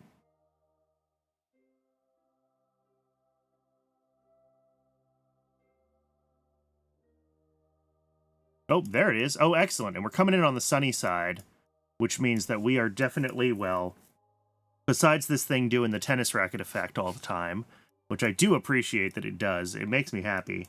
Think we're going to be good for maintaining power, because this will be powered still like 50% of the time at least. Let's go a little faster then.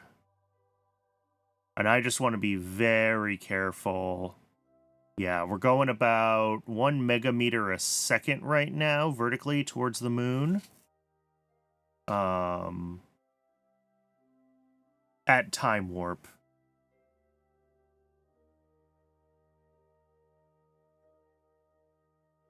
I just want to make sure that I slow us down as we get closer, because we are speeding up as we get closer.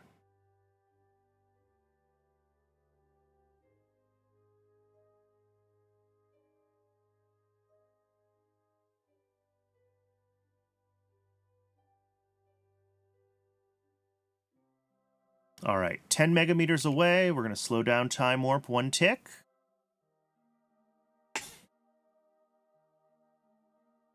And then we're going to go down until we're 1 megameter away, and then we'll slow down 1 tick again. So we're just kind of keeping that, you know, the biggest digit goes down at about the same rate as we approach the moon here. That is the goal. Although, actually, I could do this kind of thing and get us a nice, like...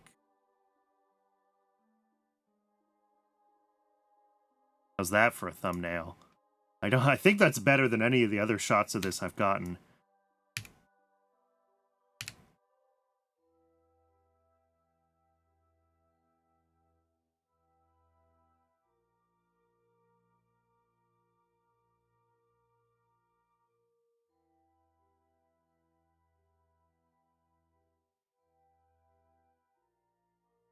Three megameter altitude.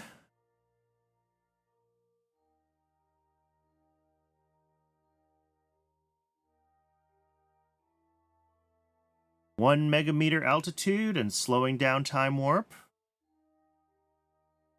Camera just adjusted, so it figured out that we're definitely not in orbit.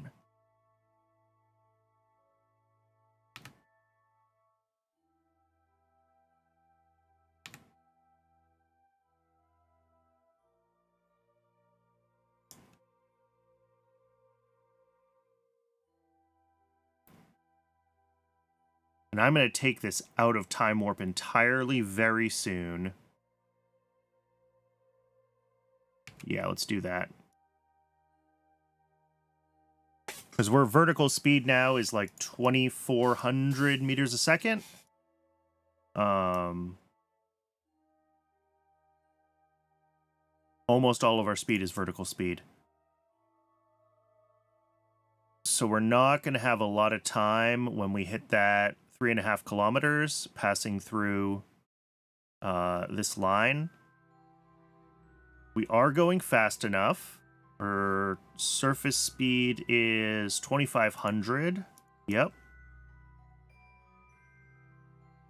And here we go. Finally! Yes!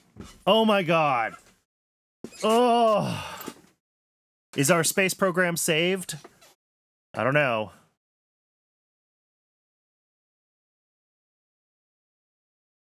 Contract complete. 16 science, a little bit of reputation, which is going to help our subsidy a little bit.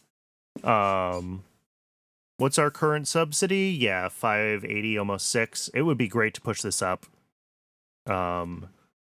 Which I think we're going to be able to start doing soon. You know, we can leave this commercial program running until the end, right? And grab optional contracts off of it whenever we want to.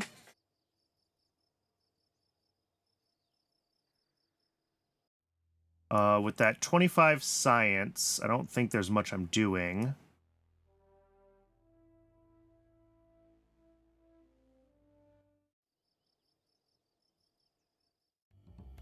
Alright, so all we need to do now is first lunar orbiter, and we'll start working on that shortly. Commercial applications, I took this, I think, slow. So we've got lots of time to do all of this. We're going to get this early navigation network done. We'll get the requirements done. And then what we can do is we can,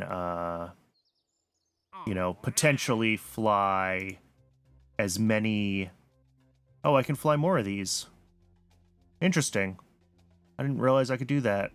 I don't want to, though, because I want to get this done. So we're going to take this lunar orbit.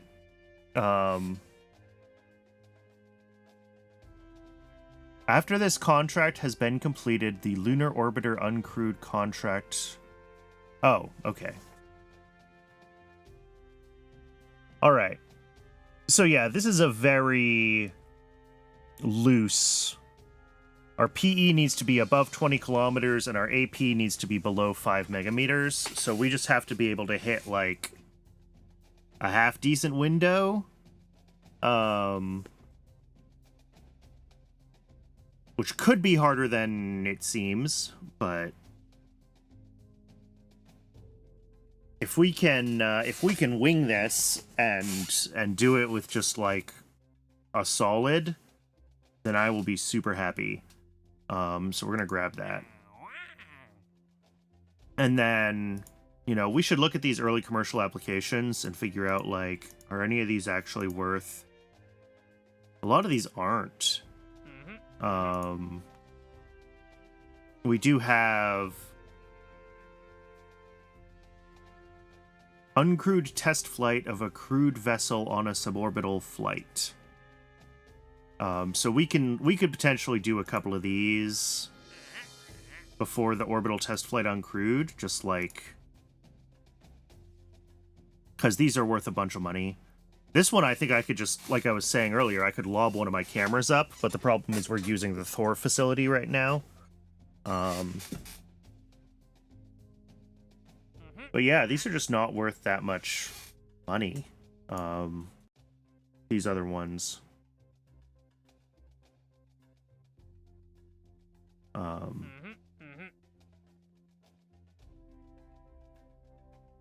But this one we can definitely do, and maybe get some science from it.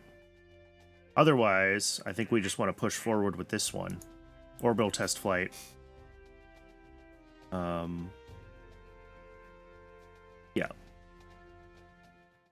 Either way, let's launch this third nav. And then when we're back from launching that nav, I think... How far out is the fourth nav? 0102. It's currently end of November, so a little over a month.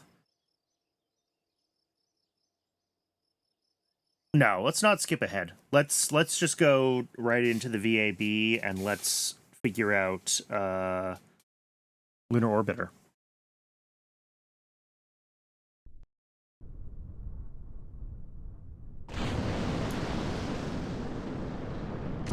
All right. We have seen several of these launch already, so I don't think I really have any commentary for it. This is our fourth launch of one of these navigational satellites, but it will be the third one that hopefully makes it to the actual constellation.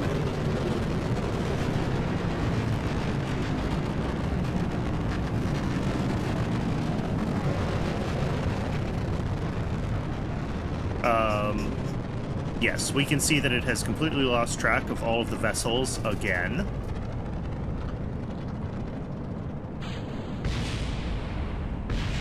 So I think I'm going to have to force complete this when it's done, because it just doesn't seem to know that it already has two of these. And this would be the third one.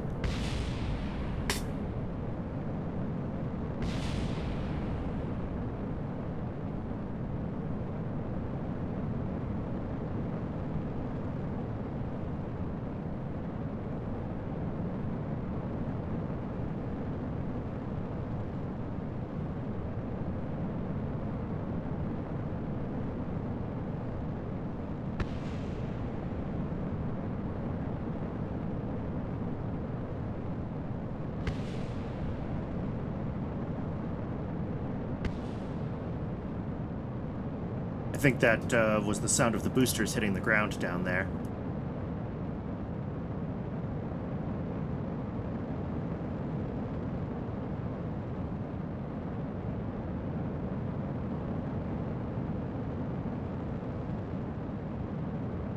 And we're coming up on a little bit longer on this burn. Another 10-15 seconds. Maybe a little longer, actually, because of things like that. And because time warp doesn't always fully 4x when physics warp slows down, but...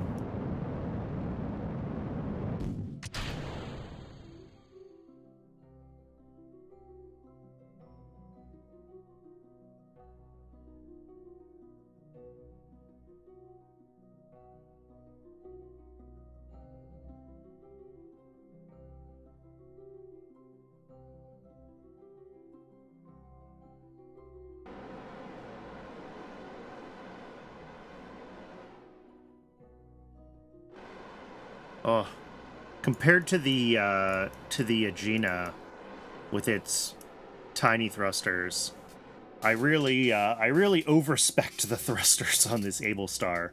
It can whip itself around, which is fantastic. To be clear.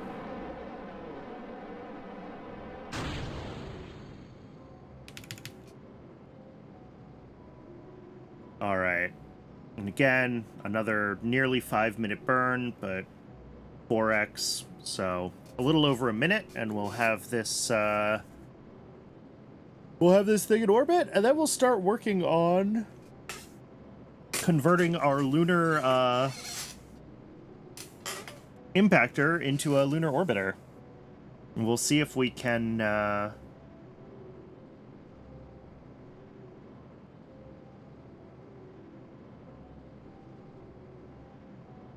consistently achieve something there.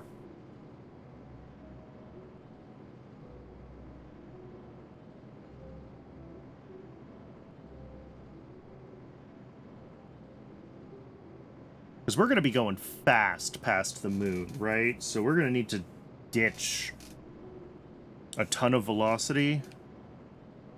And I can look this up, like the delta V of a lunar intercept versus a lunar orbit, right?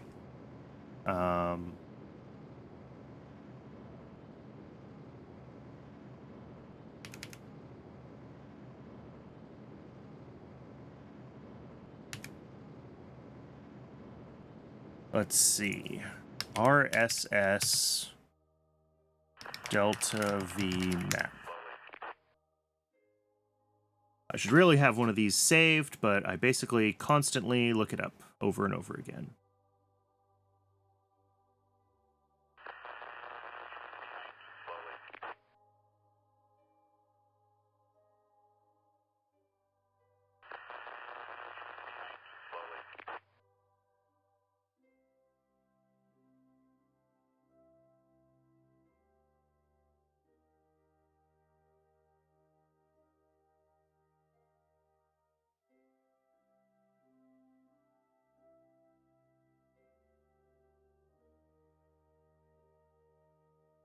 So, I mean, okay.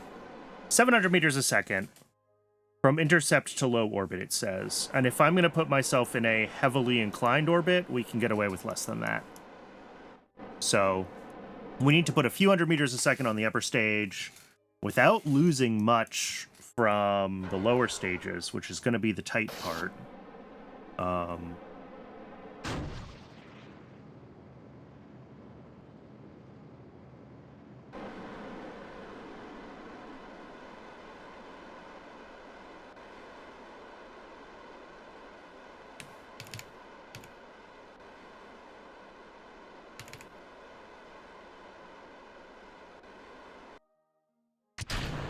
All right, there we go. That is our third navigation network payload, even though it doesn't like any of the other ones.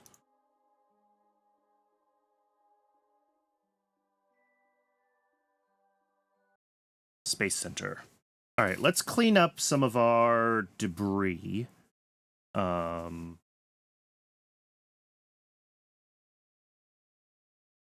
Because I'm sure we have some. Warp to Sunrise as well, just because we're going to be launching things from the space, from the VAB. So it's nice to have it be morning. And then let's see what we can clean out. Luna 5 probe can terminate. That's an Aegina stage. Navigation C probe we can terminate. Nav 2 is Navigation A, Navigation B, Navigation C. So we just have one more of those to launch. Luna 1 and Luna 2 are both on, well, weird, kind of heliocentric, kind of earthbound orbits. They were flung differently. Oh, this one actually got very close to Earth. That's funny. But like, I'm just gonna leave them because they might still send me science. Although maybe not. Maybe I should double check the, like, instruments that are on there and what science we've actually gotten from the sun. I really wish I could make this window bigger. But, like, video imaging from sun space high is complete. Temperature scan from sun space high is complete. Pressure scan from sun space high is complete. And I think the last one would have been mass spectrometry. From sun space high is complete. Okay. And I assume also Earth space high for all of those.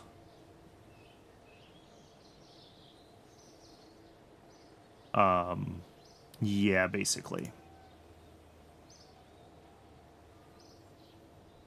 Yep. Okay.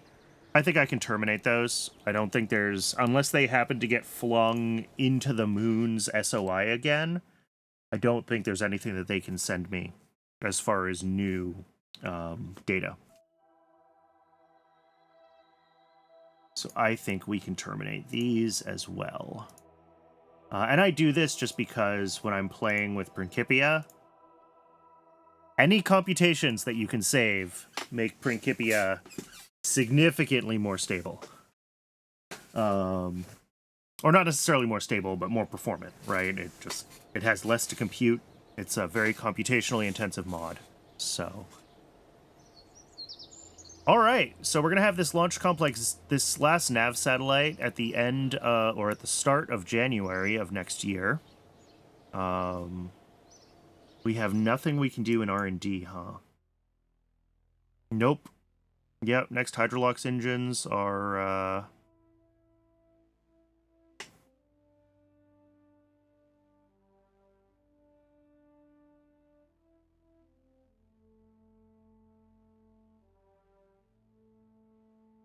Yeah, I mean, it might be nice to have an RL10 upgrade. I'll have to see what that, like, looks like. But I'm going to bet the early RL10 is not a,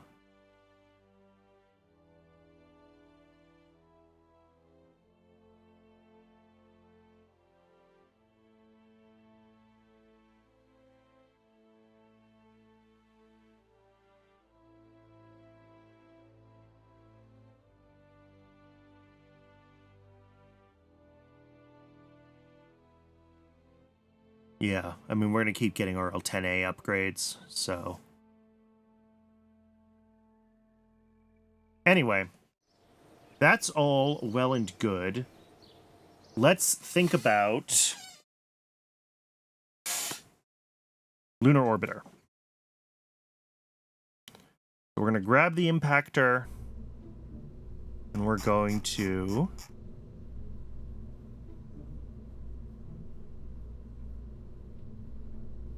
What are we going to call this? Luna 5 was the one that finally achieved the contract for us. So I guess this is Luna 6.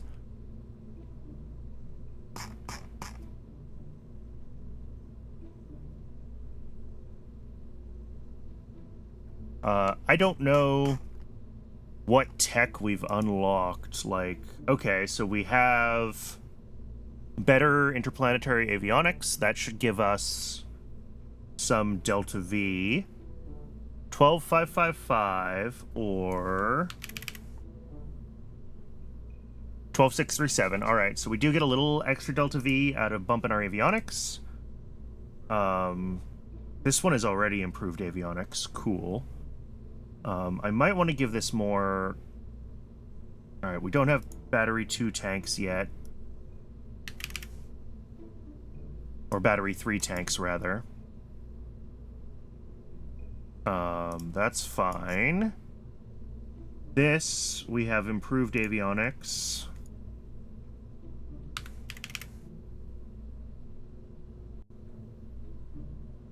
A little bit. It's not a huge buff on this.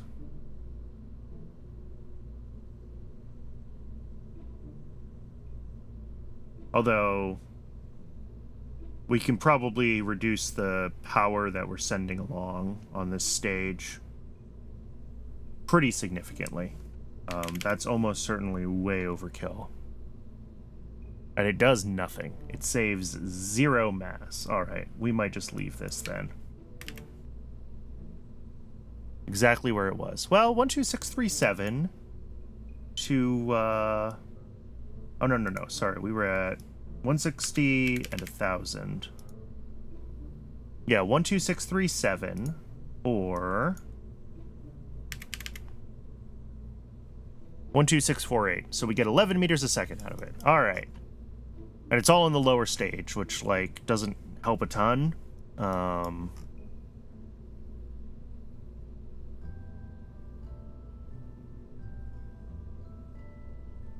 more we can get out of this, the better. But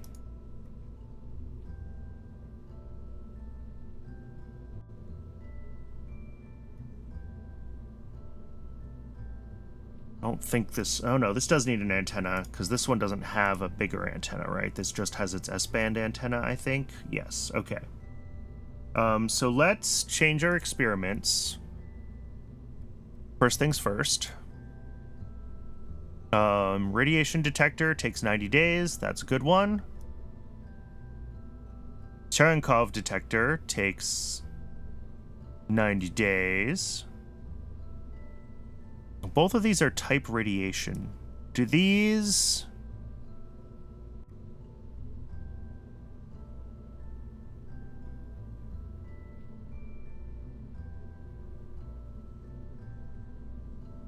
Does Cherenkov include... No, they're different.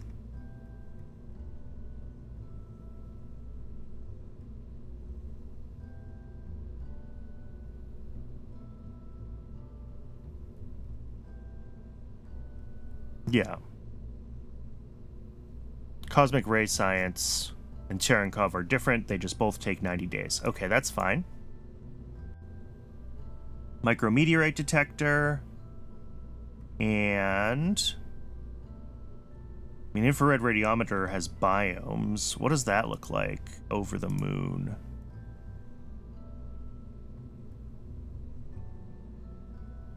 Moon. Space low, space high, 4.4, 3.3. It's not huge because it's per biome. Orbital perturbation. It's probably not worth it. I mean, the problem is it takes 10 years. So, like, yes, that's a lot of science, but also...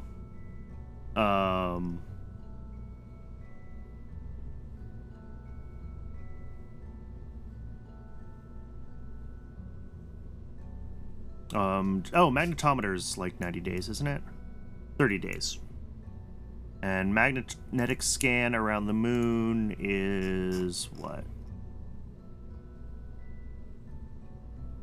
Yeah. That's some decent science. All right, so I think that's fine for experiments.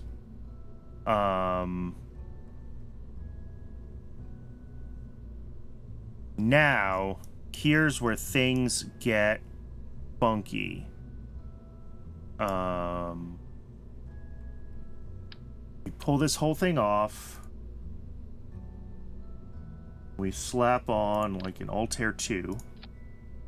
Oh, that's so much Delta V. Okay. How about the Alcyon? That is also a lot of Delta V. I mean, good, but also...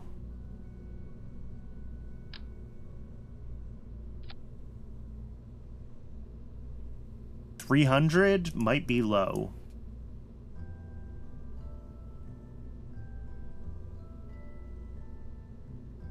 I mean, the other question is, should this even be solid at all? Would it instead be better to find...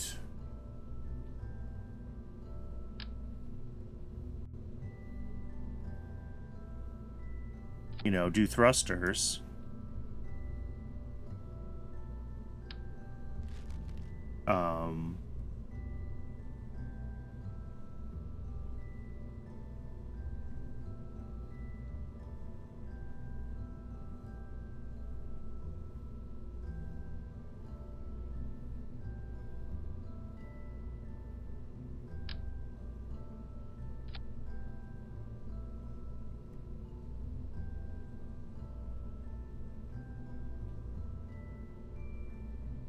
You know, yeah, that's only 67 meters a second right now, but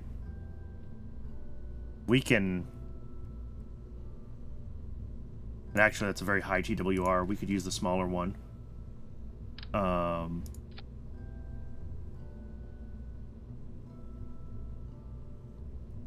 68 meters a second. What about this one?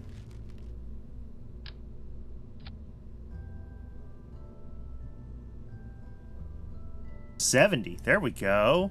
Although it's a very low TWR. But, like, we can absolutely, yeah, those extend flat. There's no reason we can't have a lot more RCS fuel on this thing, is what I'm getting at, right? How much do each of these hold? 2.63. Oh, these are small. Let's find Isogrid toroidal.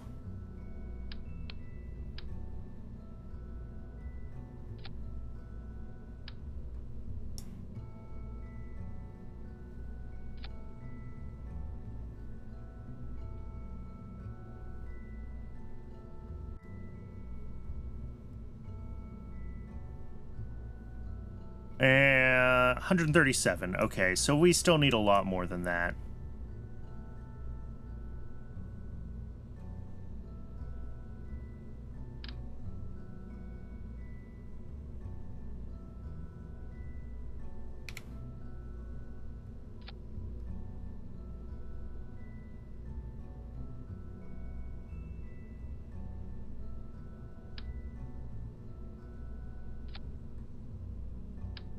So maybe not that. Or maybe we need a, you know, a real tank. Or a real engine. You know, I'm just worried about how much, you know, what are our multi-ignition options? AJ10 mid, XLR25, G1...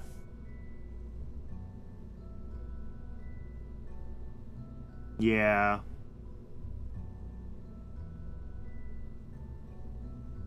I want to have, like, that 700 meters a second. We probably don't need it. But it would be good to have it. And clearly we're not going to achieve that with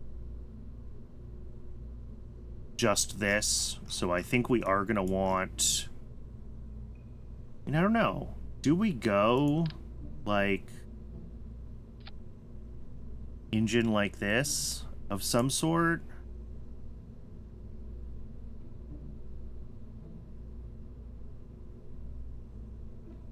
Like, we got 70 meters a second there.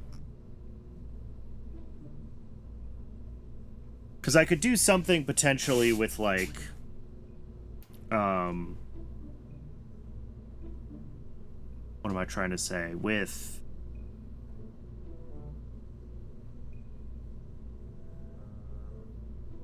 like partial solid and then use RCS to kind of fine-tune the orbit if we have to. Because,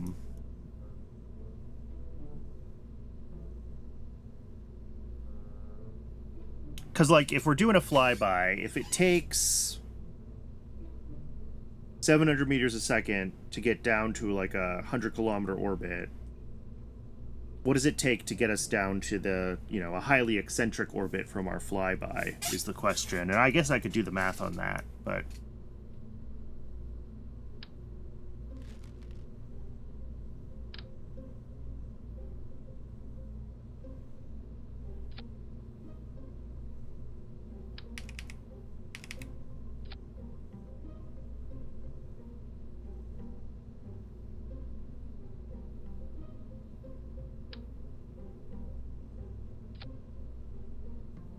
couple hundred meters a second, not even 150. Yeah, those probably aren't worth it.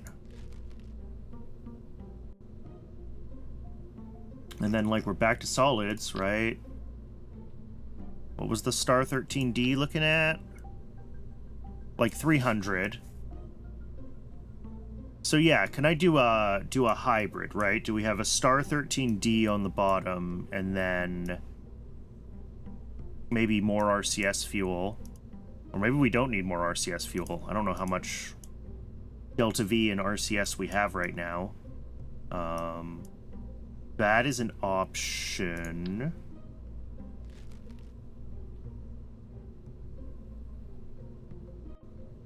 Or we have, like, up in the medium solids. This is too much, but, like, we can lower our...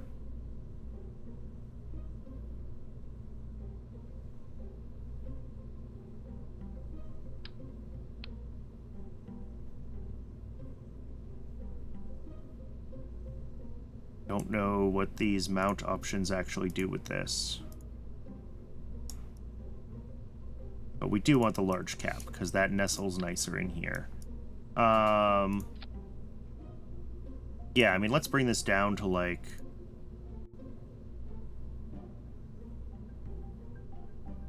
Sure.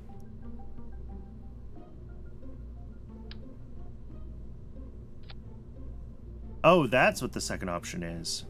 Bearing or recessed? No, those are still the same. Whatever.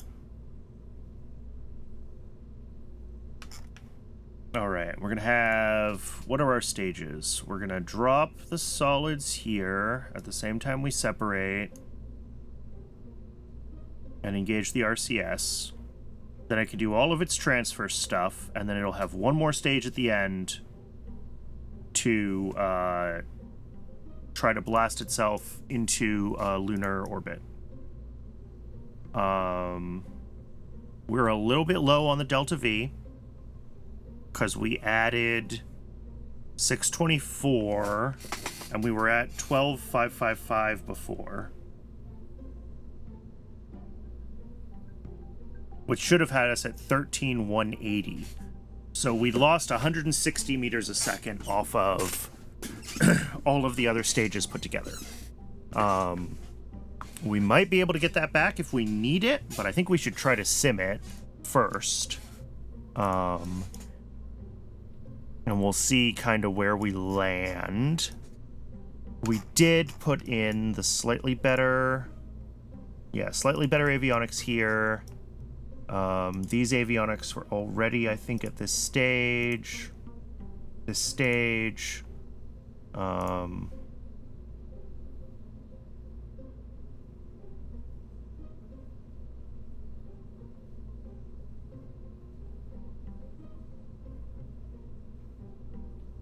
And then... Yeah, let's look at our staging here real quick. And let's just do some... That's not what I meant to do. All of that can come off. What is our 2 hours flight duration? But with it shut down, 5 hours. We do not need this much power on this avionics pack.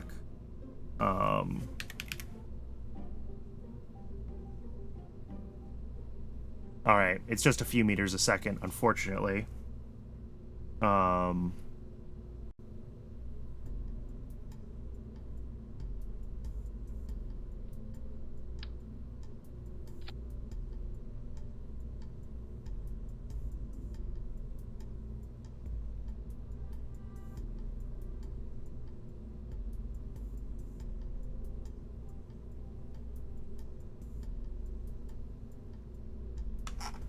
I mean, you always start from the top, right? So let's look at this.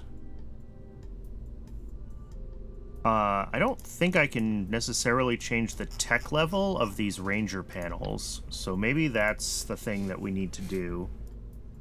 Is we can come in here with these folding panels.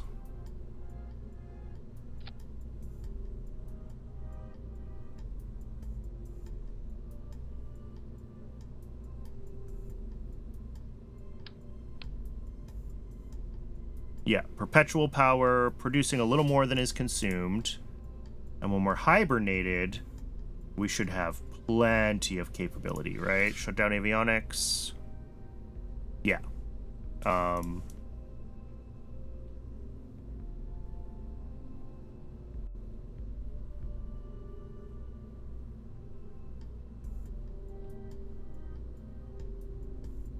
Is this... Yes, it is slightly lighter. Gets us another 50 meters a second.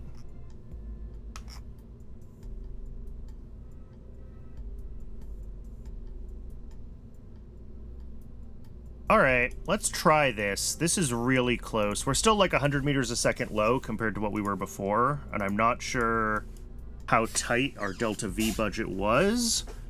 But let's spend a little time on the script, and then we'll give it a shot. We'll see where we end up. So if we take Moon Impactor here, we are going to copy, paste that in for Moon Orbiter. Okay. So here's what we need to do for the Moon Orbit. All of this is the same. All of this is the same.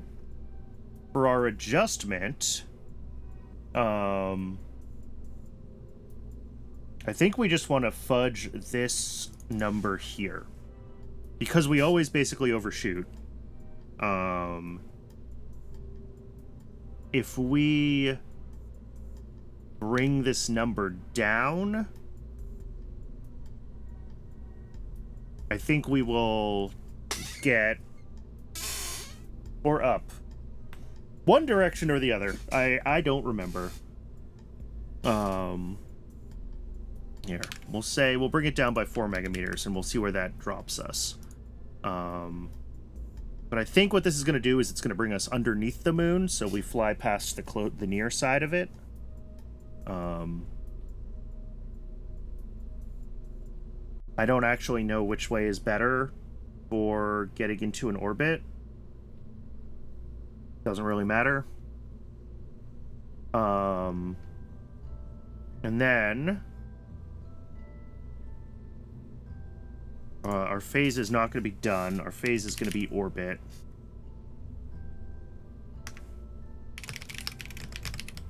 Let's not call it orbit. Let's call it all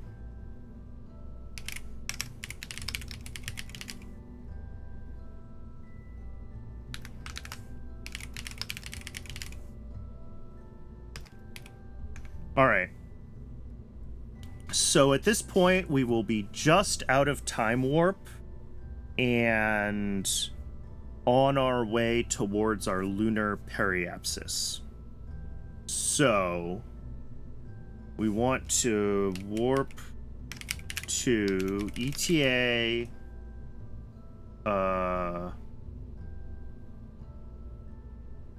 It's just ETA periapsis? Jeez.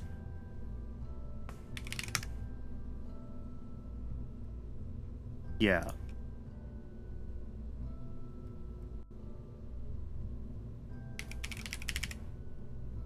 So we warped the periapsis plus now.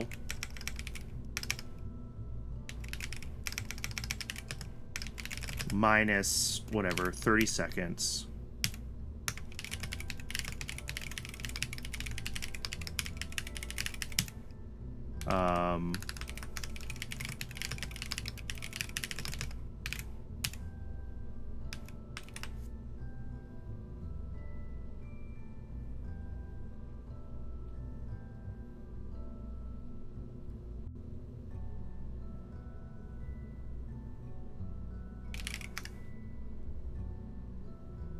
Wait until warp.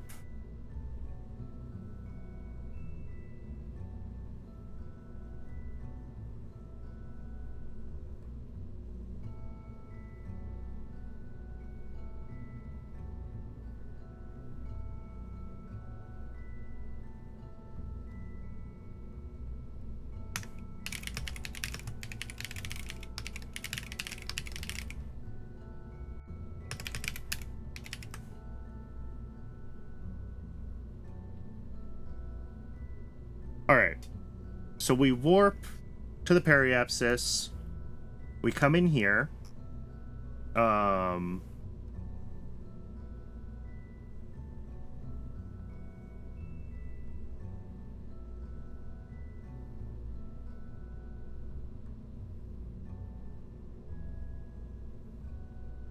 We need to power up the avionics again.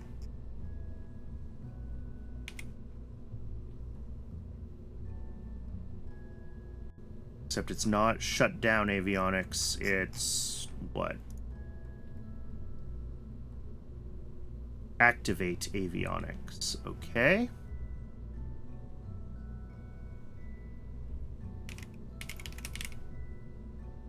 Oh, nope, not that one. Down here.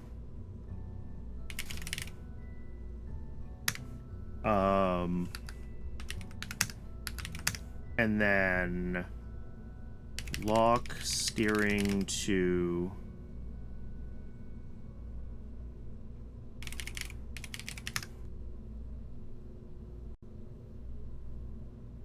ship retrograde.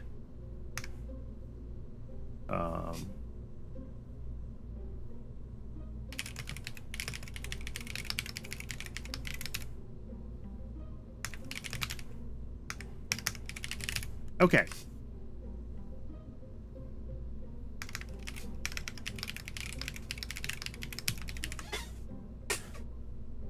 So, this warps to being within lunar whatever. And then we warp until we're within 30 seconds of the lunar periapsis. Perilune, I guess I should say. Wait until we're at a time warp, then we activate avionics, we lock steering. I should have a wait 1 in there.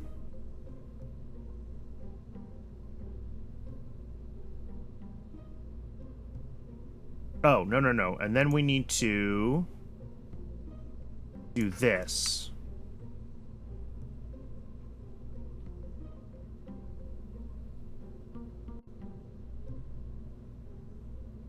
Oh, and we should actually do an RCS off here. And then activate avionics. RCS on. And then we lock to the sun. Sorry, we stage, and then we lock to the sun. Then we turn RCS off again. And then we also shut down the avionics again.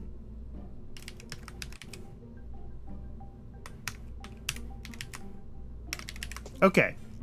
I think this is the lunar arrival code. We will probably find bugs in it.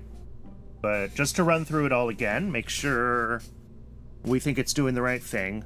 So when we come out of the transfer, we will have just entered the lunar SOI. We will then warp to 30 seconds of Perilune, picked kind of arbitrarily. You know, I don't like this. I don't like this. The problem is that these things shift around in Principia. So what I think I want to do instead is we'll do a manual time warp. We'll like set the warp mode to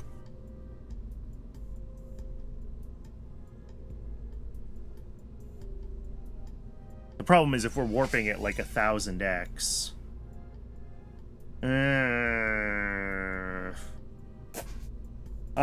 We'll just try this. We'll see how reliable this is. If we're like consistently way off of PE when we're trying to burn, we're gonna have a bad time. Especially if this goes like negative. So maybe we should give ourselves like a broader... Hell...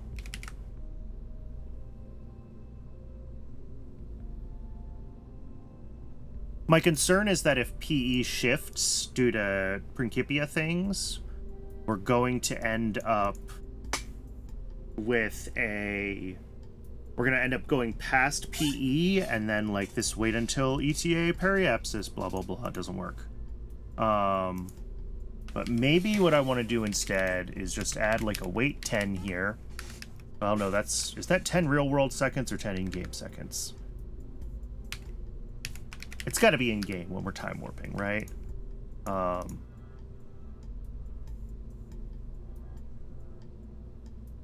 Yeah, we will assume that this gets us close enough to periapsis. And all we want to do is wait until we're out of time warp. I think that's the better way to do it.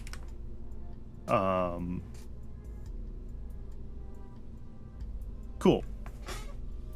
So with all of that code in place, I think we just have to hope that when I hit this reread boot folder, I can pick Moon Orbiter. Hey, it actually worked. And we are in the middle of an ad, but we've all seen the first phase of this launch many, many times now. So I'm going to go ahead and launch this.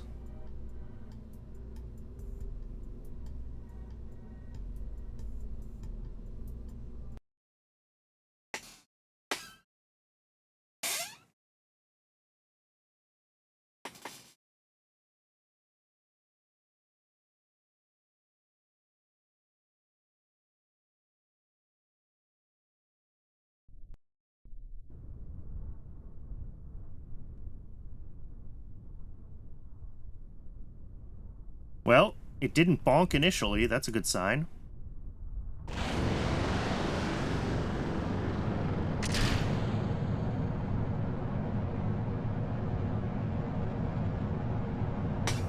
Alright, so all the first phases of this are identical to our previous launches. Oh, no. I already remembered something that I did wrong. And that is... we need the...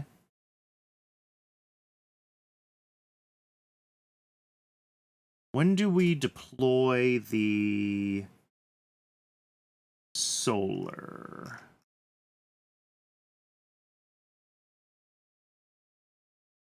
Pre-launch, circularize, parking orbit. It's got to be like here, right?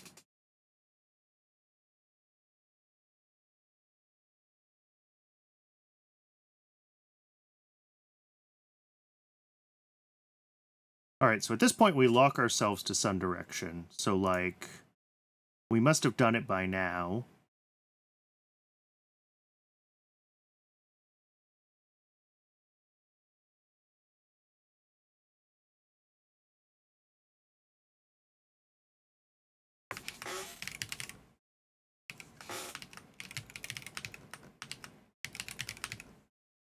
Oh, panel's on. Cool. We're just using that. So that should work just fine with these other solar panels. So we don't have to change anything, actually. It'll just work.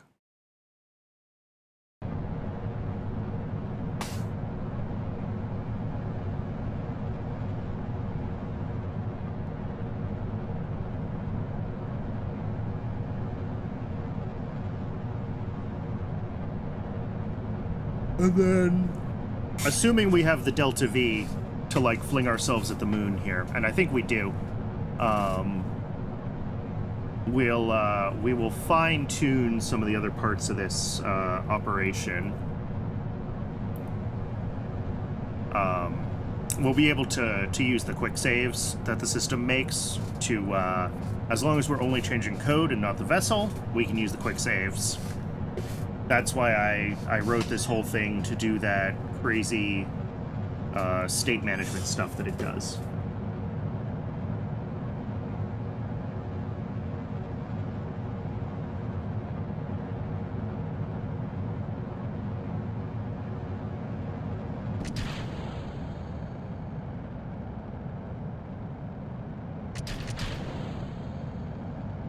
All right, all the staging looks good here.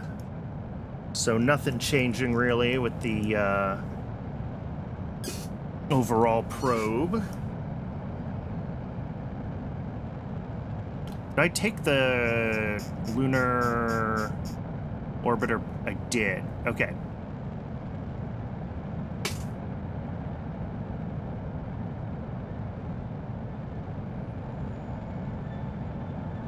And, like, I'm not convinced that a solid is the best way to do this. It might be nice to have,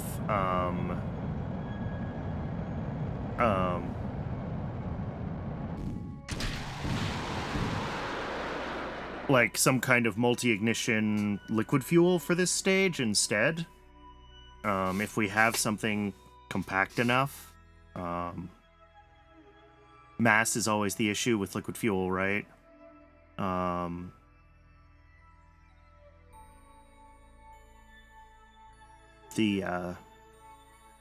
You know, you have the engines themselves are heavy relative to the size of a thing like this.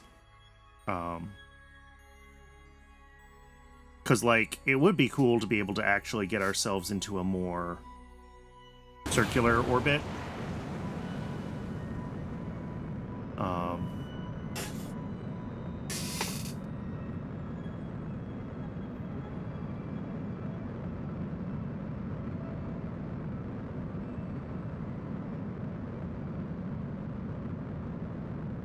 Alright, we did end up... our AP is a little bit lower than previous times. It does look like our overall trajectory ended up a little bit different. That's not surprising. We're a little bit heavier. Let's just see where this Aegina ends up as we get closer to... Oh, do we not have control? Am I an idiot? Controllable 8 tons.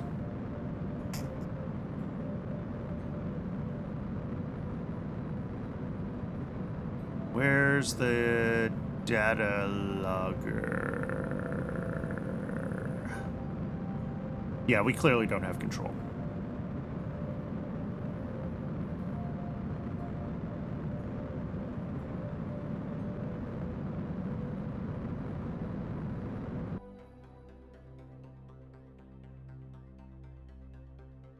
Although I'm surprised we don't have control by now.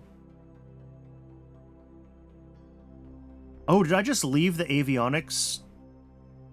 I left them shut down in the VAB. Ugh. Alright, well, let's double check that we're still within all of our mass constraints. Especially the probe is heavier because it has its engine, and I didn't account for that in anything. So let's fix all of our stuff.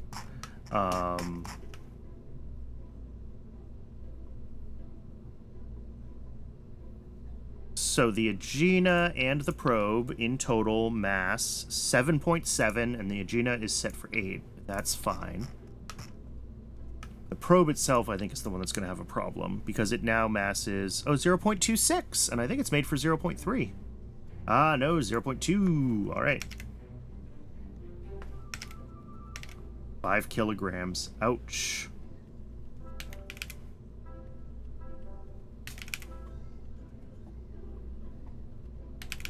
Yeah, and we need to add some extra battery too, almost certainly.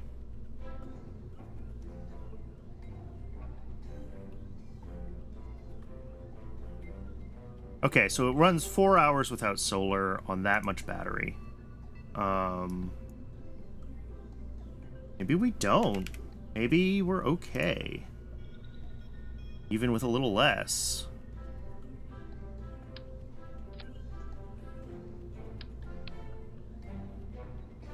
Two hours without solar? That should be fine. Although, we're now very much missing targets. Those extra 5 kilograms... Really? That extra 5 kilograms did it?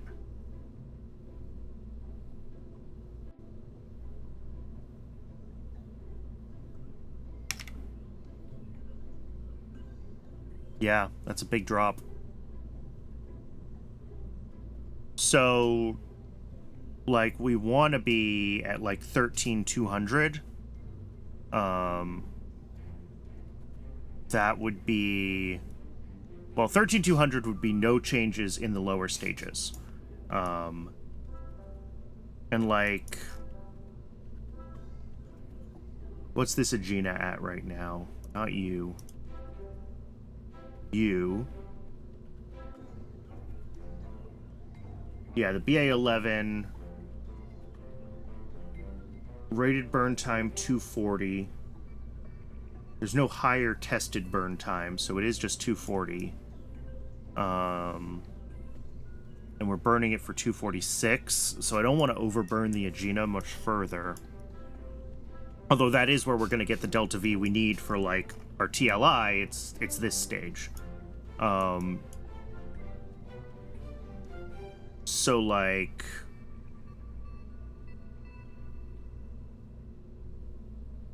Okay. I see you, RCS Fuel, ruining my day.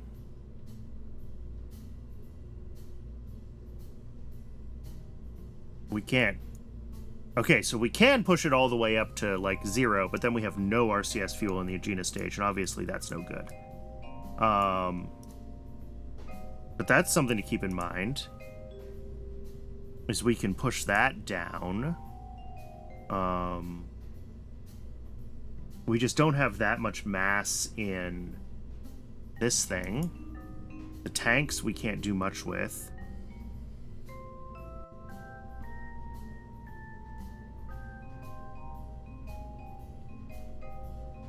We can look at our experiments and see which of these are super freaking heavy.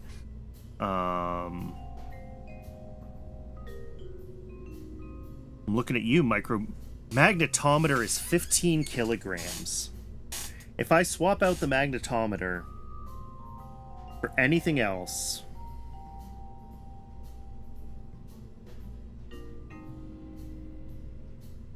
we probably get all the delta V we need back.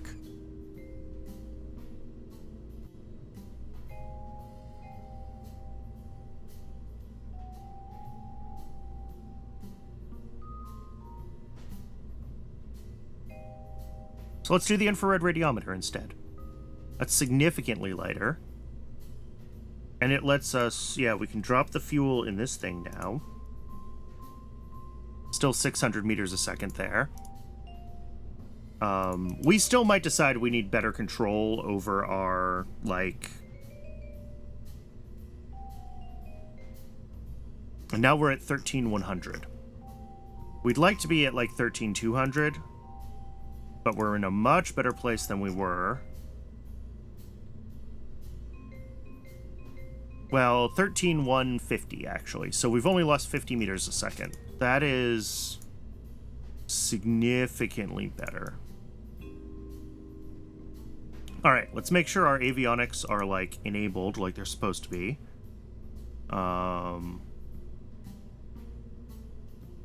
Avionics, activate avionics. Avionics, activate avionics.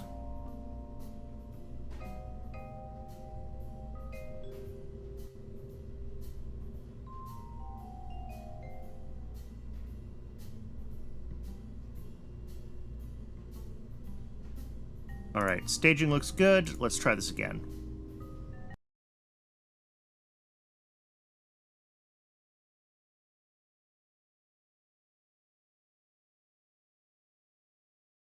I'd like to send the magnetometer because it's a lot of science, but, like, we will accept infrared radiometer science instead, and we can always send a second one that's just a magnetometer probe.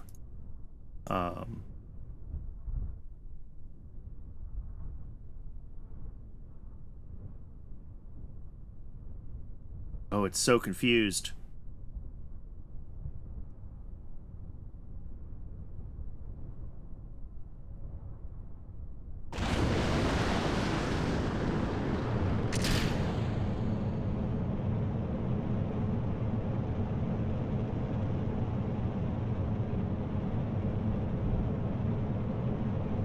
Yeah, the problem is that this chart goes down to, like, near 0 so quickly that I can't actually tell, like, am I just above or just below 8?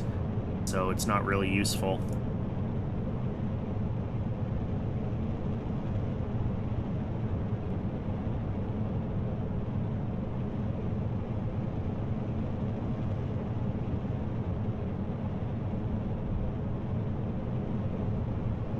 Trying to do a solid for the orbital insertion is almost certainly a bad idea. We're almost certainly going to come out of this and be like, nope, let's get 700 meters a second of delta V from something else and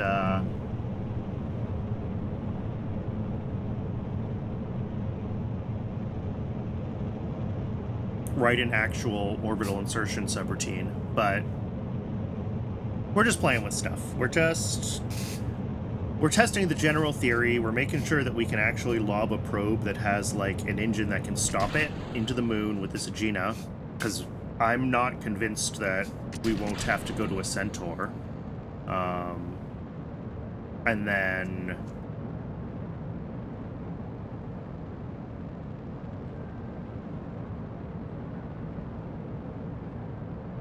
we'll fine-tune the actual payload a little bit later.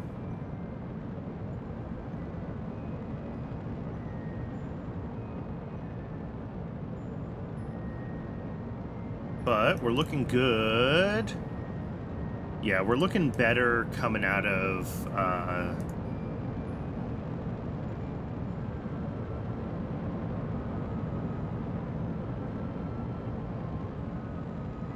we're looking better coming out of the Atlas stage. That was a cleaner gravity turn than it was in the previous launch, so I think we got our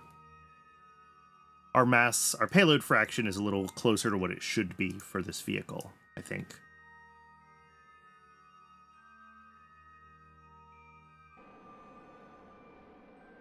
And then here we have several kilograms that we can save, depending on how much RCS we think we actually need.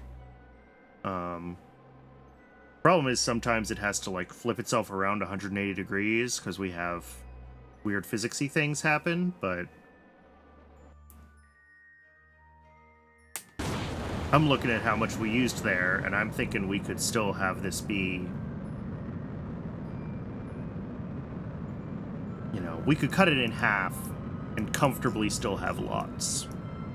So that is an option as well, to save a little bit of mass for the overall vehicle.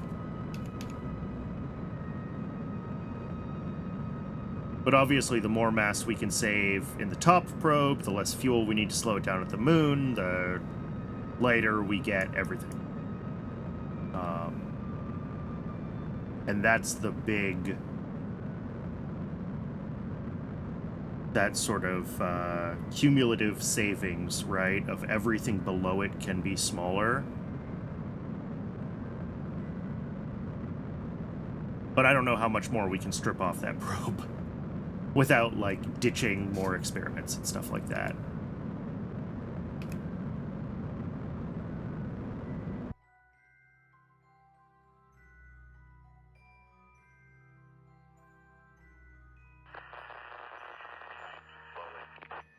And I absolutely forgot that this was only going to, like, 530 by 470, and not the 800 of the Thor launches. And I almost let it overburn, but I caught it just in time. I think we're okay. I think this is reasonably close to where this thing usually burns out, so...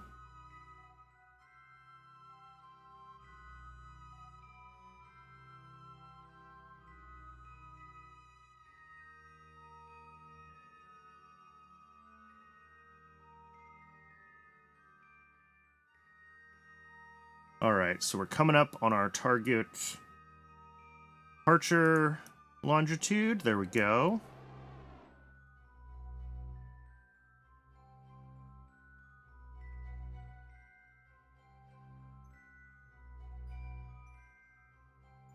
But yeah, we can see how little of this we've actually used. So if we need to shave a couple more kilograms, like if we're just barely missing at this stage, we can do that. Anything in the top stage, obviously, is a different issue, but...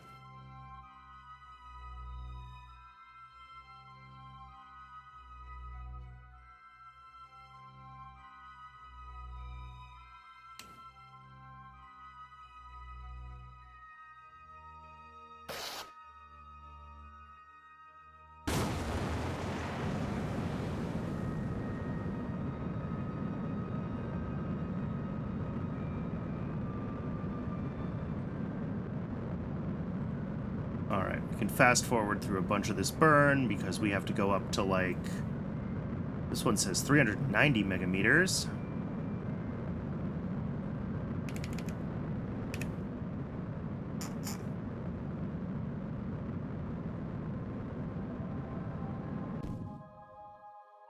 Yep, we're out.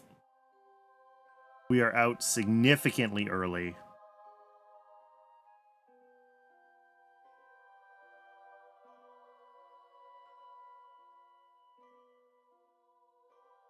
I mean, we're trying to make it up with RCS, but I don't think that's going to happen.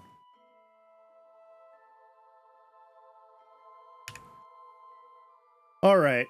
That's what I was afraid of, was that we are just... And, like, this distance here is probably only, like, that, like, 50 to 100 meters a second, which is why it is able to, like... You can see it moving from RCS, right? But... I'm not comfortable relying on RCS for this.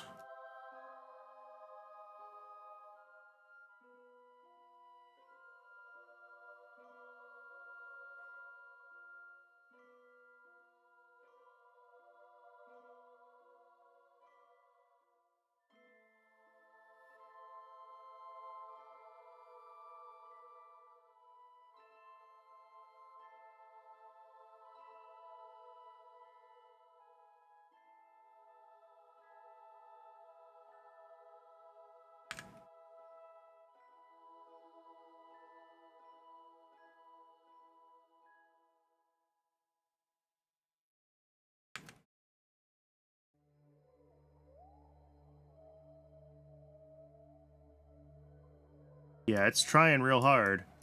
It's pushing it. We might achieve it, but, like, even if we do, I still want to not do it this way.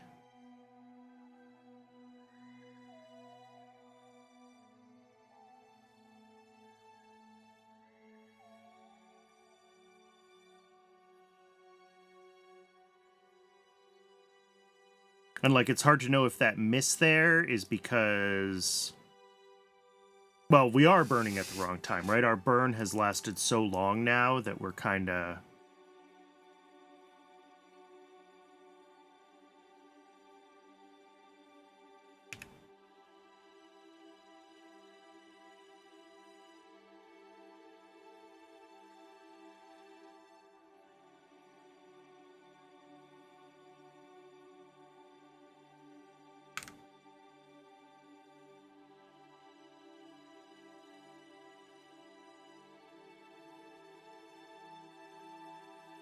Yeah, I think our burn has lasted so long that the script is confused.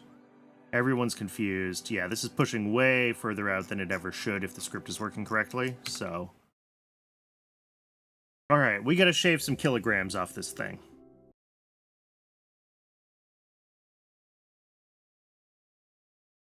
Or...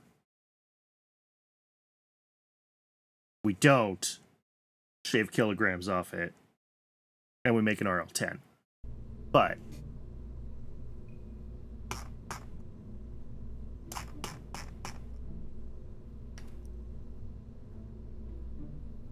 So if we get rid of this stage, just where are we at? Like, just right now, where's everything sitting?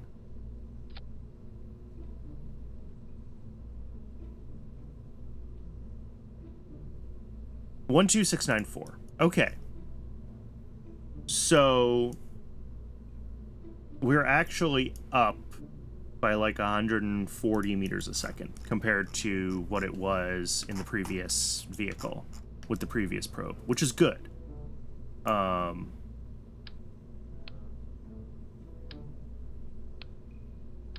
Let's not use that. Let's... I think it's going to have to be thrusters, and it's going to have to be...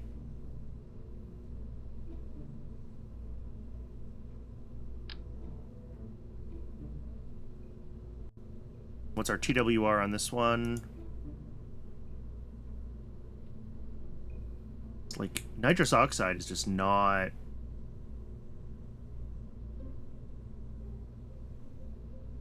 compared to these other fuels that we don't have available yet that I really wish we had available, nitrous oxide is just not great. You know, we can look at... I mean, a lot of these are big engines, though, right? Like, these are not engines that are meant for going on the back of a probe.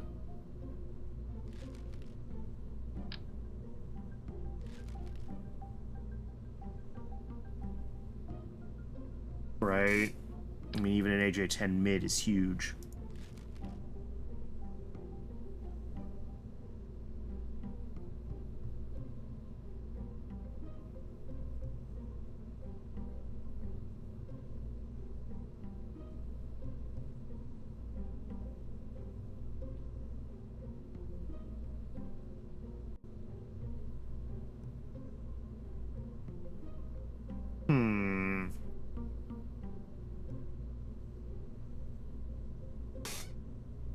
So yeah, this is the question. The question is, how do we get ourselves that extra however many meters a second of delta V we need? Both at the Aegina side and also on the moon. And I really don't want to use a solid. Like, solid is nice for proving out the concept, but in the final thing, I would like to have liquid fuel to slow ourselves down properly and get ourselves into a nice orbit. And have it be able to, like, predictably determine, like, do we need to push up our AP or our PE on the other side and things like that, so that we can insert ourselves into an actual target orbit in sort of a multi-phase kind of thing.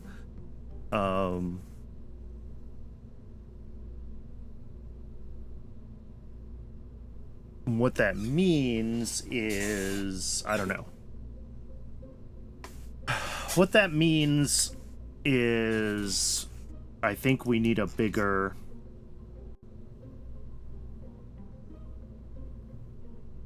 first U.S. lunar satellite. Lunar Orbiter 1 was launched on an Atlas Aegina 3. Sorry, Atlas 3 Aegina D. Which, like... we basically are?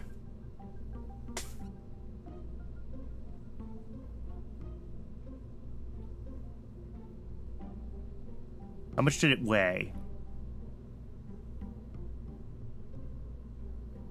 370 kilograms. Okay, so we're actually light compared to their orbiter.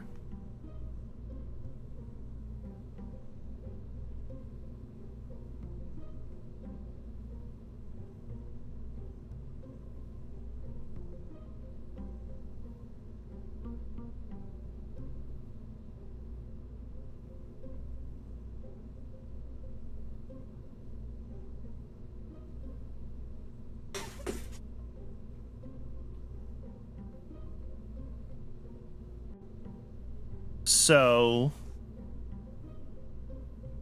I mean, probably part of the issue is just that we need to push our earlier stages a little more aggressively. And we can definitely do that. Like, I think this is set up to only burn the Atlas, like, just to its limit. Yeah, this is a rated burn time of 350. And these guys are a rated burn time of 160. NA6 is fine. Honestly, this would have flown on an NA5. So...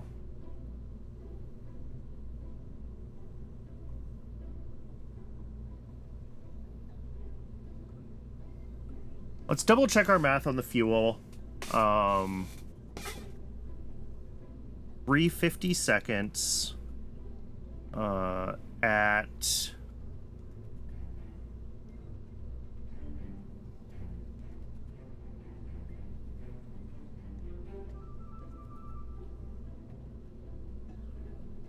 Why is there a range? What is this range?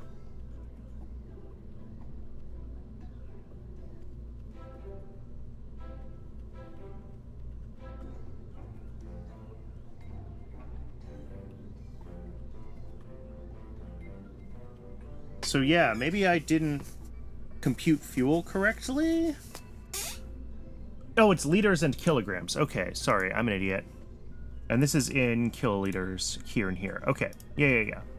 So, we have 114 liters a second times 160 seconds times 2, 36.48 kiloliters, plus 350 seconds times 46.4 liters a second. So the whole thing is 52.72 kiloliters, and that's with 0 overburn, basically. This is 37.7.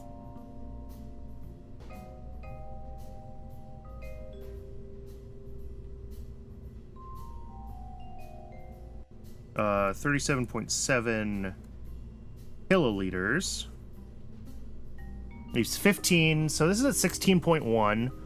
So, like, it's a little bit of an overburn.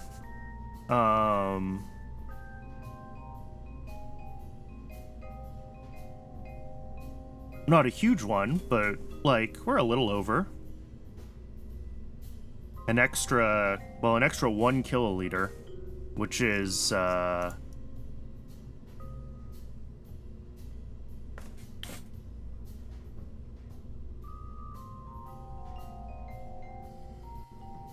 well, this is to be believed several seconds for this, but what is the script actually doing for the Atlas? When do I drop the boosters?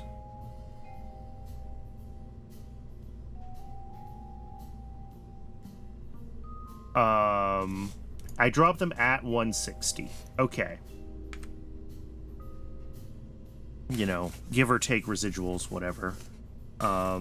Which means that we're overburning the central engine by quite a bit.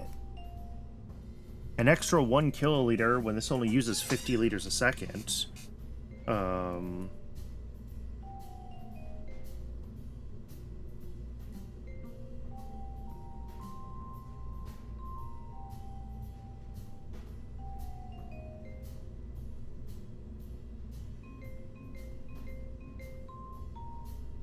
Sorry, I'm trying to figure this out on my calculator. Oh.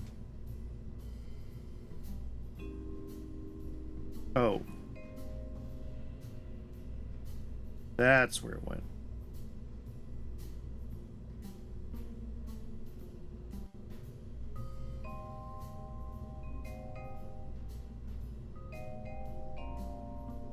So yeah, we have this extra, like... That claims like almost 20 seconds of overburn. Sorry, I could have done that in my head without a calculator now that I think about it. It's 1,000 divided by 50. So supposedly... Oh, I forgot to take into account the fuel for the LR101s. Oops. Alright, let's redo our math. And let's take the LR101s into account. 114 times the 160 times 2. LR105 is 46.4 times 350. And the LR101s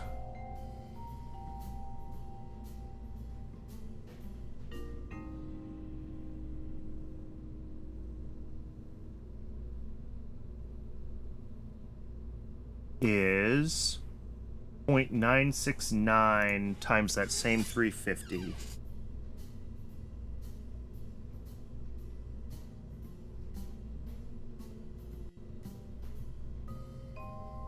Okay. So our actual overburn time is... The whole thing uses 53.398. We have 37.7 kiloliters plus 16.1 kiloliters.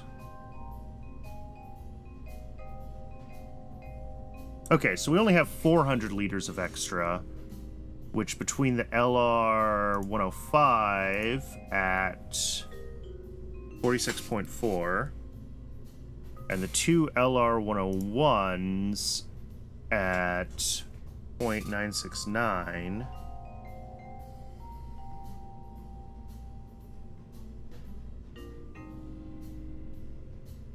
Eight seconds. Okay.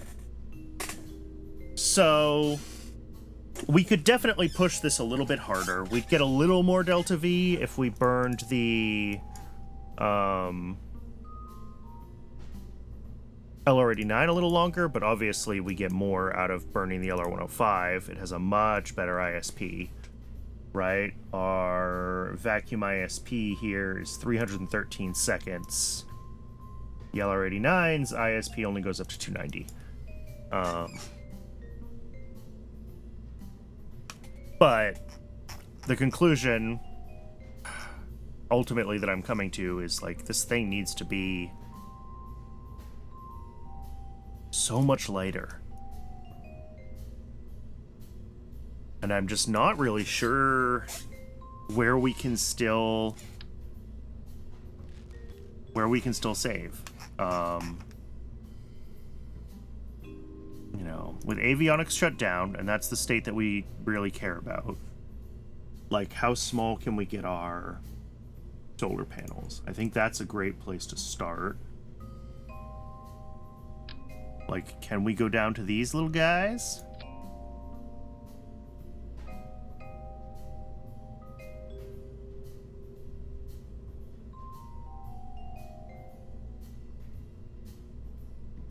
Oh, look, these are literally the solar panels from the probe. The actual...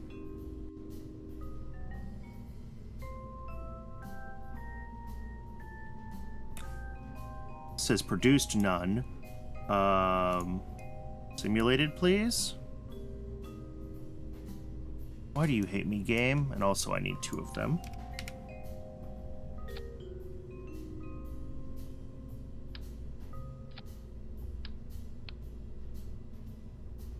I produced none.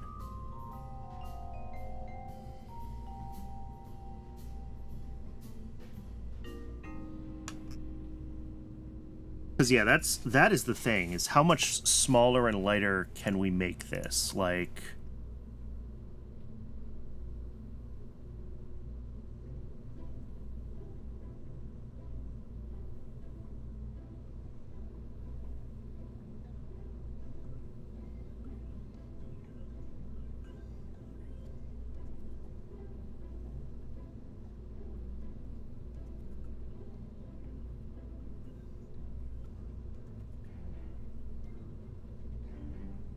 I'm not sure. And if I can't get the simulated output from these solar panels, then I can't really...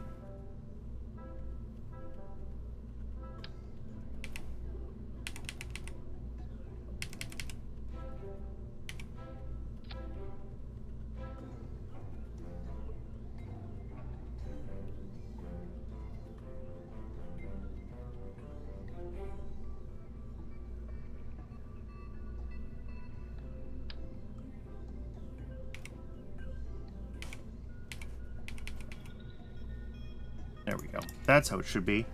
Yeah, tech level 3.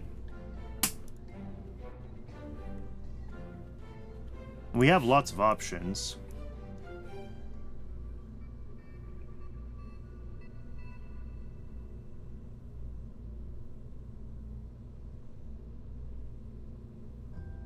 All right, so each of these can put out... Here we go. This is telling me what they can do.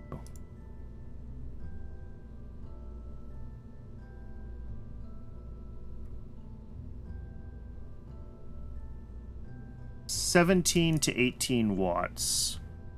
Our whole vessel consumes 24.6. Okay. And we've got ourselves back down to 0.16 tons, which means...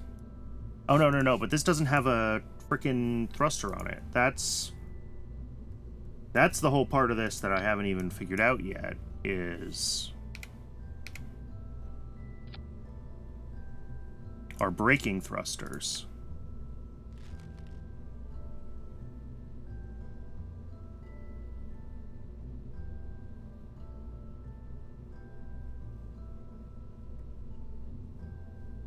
Because, like, yeah, we can just use one of these guys.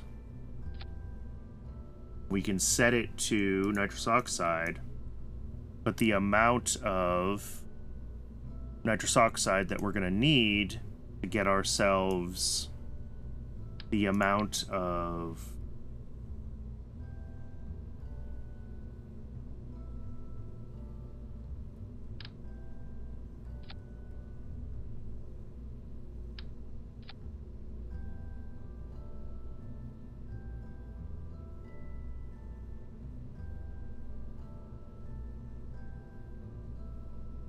this is only 500, right?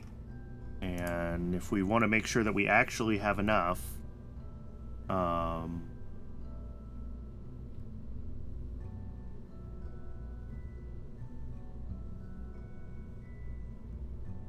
know, we're looking more like this. I guess we can get rid of these. They're not doing much anymore.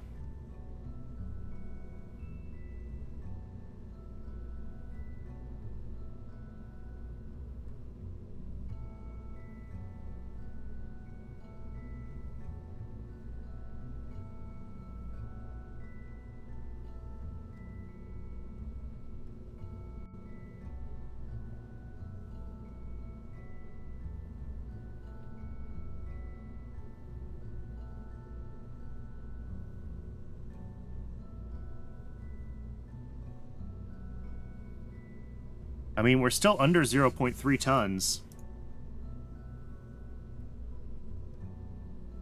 The avionics is configured for that. So we've got 750, so we need like 1,300 total when I click this on. 12,967?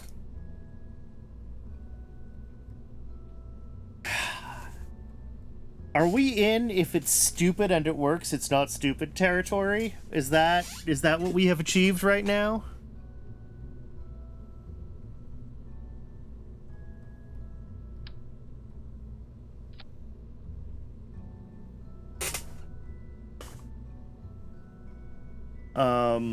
And the answer is maybe. Seems like a ton of fuel that we're sending along with this thing, though.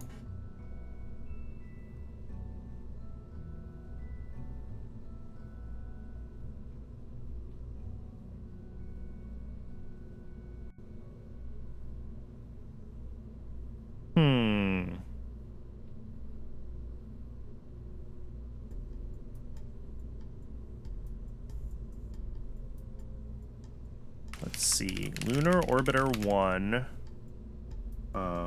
Braking engine.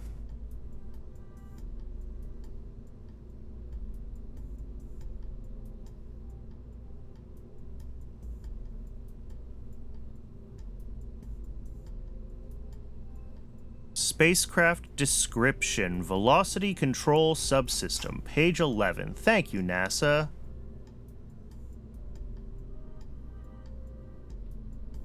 I mean, yeah. Okay, so this has oxidizer and fuel. So this was using some kind of mixed...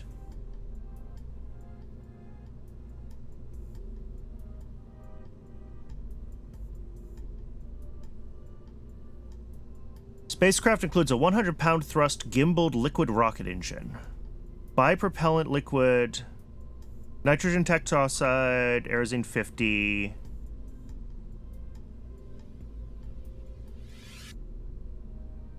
Blah, blah, blah, blah, blah, blah. Okay. So yeah, it's a pressurized...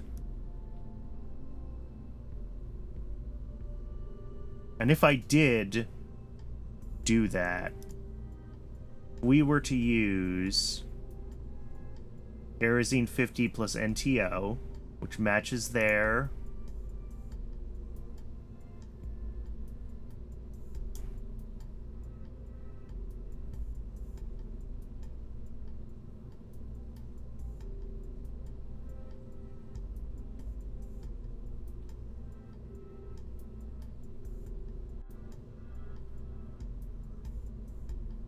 I mean, yeah, and we still have 1,000 meters a second here. Okay. So here's our problem. Our problem is that I'm limited by the technology of my time. Because if we slap the UDMH on here, we're looking at 13,430. So we're looking at plenty of velocity in the lower... Well, we have like 1,000, so 12,4... I was going to say plenty of velocity in the other stages, but actually... we might even want to bring this down a little further. But yeah, like, we're at 12,600 in the lower stages with this thing like this. So... there's our problem. Tech for early docking procedures. And what I'm scared of is that when I look at early docking procedures, and we don't want to necessarily go this small,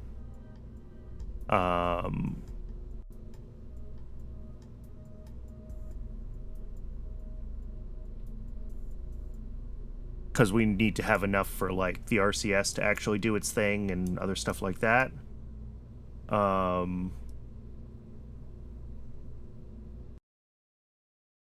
Getting that early docking procedures tech is going to be very challenging for us, which is to say I don't think we can do it right now.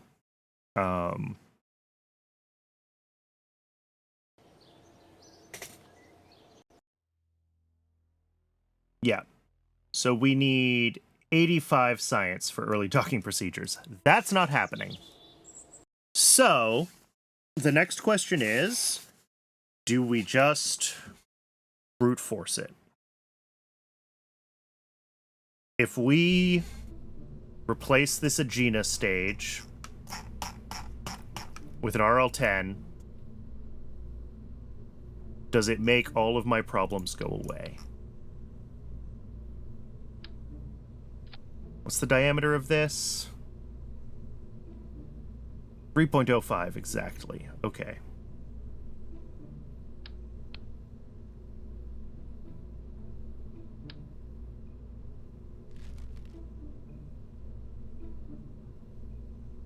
Heck, we'll even use a balloon tank.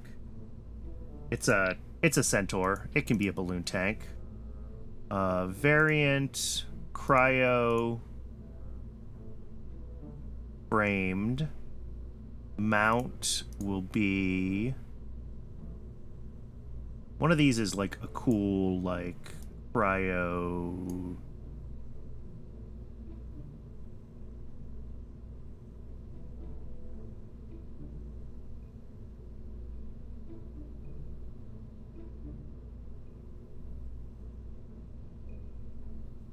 Yeah, there's various ones that are Centaur. Is the dome what I was thinking of? No. Dome framed? There we go. Dome framed small. And then our diameter is 3.05.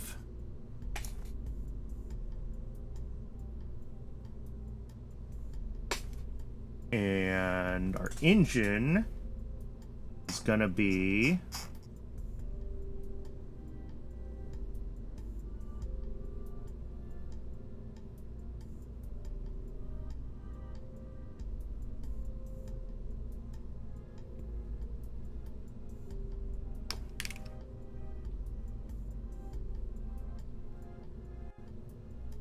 RL-10.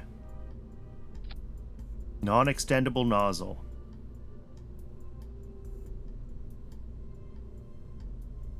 Gonna be expensive. It has 20 ignitions. What's its rated burn time? 430 seconds. All right.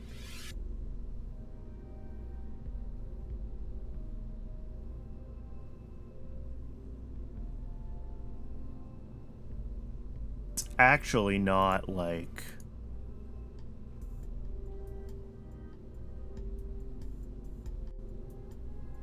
There we go. 2.2 meters.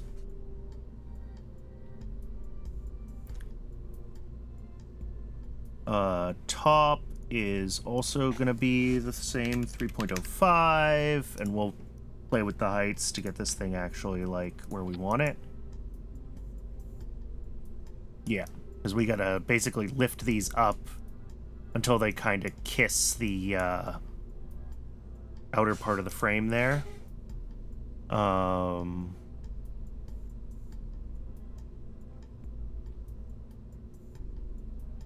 But in this configuration, oh, well, the top is still, let's keep adjusting these things.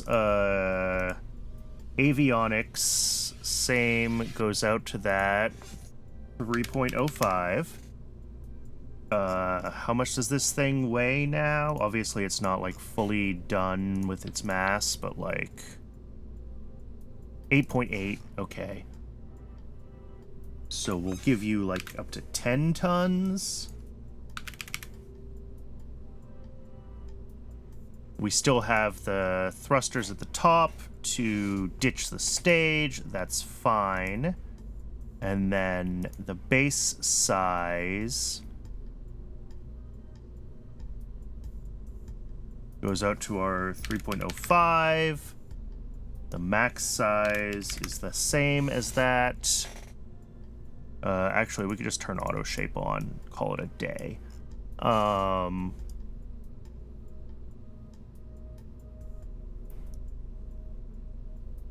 then if we take you and we go back to, well, yeah. We're going to go to a tech that we still have unlocked, which is nitrous oxide. It's the best we have. We're going to remove all these tanks. We're going to go back to nitrous oxide. We're going to go to the XL, which gives us that 750 on top of this RL10. And the whole frickin' stack, yeah, is fine. The whole stack is fine. We can put more fuel up top if we so desire. Like, this is nothing.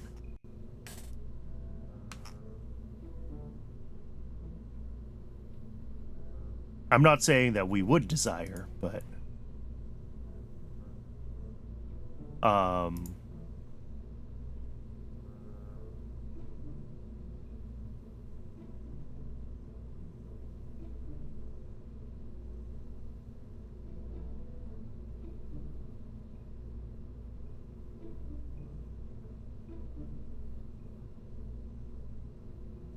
yeah, there we go. If I do the variant that has the tank in the middle,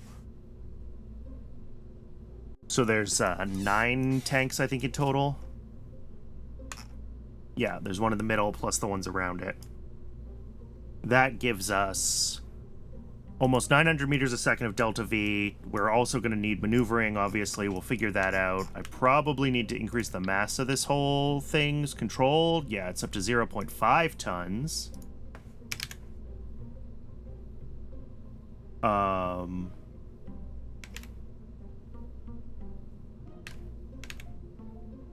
Which, from the previous 0.2, 40 watts.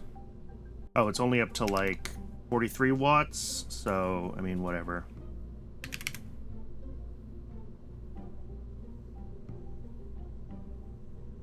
Cool. The problem is, this Centaur stage is a whole new thing, and we don't have scripts that know what to do with it yet.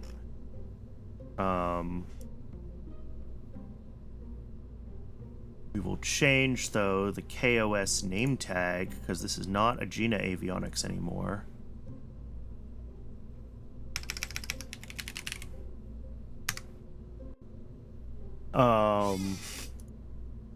Alright. So this does do what we need it to do. And in fact,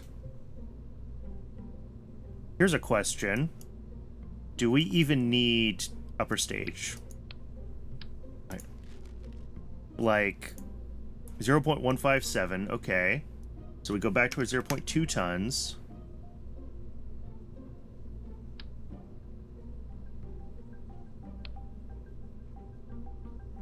I can't put extra height on these ones, only on the interstage ones. All right, we'll play with that later.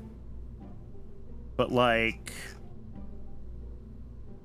if it's 125, give or take, 12,500, 12,600, this has another 1,000 meters a second of delta V. The frickin' RL-10 can be our braking stage, which is delightful, except that we need to give it the batteries to last for like a week in suspended animation. So if we do that, if we switch this to, we shut down the avionics here, and well, those avionics were already set to shut down. How long can we make this last? If we want to last a week, we put a couple more zeros on there. Then we change some things so it actually refreshes. 37 days. Okay, that was more zeros than we needed. We'll take a 0 off and we'll change that to a 2. That should probably do what we need. 7 days, 15 hours. A little more would be nice. Change it to a 3. Okay. So, like, the answer is, yeah, we kind of can just use an RL-10 for this whole frickin' mission. Because, like, this still has 7,000 meters a second. Put it on top of this. Yeah, we're still at 13,448. So we've still got the better part of 1,000 meters a second spare in the RL-10 stage. We have lots of ignitions. This would work. Boil off might be a concern over the course of 7 days, because I don't think I have MLI layers yet.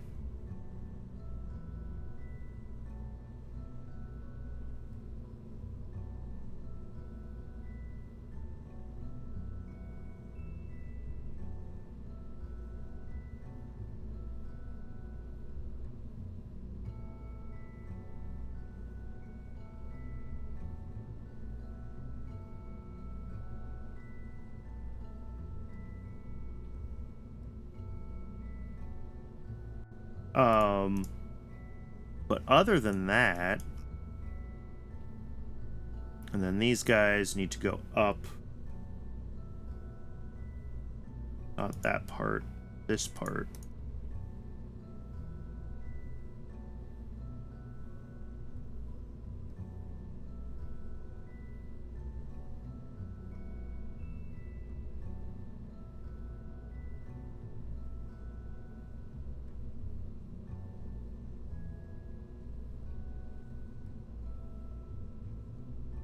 Yeah, you can see it. I mean, it starts to clip even up to here. So maybe what we do is we make this not quite 305. We make this like 2 point, whatever it needs to be to fit inside what would ultimately be actually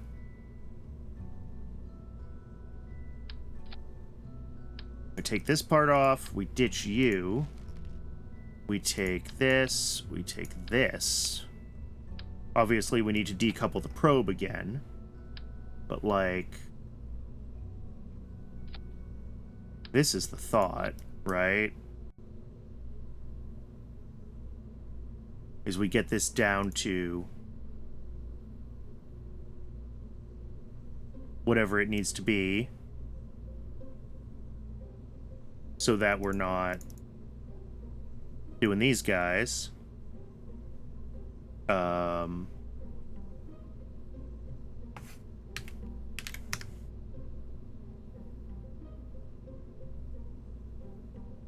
Right.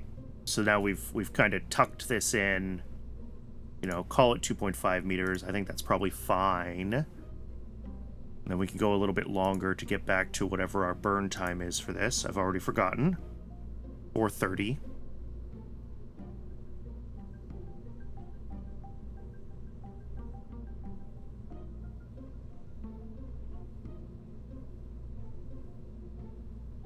Sure, we'll do this. This is overburning it, but whatever. We do need to account for some boil off anyway, so like that's fine if we make it a little big.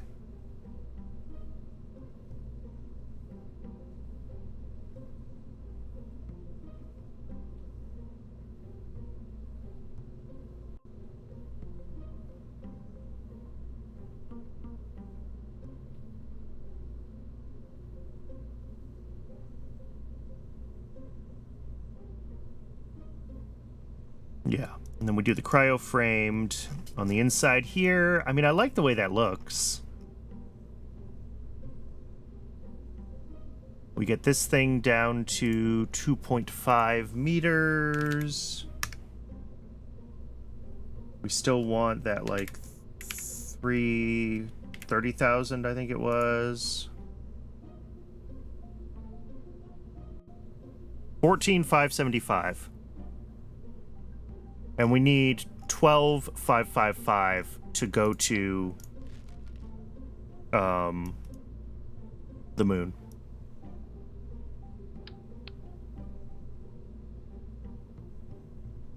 The only issue is dealing with the power in this stage, right? And I think we solve that with just like big old freaking batteries that'll last 2 weeks. Because why not? We have the Delta V for it, so we don't even bother with trying to power that. This thing has plenty of power.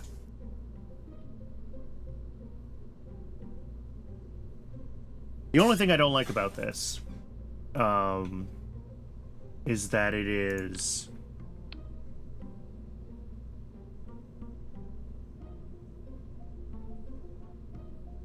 way overkill.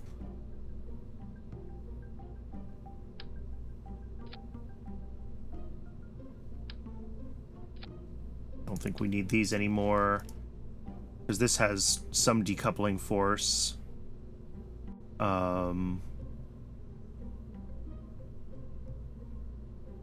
Yeah, the only real problem is that it's major frickin' overkill.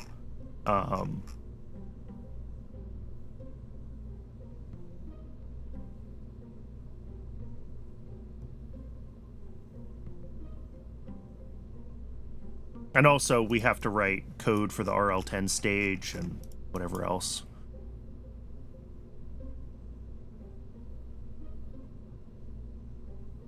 But I think if we wanted to get this thing into orbit, this does so with Plum.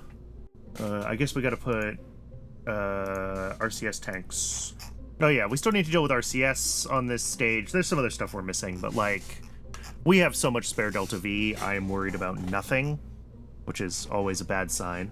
But, you know, if we grab ISO grid tanks, put them, you know, here. These are not going to be this big. We have the 0.4s tooled, so like,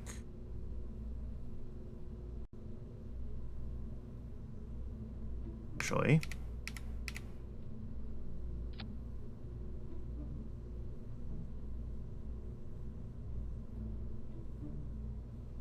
one, two, three, four, five. How many segments are on this? It's 8, right? Yeah. We have 8 of these.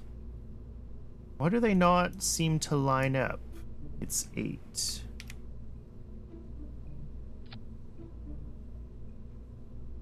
I guess they do. Yep. Okay. And then, yeah, we can do move with fine adjust if we go into editor extensions.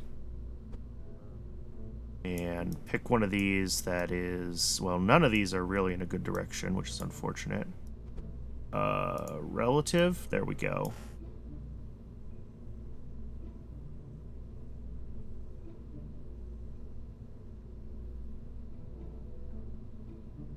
That looks good. I like that. Whoops. Clicking on stuff. What did I click on? Oh, these. And then it also needs to have like RCS thrusters, which we can add. Not worried about that. We have fairly large RCS. 138 by 223 class modular. Do one here. Kind of one on each metal ring, right? And these will be one of the three ways.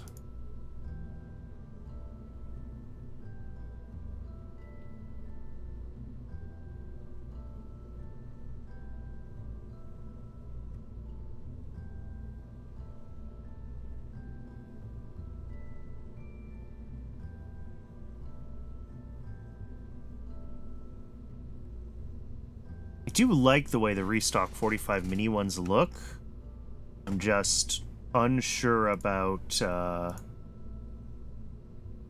whether they have the oomph for a stage this big.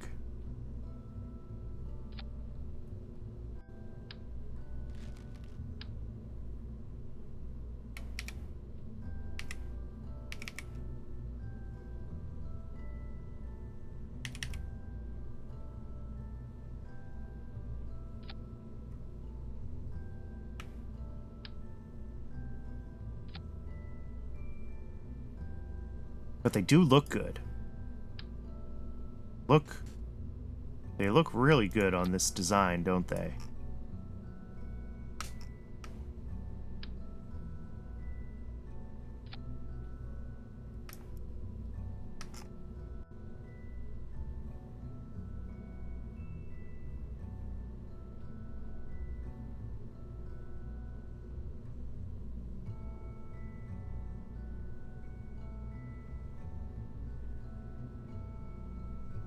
Alright.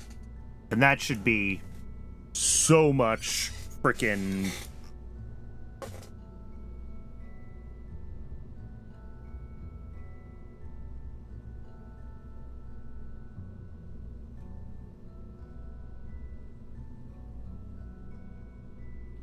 I guess there's also... Wait, can I change it in this from this one?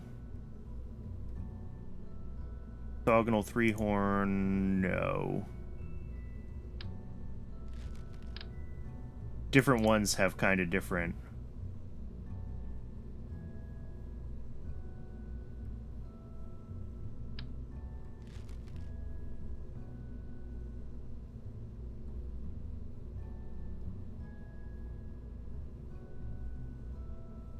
But, like, these are clearly... Oh, but these are also, I just realized, these are angled. So these need to be... here. So that they actually pish the right way. Which is fine. Yep. Just like that. Maybe we line up the bottom instead of the top.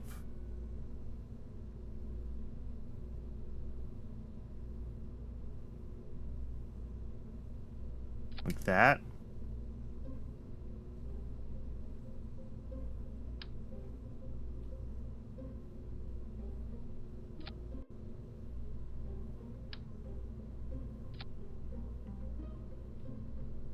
Yeah. I think they can go up a little higher.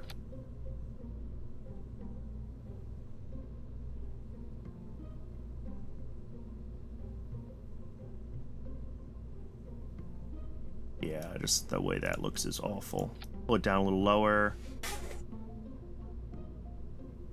That looks okay.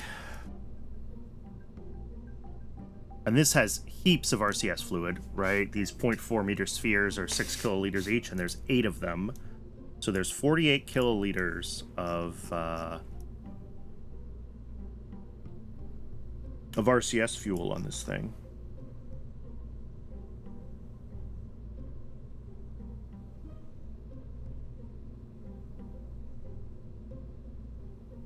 This has heaps and heaps of battery, so it will last forever when it is shut down. Even when it's activated, we probably have hours of time. Yeah. The right way to solve this is by putting solar panels on it, but I don't want to. And then, oh, the last thing I need to do is I need to put RCS tanks back on the top stage.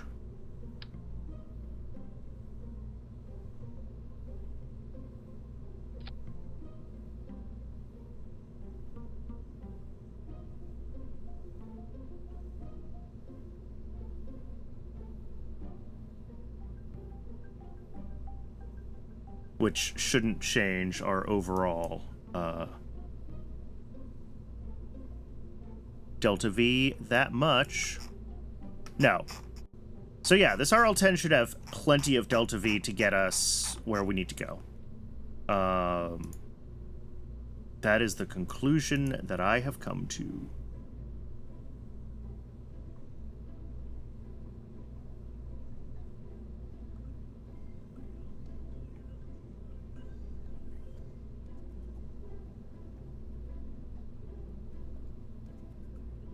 It feels kind of silly launching such a small probe on such a large platform, but like, this upper stage looks good as far as my first cryo stage goes. We might even need to make it a little bit bigger because boil off is going to be an issue.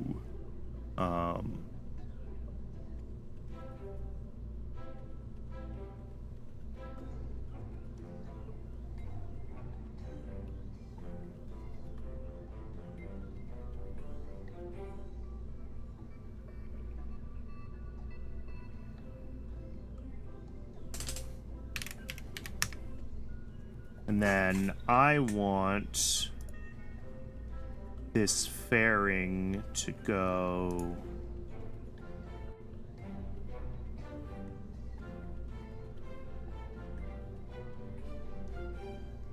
But, like, we're going up, we're leaving a lot of extra space, because we're leaving space for future expansion.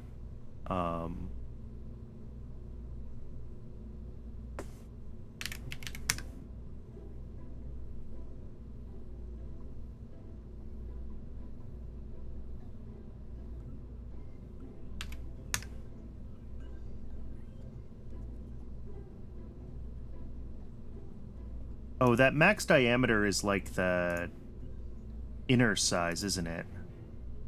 We got to bring it in just a little, bring it down just a little bit. Looks like by 0.25. Perfect, and that is straight. That's 2.8, and the diameter of this is 2.5. Plus its horns. Are we not clipping? I hope we're not clipping. We'll double check that nothing goes wrong with that in the future, but I think, I mean, other than the fact that I need to paint it and decide, like, which shape preset I want to use. I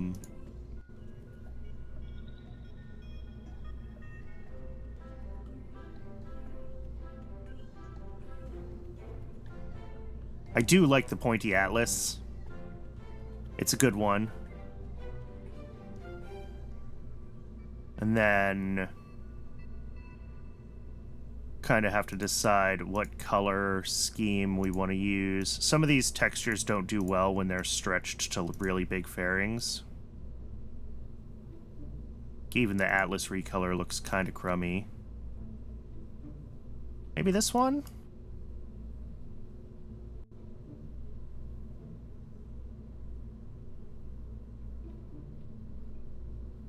In beige white paint with our blue detail color at the top.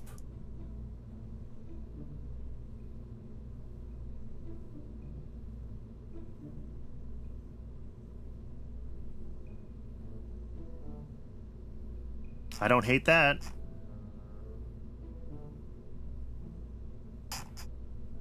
And then the Atlas itself stays its beautiful stainless. And then the Centaur that we got going on here, we kind of need to figure out our colors on.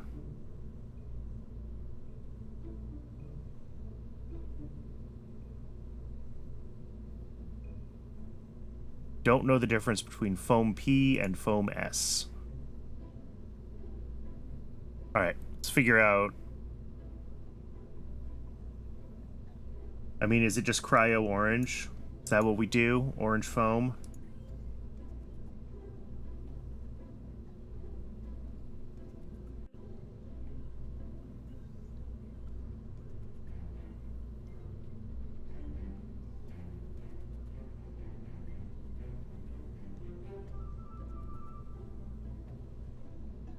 And let's get the recoloring GUI here, just so we can store that color.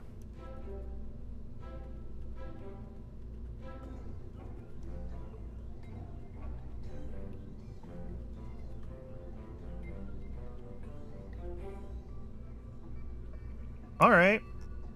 I mean, that's pretty much as good as it gets, right? Unless I want to add a nose detail to this tank and change, like, the avionics to be a different shape, which maybe is what we want to do.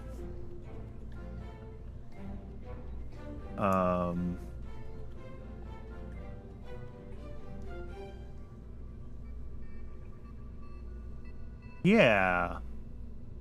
Oh, but then, like, we kind of mess up all of our RCS positioning, don't we? That works better.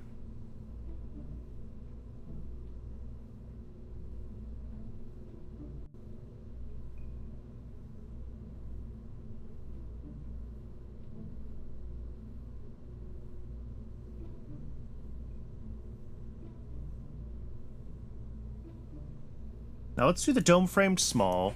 We're just going to move the RCS down.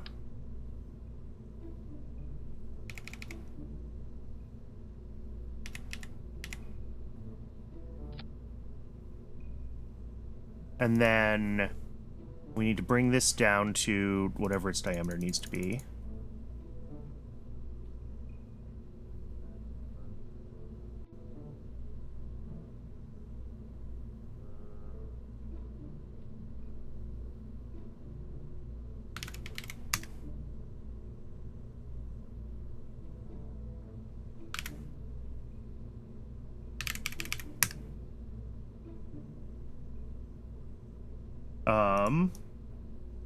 Let's make it just that little bit bigger. I mean, I guess we can go up to 0.5 and have plenty of space for whatever we need to do with avionics in the future.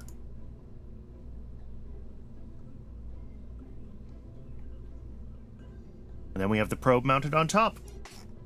I don't hate this. Other than that, I need to adjust the length of this now that we have the nose, because it's way overburning now.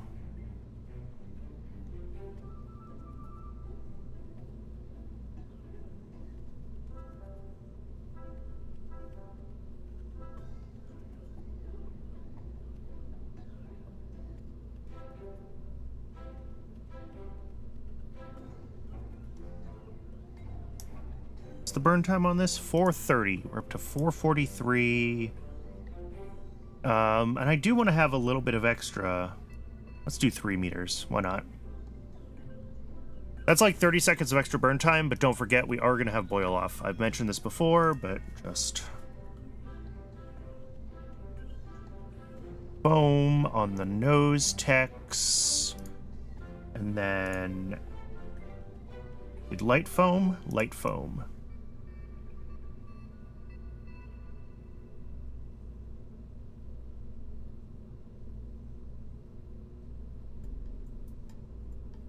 All right. Other than the fact that we're still using a horrendous RCS configuration, and this is our workaround for not having hydrazine thrusters yet, is to build a whole freaking Centaur.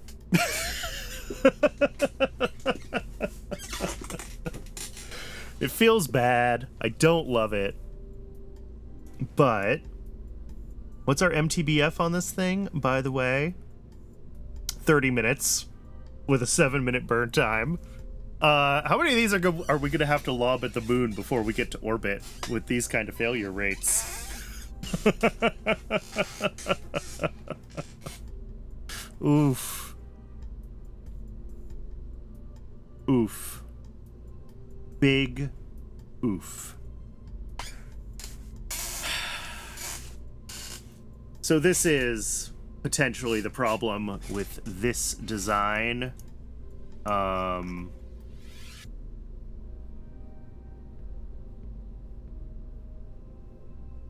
So, like, option the third. If we don't want to try to fly this RL-10 monstrosity, and believe me, I do not want to try to fly this RL-10 monstrosity,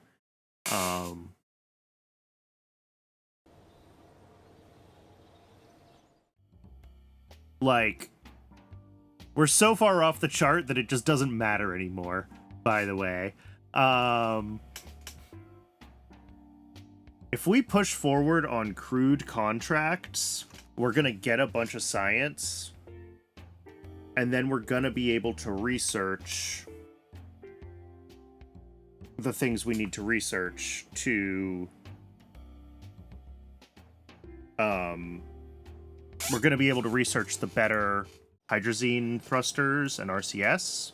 We need 85 science for that, because we need this material science node, and then we need docking procedures.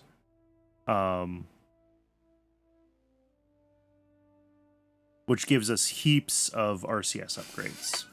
And that will get us the thrusters that match what were actually used on Lunar Orbiter 1.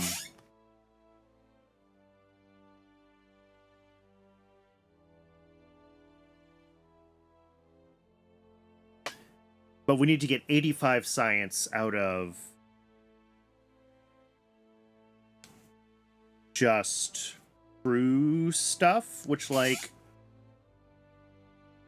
we have a bunch of crew things we can do. I don't know if all the experiments are listed here. They're not. They're not listed here at all.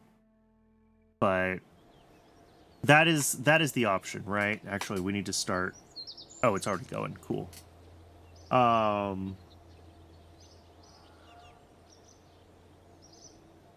What do I have to get that up to, by the way? Level 3. And level 3, I'm sure, is what gives me orbital training anyway, so...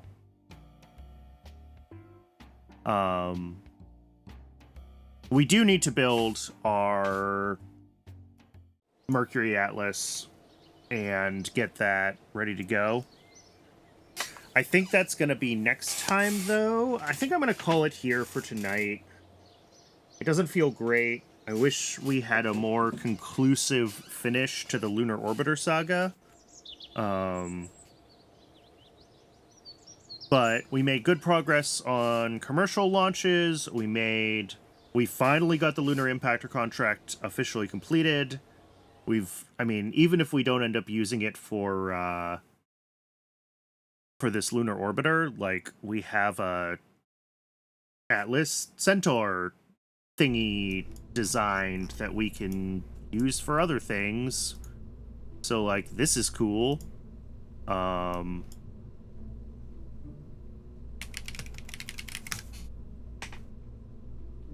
this is how it actually worked, right? It was like the fairing was over the whole Centaur. Yeah.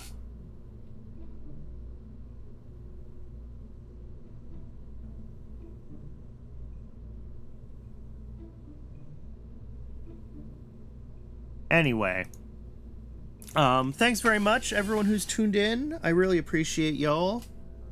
And if you're watching this on YouTube and want to watch live, there's a link to my Twitch down in the description. Next time, I mean, we've got our two kind of competing uses for the Atlas launchpad, right? There's either human orbit or moon, and maybe we just say...